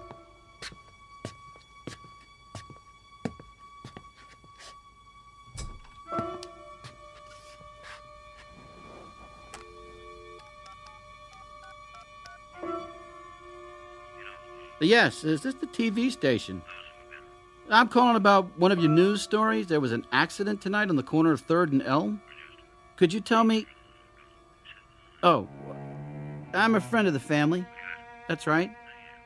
Could you tell me how the boy is? I see. Yes. That's terrible. Terrible. Critical condition. What do I do now? What if... You don't do anything. You'll be fine. Nobody saw you clearly. Put it out of your mind. That kind of thinking makes a man crazy. But it was me. I did it. Did you? If a tree falls and nobody hears it, did it happen? Answer me that. But I have to do something. That's right. Be a man for a change. In the morning, it'll be nothing but a memory. You'll see.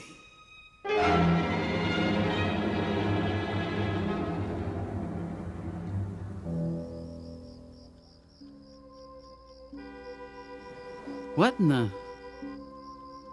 Ollie? Ollie, what is it? Nothing. Go back to sleep. Oh, come to bed. Why are you standing at the window? I couldn't sleep. Oh, there it is again. I thought I was dreaming. What? Some jerk waking people up in the middle of the night. But that's your horn, Ollie.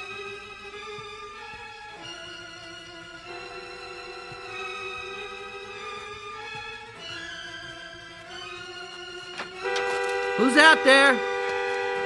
Who's doing this? Huh. Wires must be wet. Take care of it first thing in the morning. That's enough! I had it with this piece of junk.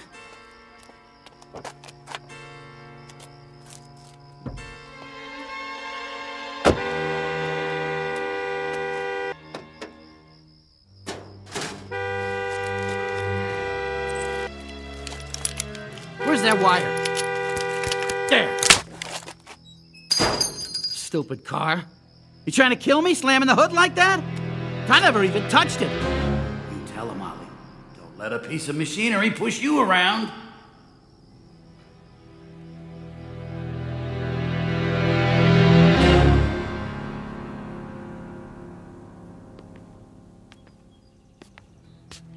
There you are. 1 egg or 2.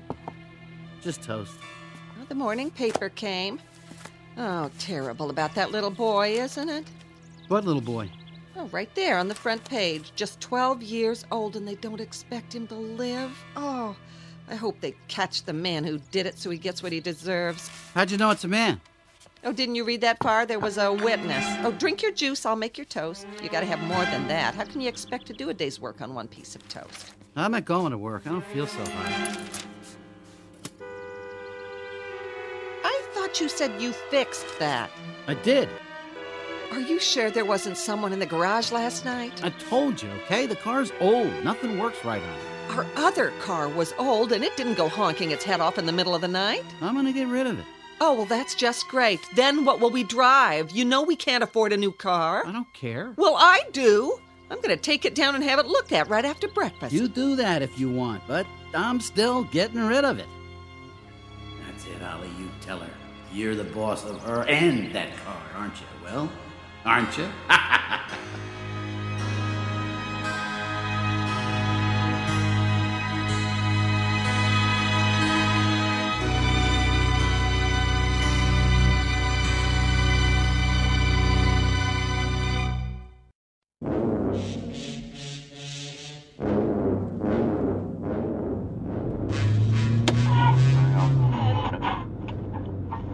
And that low-pressure area seems to have passed over.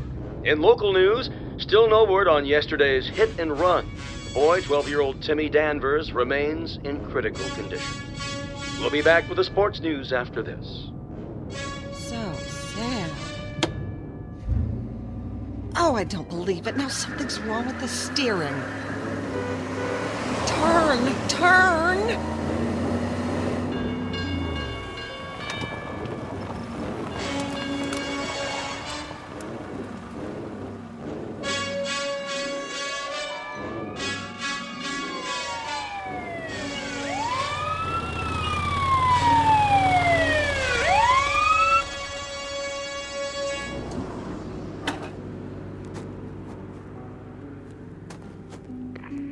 A big rig on Old River School Road. 10-4. Help you, ma'am? Oh, officer, I am so glad to see you. My car seems to have broken down. Do you know where there's a payphone? Back a block at Lincoln. You'll see it. Thank you. Not out of gas, are you? No, the tank's full. Here, let me try to get it started. No, I'm afraid it wouldn't do any good. This car is nothing but trouble.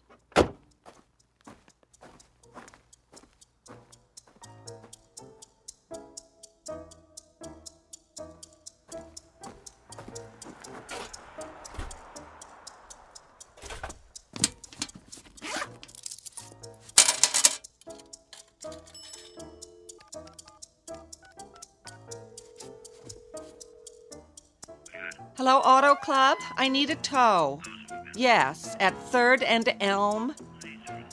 I don't know what the trouble is. It just stopped and now it won't start. Would you please send the truck right away? It's in the middle of the street.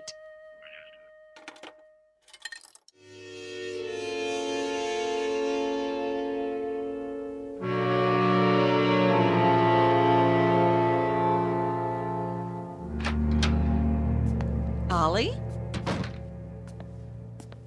In here. What took you so long? Oh, I have never had such a morning. That car! Where is it? I didn't hear you drive up. It's at the garage. I had to take a cab home. What happened? The strangest thing I've ever seen. It all started down there at the corner. I tried to turn right, but I couldn't. What do you mean you couldn't? The wheel wouldn't turn. It wouldn't let me go where I wanted to go. Where was this? Oh, it finally stalled at the intersection near Lincoln. Which intersection exactly? 3rd and Elm. Stalled? The motor died, and there I was, right in traffic. Oh, it was embarrassing. Even the policeman couldn't get it started. Police? What were the police doing there? A motorcycle officer came by while I was waiting. I think he wanted to watch the corner. It's that same corner where the child was run down last night. Maybe they're keeping a lookout in case the driver returns to the scene of the crime. Did he say whether they had any leads yet? Why, yes. As a matter of fact, he said they were very close to making an arrest. Is that right? The witness can almost remember the license plate. Oh, I hope they get him soon. None of us are safe with a madman like that around.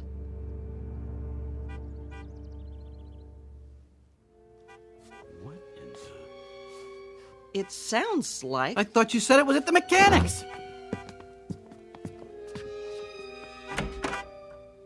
Oh, no! What are you trying to pull? Oliver, what are you talking about? You just told me you had it towed for repairs. I did. I tore out the wire to the horn last night. But what is it doing here? That's what I want to know.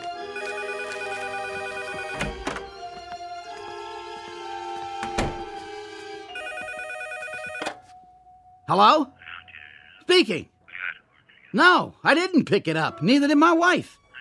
Yeah, I do know where it is. It's right here at my house. Didn't one of your guys bring it out? Well, I don't understand it either, okay, pal? But I want you to understand something. Don't go sending me any bill. It wasn't there long enough for you to even look at it.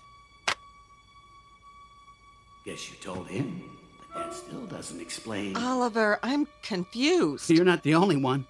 What do you know about this? Was that the mechanic? He said they'd lost the car. Imagine the nerve of that guy. But it isn't lost. It's in our garage. Well, then you tell me how it got here. They didn't deliver it. Oh, I suppose it drove itself home.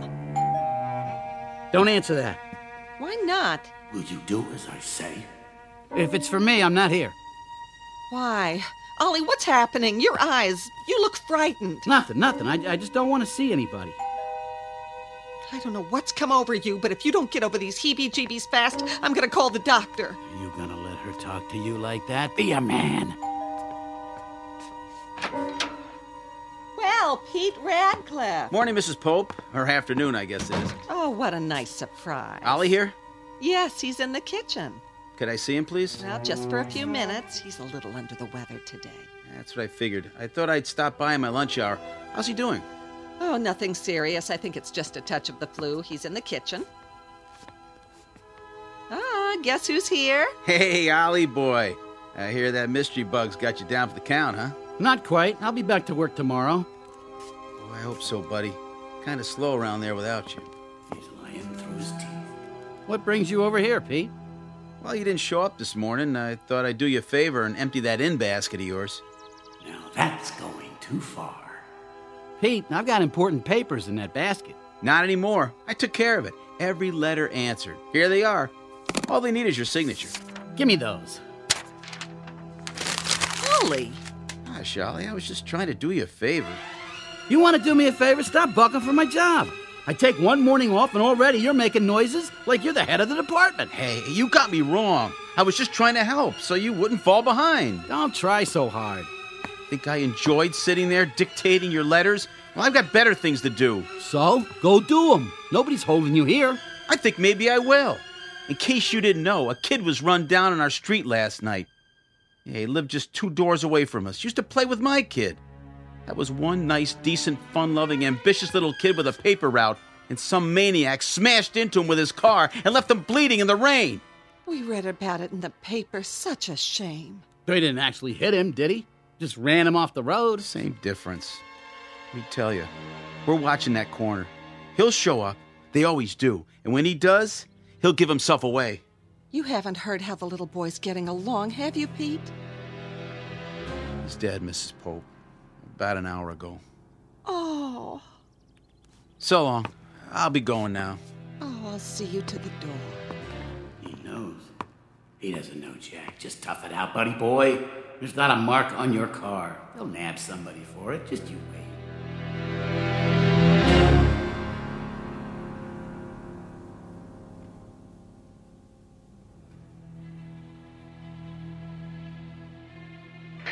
Where are you, 51? Check in. Stakeout, corner of Elm and 3rd. No luck yet. The chief needs you back at the station. That's Big 10-4. Are you leaving, officer? For a while, ma'am. I'll try again at rush hour. You see a suspicious car, you get the license plate this time. Should I try to stop him? No. No way. Keep your distance and call it in. We'll follow up. You simply have to stop him. That little boy was very special on this block. Everyone loved him. I'm sure they did. Officer! Yes, ma'am? I think that's him. Are you sure? No, but... That won't do. You've got to make a positive ID. He's getting away. You know, if I had something more to go on... The car's the same color. Yes, he's the one. I'm sure of it. Wait here.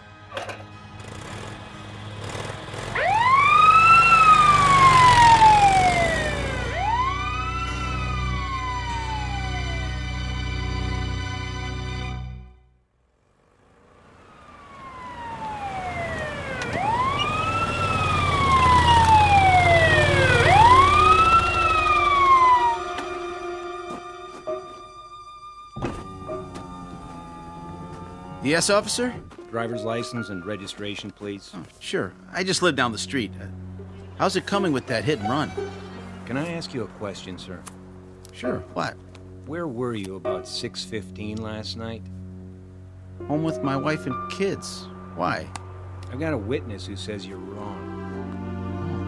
About what? Look, I tell you, I was with... License and registration, and don't try anything funny. You gotta be kidding.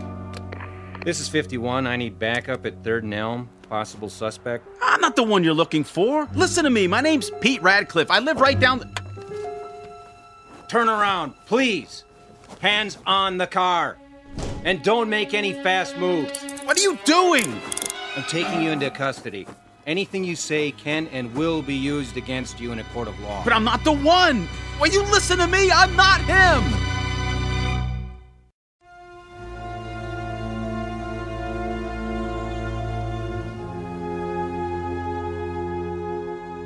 Oh, there you are, just in time for dinner. You feeling better after your nap?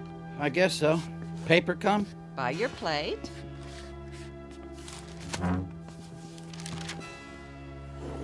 I'm just giving you a little chicken broth and some crackers tonight. Nothing too heavy. I know you want to get back to the office tomorrow and... Ollie, what on earth is the matter? Did you see the headline? No, dear, I haven't opened it yet. What does it say? They've made an arrest. About what? You're not making sense. The hit-and-run driver. Really? Well, I'm glad to hear it. But is that any reason for you to take on so? You're as white as a ghost. The man they've arrested is Pete Radcliffe. Let me see. I just can't believe it. Read what it says. Positively identified by an eyewitness. Well, I still don't believe it. Why not? You can tell when a man would do a thing like that. Pete just isn't the type. You don't know him like I do. No, I suppose you're right. You've always claimed he was sneaky after your job and all. Yeah, I guess I don't have to worry about that anymore. Ollie, I'm surprised at you. How can you take satisfaction out of someone else's misfortune? I don't get any pleasure out of it. I just said that I don't have anything to worry about at the office. Oh! Stay calm. Ollie, there is someone in the garage, and now I'm not imagining it this time. There's nobody there. Don't you tell me it was my imagination. You heard it. Aren't you going to look? A little noise, that's all. Could have come from anywhere. It came from the garage. If you're afraid, I'll call the police. No. No police. I'll go.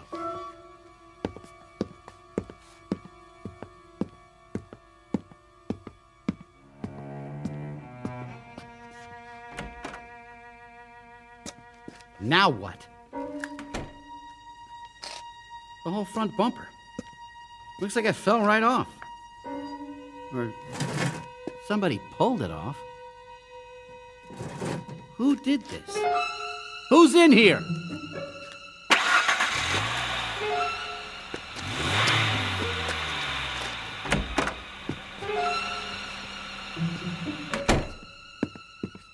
Did you see anybody?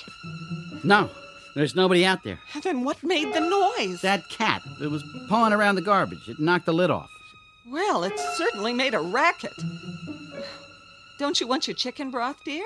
No, I don't feel so good.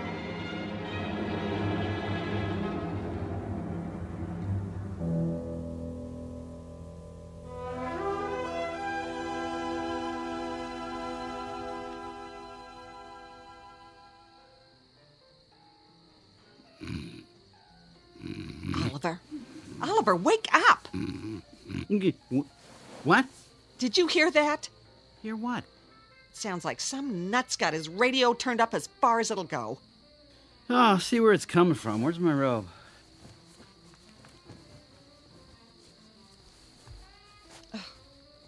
It must be coming from next door at the Cassidys, that teenage boy of theirs. Cut out that noise! People are trying to get some sleep around here. Dad's telling them. Hey, over there! Did you hear what I just said? Is it at the Cassidys? I think so, but it's so loud they can't hear me. I'll go over. Oh, what can those people be thinking, running a radio like that at this time of night? I'll take care of it. Attaboy.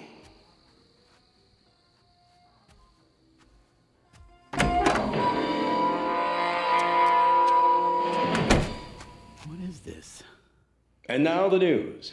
An arrest has been made in the accident that fatally injured young Timmy Danvers. Radio in my own car. Somebody or something is trying to drive me insane. The suspect, Peter Radcliffe, has been identified by Mrs. Daniel Hastings, who was walking her dog at the corner of... Funeral services for the victim will take place tomorrow afternoon at the Church of the Good Shepherd. No! Take charge of it. Kill it. The right tool for the right job. How about a hammer? Yesterday's hit and run. Leave me be, you piece of junk! For the victim will take place tomorrow. Can't see! Turn those headlights off me! An arrest has been Off, made in I the said! accident that fatally injured young Timmy Danvers. Young Timmy Danvers. An arrest has been made in the accident. Fatally injured Timmy Danvers.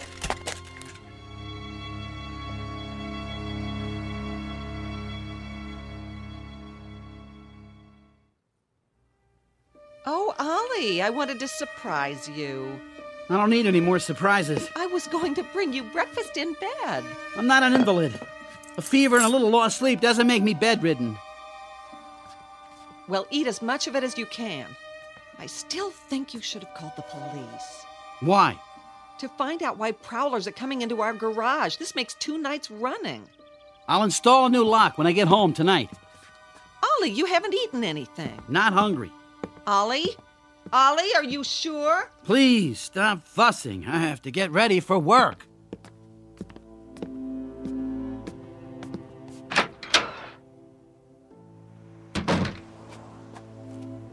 Now, don't you stay in that office and try to work if you feel bad. You come on home. All right, Lil. Aren't you going to drive? I thought I'd take the bus. Now? I don't trust the car. It's falling apart. So what should we do? Are you just going to let it sit in the garage? No, I'll put an ad in the paper. Maybe we can unload it on somebody. For now, leave it as it is. If you say so. Bye. Bye. Morning, Lillian. Oh, good morning, Alice. How's everything? Fine, I guess. Are you sure? Oh, it's Ollie. He's so nervous lately. What's wrong? Well, he's not getting enough sleep, for one thing. Neither am I. All that noise in the middle of the night. I heard it. Was it the Cassidys? That's what I thought, but... Oh, you won't believe this. Someone broke into our garage. No. I told Ollie to call the police, but you know how men are. If it happens again, though, I'm calling them myself. You should. Did they steal anything? I don't think so, but they fooled around with the car, turned the radio on and off. It was terrible. Oh, I bet. I hope they didn't do any damage. Well, Ollie says it isn't serious, but he wants to sell it. Now, I suppose we'll have to buy a new car. Well, at least it runs. There he goes now. Oh, looks like it's going to rain. But Ollie's not driving to work. He's walking to the bus stop. Then who's driving your car? Watch out! Alice! Lillian, maybe I'm going blind, but I'd swear there's no one at the wheel.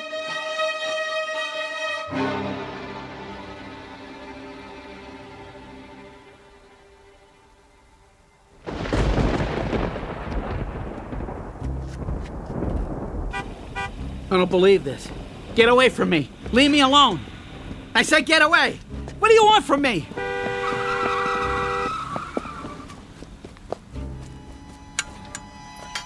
Hey, mister. What are you doing in my yard? I have to get to the next block. Out of my way.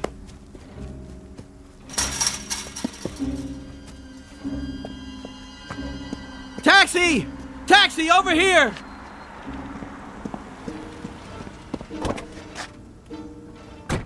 Thank God.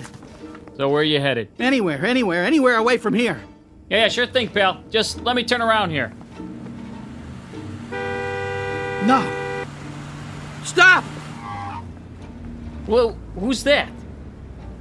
Hey, what's going on here? It could have totaled my head. Hey, listen, fella, watch where you're driving. Don't. Just go. Get out of here. Yeah, not till I give that guy a piece of my mind. Hey, who's driving?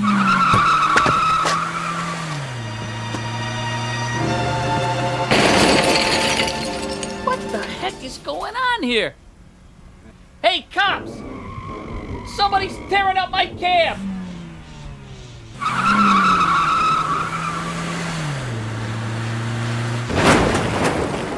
Stop! I'll do whatever you want. What am I supposed to do? Get in? All right, I'm getting in, see? See, I'm getting in. Now, where are you taking me?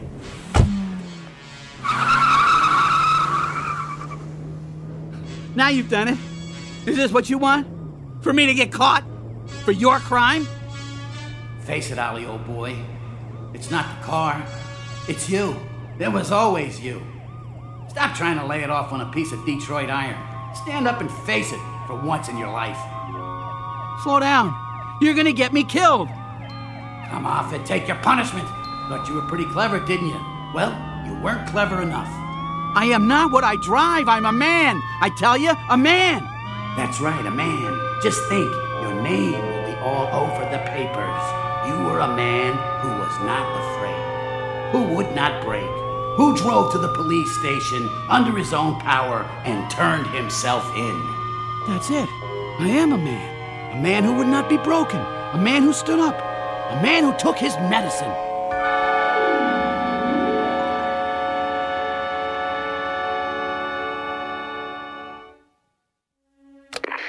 This is an all-points bulletin for drivers within the sound of my voice. Any persons attempting to conceal criminal acts involving their cars are hereby warned. Check first to see that underneath the hood there does not lie a conscience, and that the hum of the engine is not really the beating of something very much like a heart, especially if you're riding along a rain-soaked highway on your way to the Twilight Zone.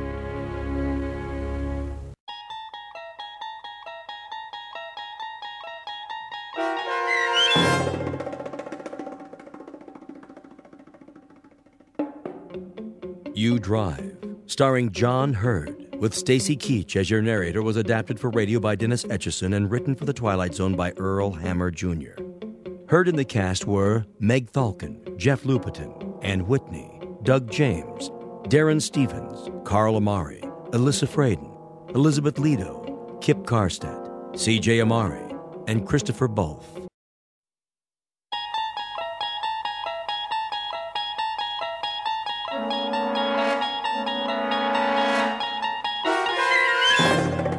You unlock this door with the key of imagination. Beyond it is another dimension, a dimension of sound, a dimension of sight, a dimension of mind. You're moving into a land of both shadow and substance, of things and ideas. You've just crossed over into the Twilight Zone.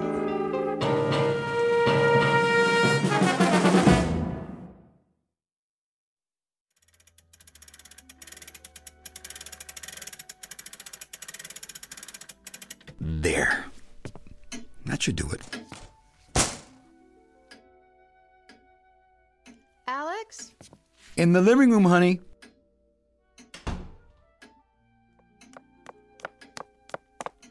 Are we late? Relax. They can't start till we get there. Is this dress all right? My favorite. I should have bought a new one, but I couldn't make up my mind. You look lovely. I borrowed this brooch from your mother's room. Do you think she'd mind? Of course not. Everything's yours now anyway. Let me see. Something old, something new. The ring's new. I suppose. Something borrowed, something blue.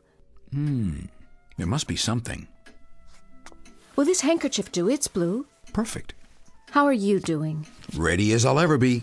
You look extremely handsome, Mr. Walker. Why, thank you, Mrs. Walker. Not yet. The Justice of the Peace has to say the magic words. That is, unless you've changed your mind. Very funny. Oh my gosh, look at the clock. We are late. No, we're not. I just got it running again. How did you do that? Little tender loving care. No one's wound it since Mother passed away. I wish she could be here today. So do I. I have the license in my purse. What else do we need? Car keys? Right here. Then that's it, I guess. Shall we?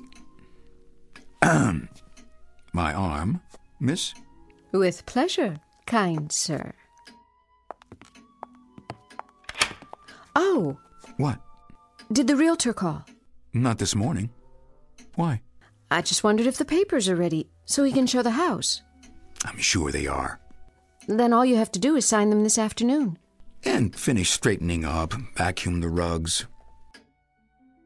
I don't know what we're going to do with all the boxes.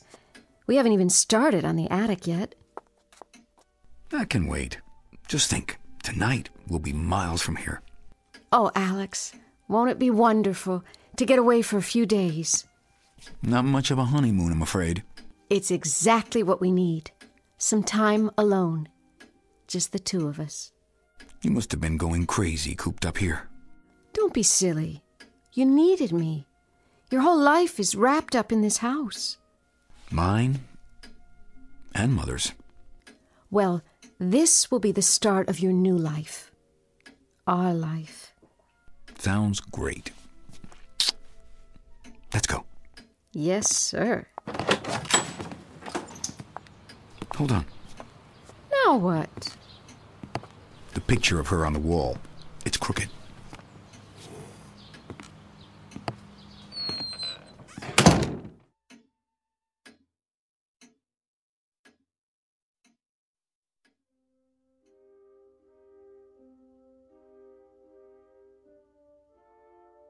This is the house of the late Henrietta Walker.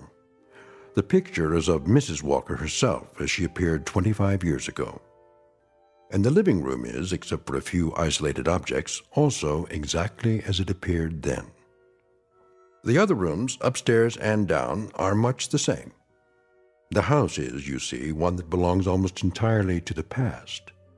A house which, like Mrs. Walker's clock, has ceased to recognize the passage of time. Only one element is missing at the moment, one remaining item in the estate of the late Henrietta Walker. Her son, Alex. He is 34 years of age, and for a few minutes more, the so-called perennial bachelor. The young woman is his bride-to-be, Miss Virginia Lane. Soon they will return from City Hall to get Mr. Walker's clothes packed, make final arrangements for the sale of the house, and depart for their honeymoon.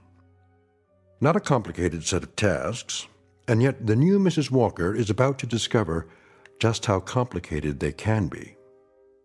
She is, in fact, about to face the most difficult hour of her life, an hour that will lead her step by step, inexorably, to a point of blinding terror. 60 minutes during which she will be reminded of the following: that memories have power, that ownership involves a good deal more than a marriage license or a contract of sale, that the past is never truly dead, and that the oft-heard phrase, "you can't go home again," has little meaning in the Twilight Zone.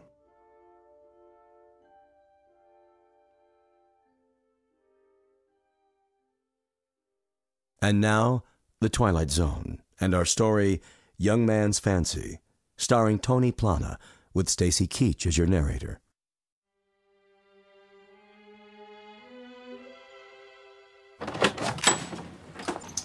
Oh, Alex, I'm so happy. Wait. What's the matter? Shouldn't I carry you over the threshold?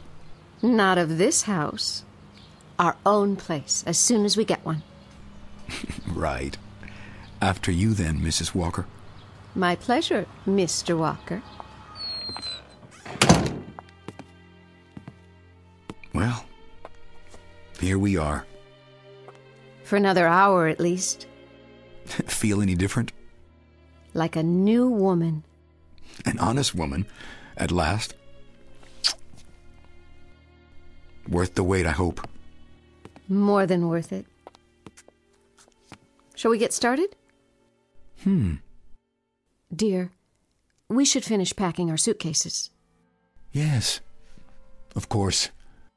Did you phone Mr. Wilkinson? What? The real estate man. Does he know when we'll be back? Oh. No, not yet. Hadn't you better call him now? You have those papers to sign, too. Remember? Yes. Did you leave the vacuum cleaner out? I wanted to get the place straightened up a little before we leave. She trained you well. Who? Your mother. She was always so neat and orderly. Yes, she was. I'll put it in the closet for now. You should call Mr. Wilkinson first.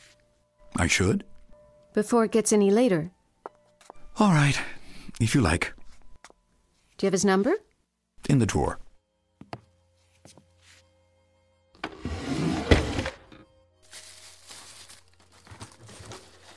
Is it there? I was sure. Check your pockets. Not in this suit. Maybe upstairs. Well, don't let that stop you. Get the number from information. Oh, right. Tell you what. You go upstairs and start to pack, and I'll call Mr. Wilkinson, okay? It's not your responsibility. No, but we're a team now. You'd better get used to it. I guess we are. We have been for a long time, or didn't you notice? Now it's official. Oh, Alex, darling, you look so lost. It's going to be all right, you'll see. I am so happy to be Mrs. Walker after all these years. I know. Aren't you? Absolutely. Go on upstairs and pack. I'll be up soon. Thanks. For what? For being so patient. I love you, you know. I love you too. Now go ahead.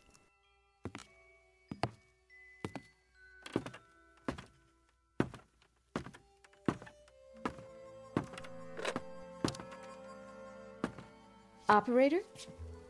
Yes. Would you give me the number of Wilkinson Realty, please?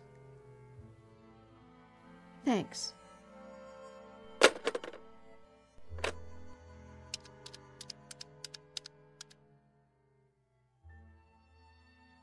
Mr. Wilkinson, Virginia Lane. Oh, I mean, Virginia Walker. Yes. Yes, just a little while ago. Thank you, Mr. Wilkinson. I am. We both are. Very happy. Yes, we're back now. We were wondering if you'll bring the papers over. Mr. Walker will sign them. That's right. So you can show the house while we're gone. As soon as possible. We'll be leaving soon. Fine. We'll see you in a few minutes then. Goodbye. Virginia? Oh, Alex, you startled me. Sorry. I thought you were going upstairs. There's plenty of time. I wanted to ask you a question. Yes? What do you think we should take with us? Take? When we move. We don't need to decide that now, do we? The television set, I guess. It's only a few years old. And there are some things in the other rooms that... I thought we decided to discuss all that after the house is sold. Sold. That sounds so final. We really don't have a choice, do we? No, but I just thought maybe we should decide now. I mean, like in the kitchen, for instance. We could take the refrigerator and stove. They're almost new. I just bought them for Mother a few months before she... All right, Alex, fine.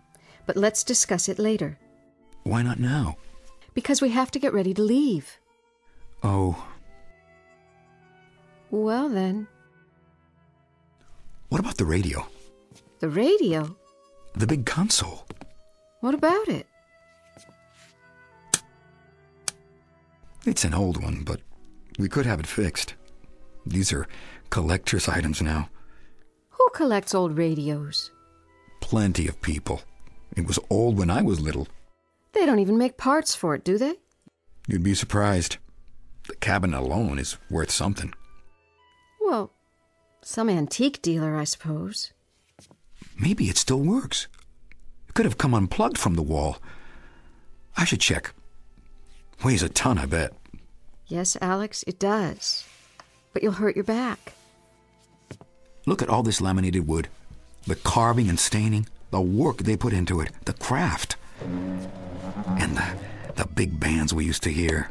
Duke Ellington, Tommy Dorsey. You're not that old. No, but there were stations that played rebroadcasts of the big bands. We used to sit in here all the time, listening to them. Mother's favorite was Guy Lombardo. Who?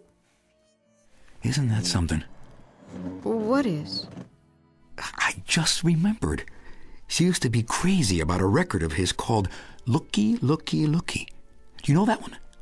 I don't believe I do. Looky, looky, looky, here comes Cookie, walking down the... Alex. Broken. I knew it was, but... But what? You can't imagine what it was like.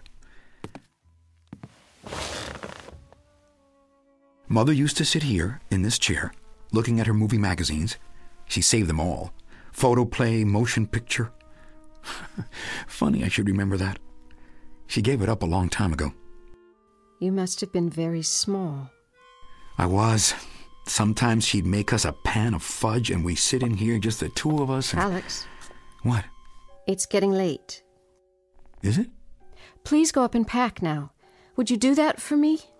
We want to leave right after Mr. Wilkinson comes. Isn't that right, dear? Yes. Sorry. Otherwise, it'll be so late in the day we'll never get there. That's true. I'll wait for you down here. Be careful. Of what? Of her things. I haven't put it all away yet. Don't worry. We'll work on it together when we get back. Some of it is very fragile. You know, maybe I can find someone to fix the grandfather clock, too. Did you notice? It stopped again. We'll talk about it later, Alex. All right, then. Later.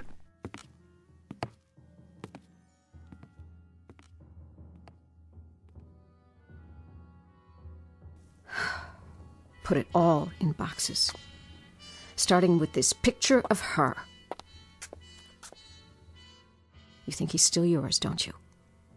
Well, he may have been once, but not anymore. He's mine now. You'll never get your claws on him again. What in the...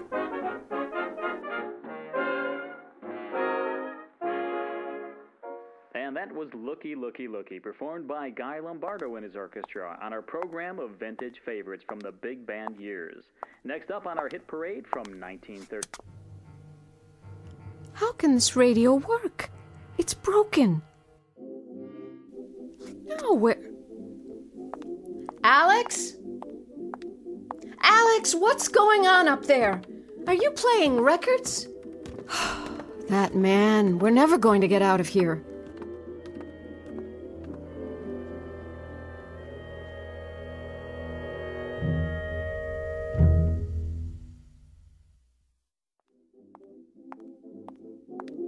Alex?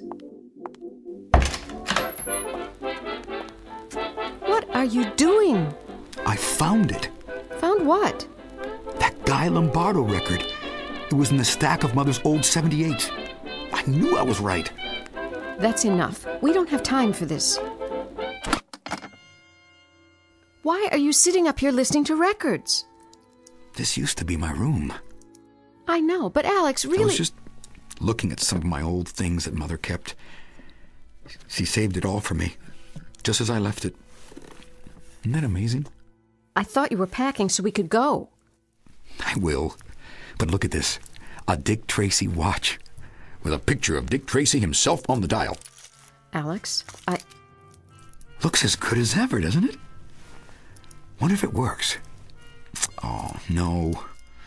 Mainspring's probably broken. I could take it to a watchmaker. What for? So you can wear it? I got you a watch last year for Christmas. I know, but it's special, don't you think? See this cigar box? It's got everything she ever bought me. My Spider-Man action figure, my Incredible Hulk, and the Wild Wild West hat, belt, and spurs. There's a secret compartment in the buckle. I'm sure some collector will be glad to have them. Oh, look. My Speed Racer cards. And my G.I. Joes. Look, here's my army men in the cardboard battlefields. See, you folded them like so, and then you'd set them out on the table and move the little green plastic figures around. Would you put them away now, please? Here's a picture of me when I was a boy, with my Batman outfit. See the utility belt? That was for my Batarang. I used to walk around the neighborhood all dressed up. Sometimes I'd wear my bat cape, too. Isn't that funny? The other kids laughed at me, but I didn't care. And these books, I read them all. The Hardy Boys and The Secret of the Cave, Bill Bolton and Hidden Danger, Tarzan and the Ant-Man, Tarzan and the Jewels of Opar, Jungle Tales of Tarzan, and my comic books. Alex, please. I wonder why Mother kept them. It's all as I left it, in the same order. Don't you know? Most mothers throw things out when their sons grow up, except for a few school papers, items that have sentimental value, but my mother saved it all, every little thing. Because she would have liked for you to stay exactly as you were when you first had them. Virginia? Oh, I'm sorry. I didn't mean that. Don't worry, I'm putting it away, all of it. Don't be angry with me. Alex. I'm not. I think you are. I think you resent having to clean out this house. You resent me for coming in here like an outsider, an intruder. I don't think anything of the kind. Don't you? Are you sure? You don't think I'm trying to come between you and your past? To steal you away? Because if you do, maybe we shouldn't have... Shouldn't have what? Nothing. Go on. Say it. Oh, Alex. It's just that we're both on edge. This has been a difficult time. More for you than for me, I'm sure, but we're going to make a new start, move on. You do want that, don't you? What do you think? I don't know sometimes. I only want us to be happy. It's all I've ever wanted. Go on downstairs, honey. I'll put these things away. Then I'll get packed. All right, Alex. Let's forget about it. I left your suitcase on the bed in the other bedroom. Thanks. You want me to help you? I can manage. I know you can. I only thought... Sure you're not angry with me? No. I'll make you happy, Alex. You'll see. You won't be sorry. I know. I'll wait downstairs for Mr. Wilkinson then. He should be here any minute now. You do that.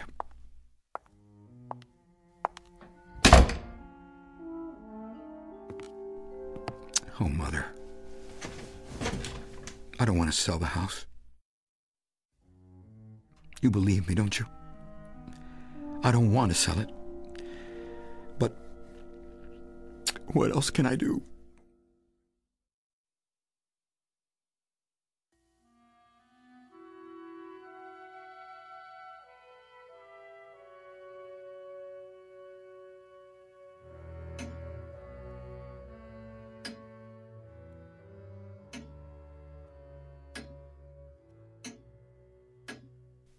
Clock. But no one touched it. Oh!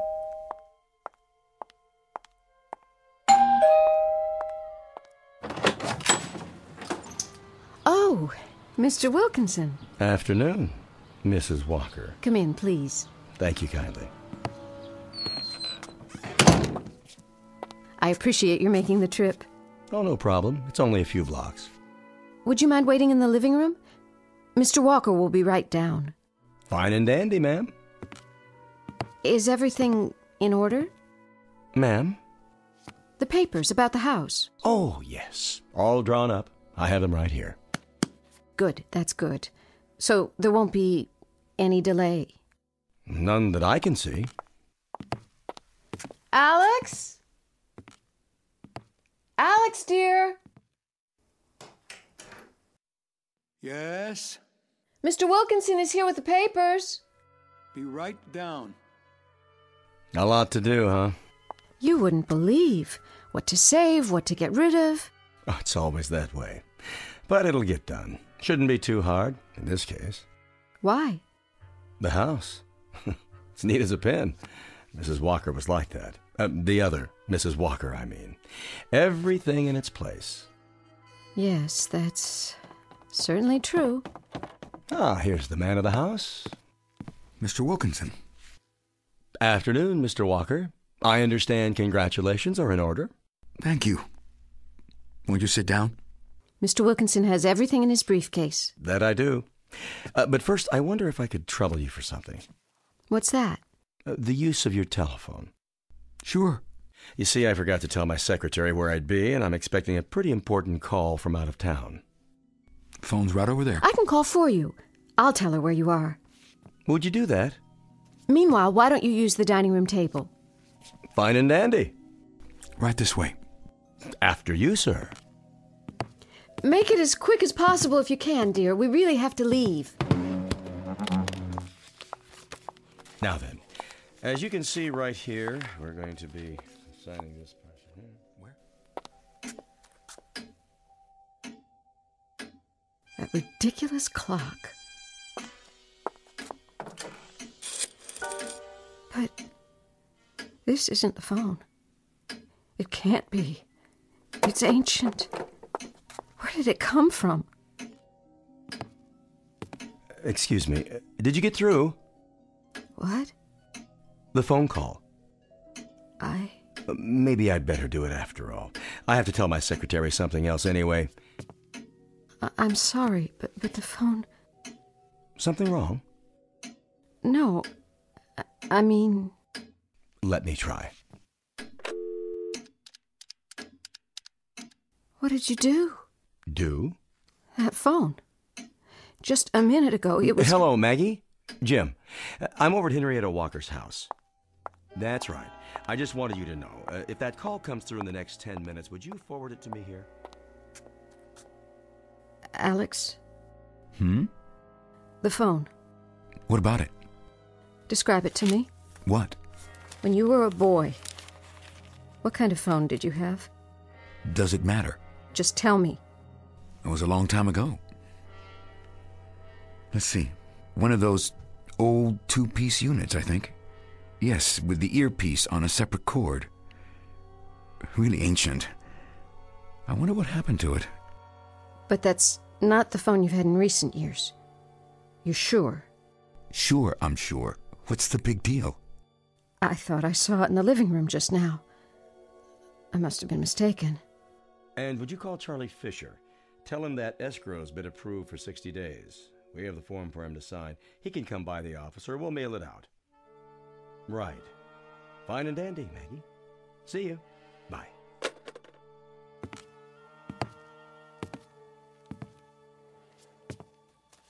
Here, Mr. Wilkinson. We're almost finished. Quite a place, isn't it?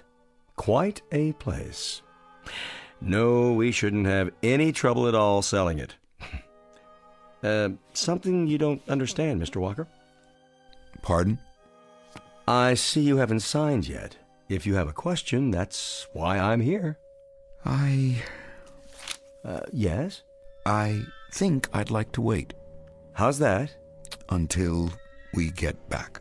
But, Alex... I want to think about it. Oh? Think about what? You decided... No, not yet. I need more time. But you already... I said I want to think about it, Verge.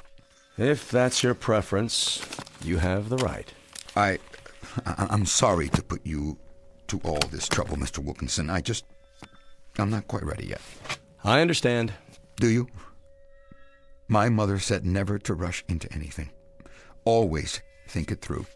Good advice. You're positive? I could line up a buyer right away, you know. Alex, please. I'm positive. Uh-huh. I'll get in touch with you on your return then. Please. I think that would be better.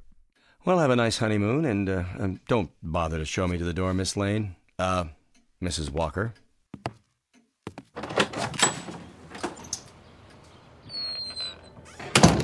Alex, I don't understand what's happening. Shh. He's gone. You'll have to explain it to me because... Quiet. Listen. To what? The grandfather clock. It's running again.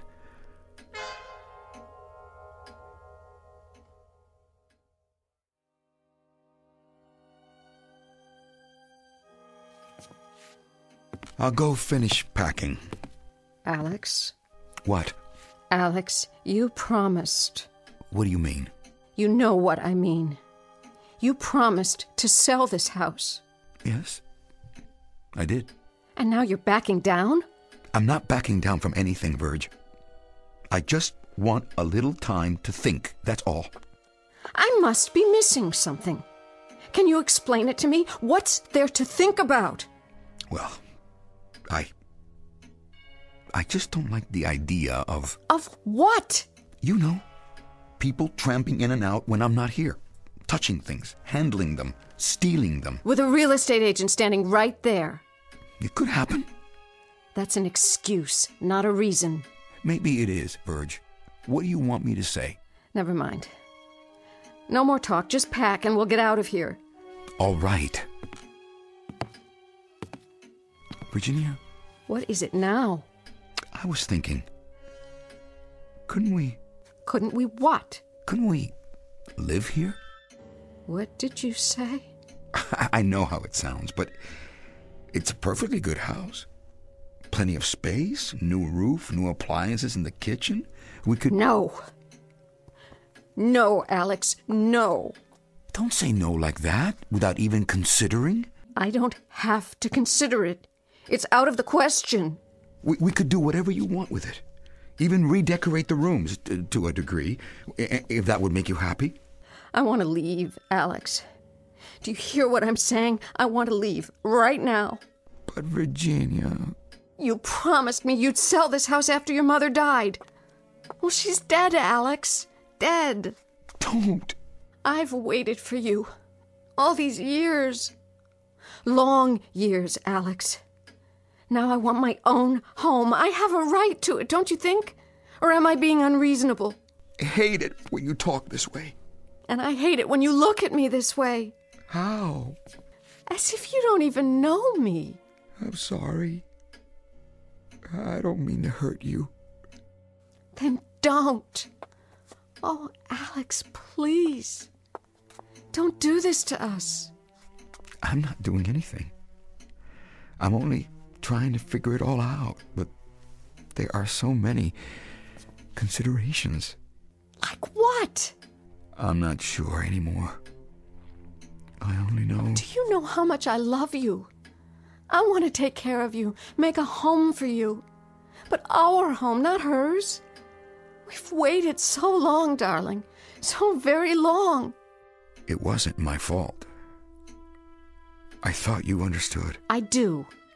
Your mother was sick and you couldn't... She lost her health raising me, taking care of me in this house for more than 20 years. And now you feel guilty?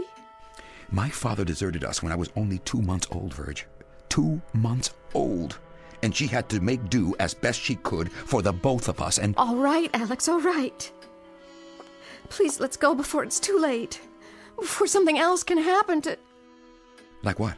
I don't know. I only know that I'm frightened. This house has some kind of hold on you. It's as if your mother still... Still what? I don't pretend to understand, but we've got to move on now, or we'll never get away.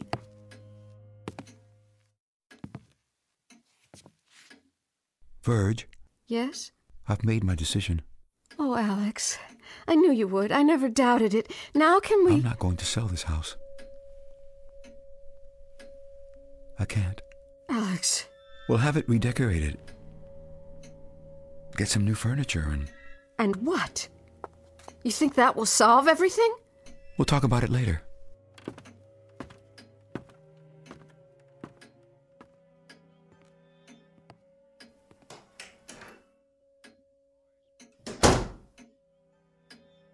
No, Alex.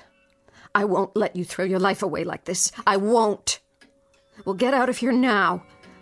I'll drive, and you're coming with me. Where's my purse?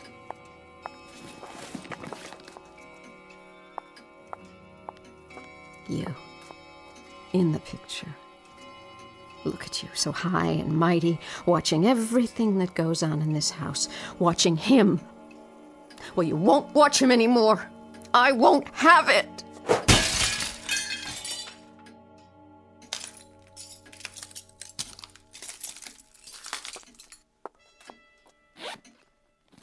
keys.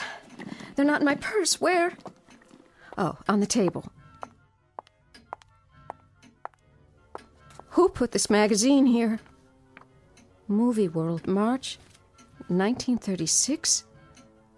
Special Shirley Temple issue.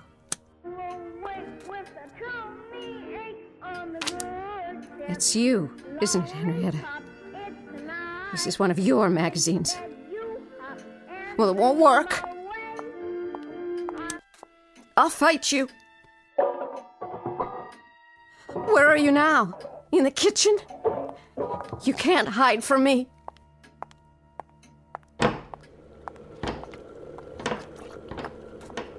Where did this old stove come from? What are you cooking, fudge? Well, forget it. He doesn't need it anymore.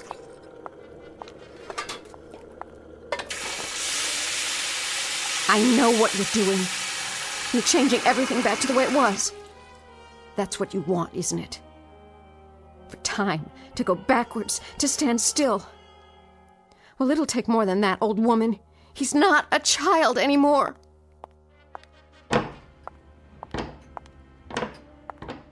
And now the living room? Is that your plan? I see what you've done. Musty furniture, no television set, everything old. Old, like you. What's next? You think you can change everything back?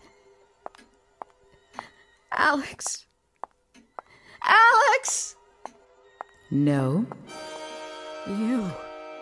Get out of my house. Get out of my way. You can't come up here. No. No. You can't have him. I won't let you. Back. I'm warning you. Stand aside. You don't belong. You're not one of us. Maybe not. But he's mine now. He'll never be yours. He is now. He is. It's already been decided. I'm the one he needs. How can you be? Because I am. I've always known it. I won't try to destroy him like you did. My love will make him strong, not weak, not dependent. Foolish girl. You know it's true. You've always known and hated me for it. Well, your hatred isn't strong enough. Your desire to dominate him. You've lost. We're married. He's not your little boy anymore. He's alive, not dead. You can't have him back. It's too late.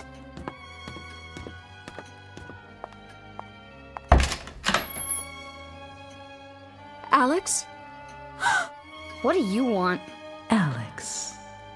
Mother, come back. Are you sure? Yes, Mother, I want you to. Alex! If that's your desire. It is. I'm never gonna leave you. I promise. Very well, son. Goodbye, lady. Alex! You can go now?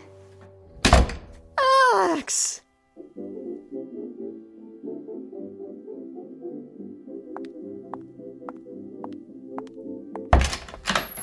Alex! Alex, where are you? Your records, your toys. There's nothing here now. Where did it go? Where did you go? Where? Alex! Alex! Alex!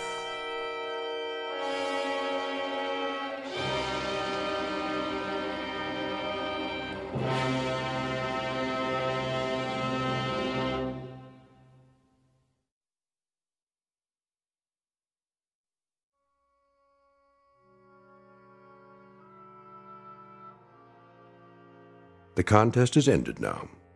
A contest fought not only in space, but in time. Mr. Alex Walker is gone, no longer in this house as it exists today. He has returned, in flesh and in mind, to that period of his life from which, emotionally, he had never really departed. Mrs. Henrietta Walker has also gone back to that same era, forced to return there by a little boy whose will to remain forever a child is so powerful that time itself fell prey to it. As for the short-lived Virginia Walker, now once again Miss Virginia Lane, she finds herself in an empty house, excluded and alone, the victim of a tragic warp in mind and time. as recorded in the Twilight Zone.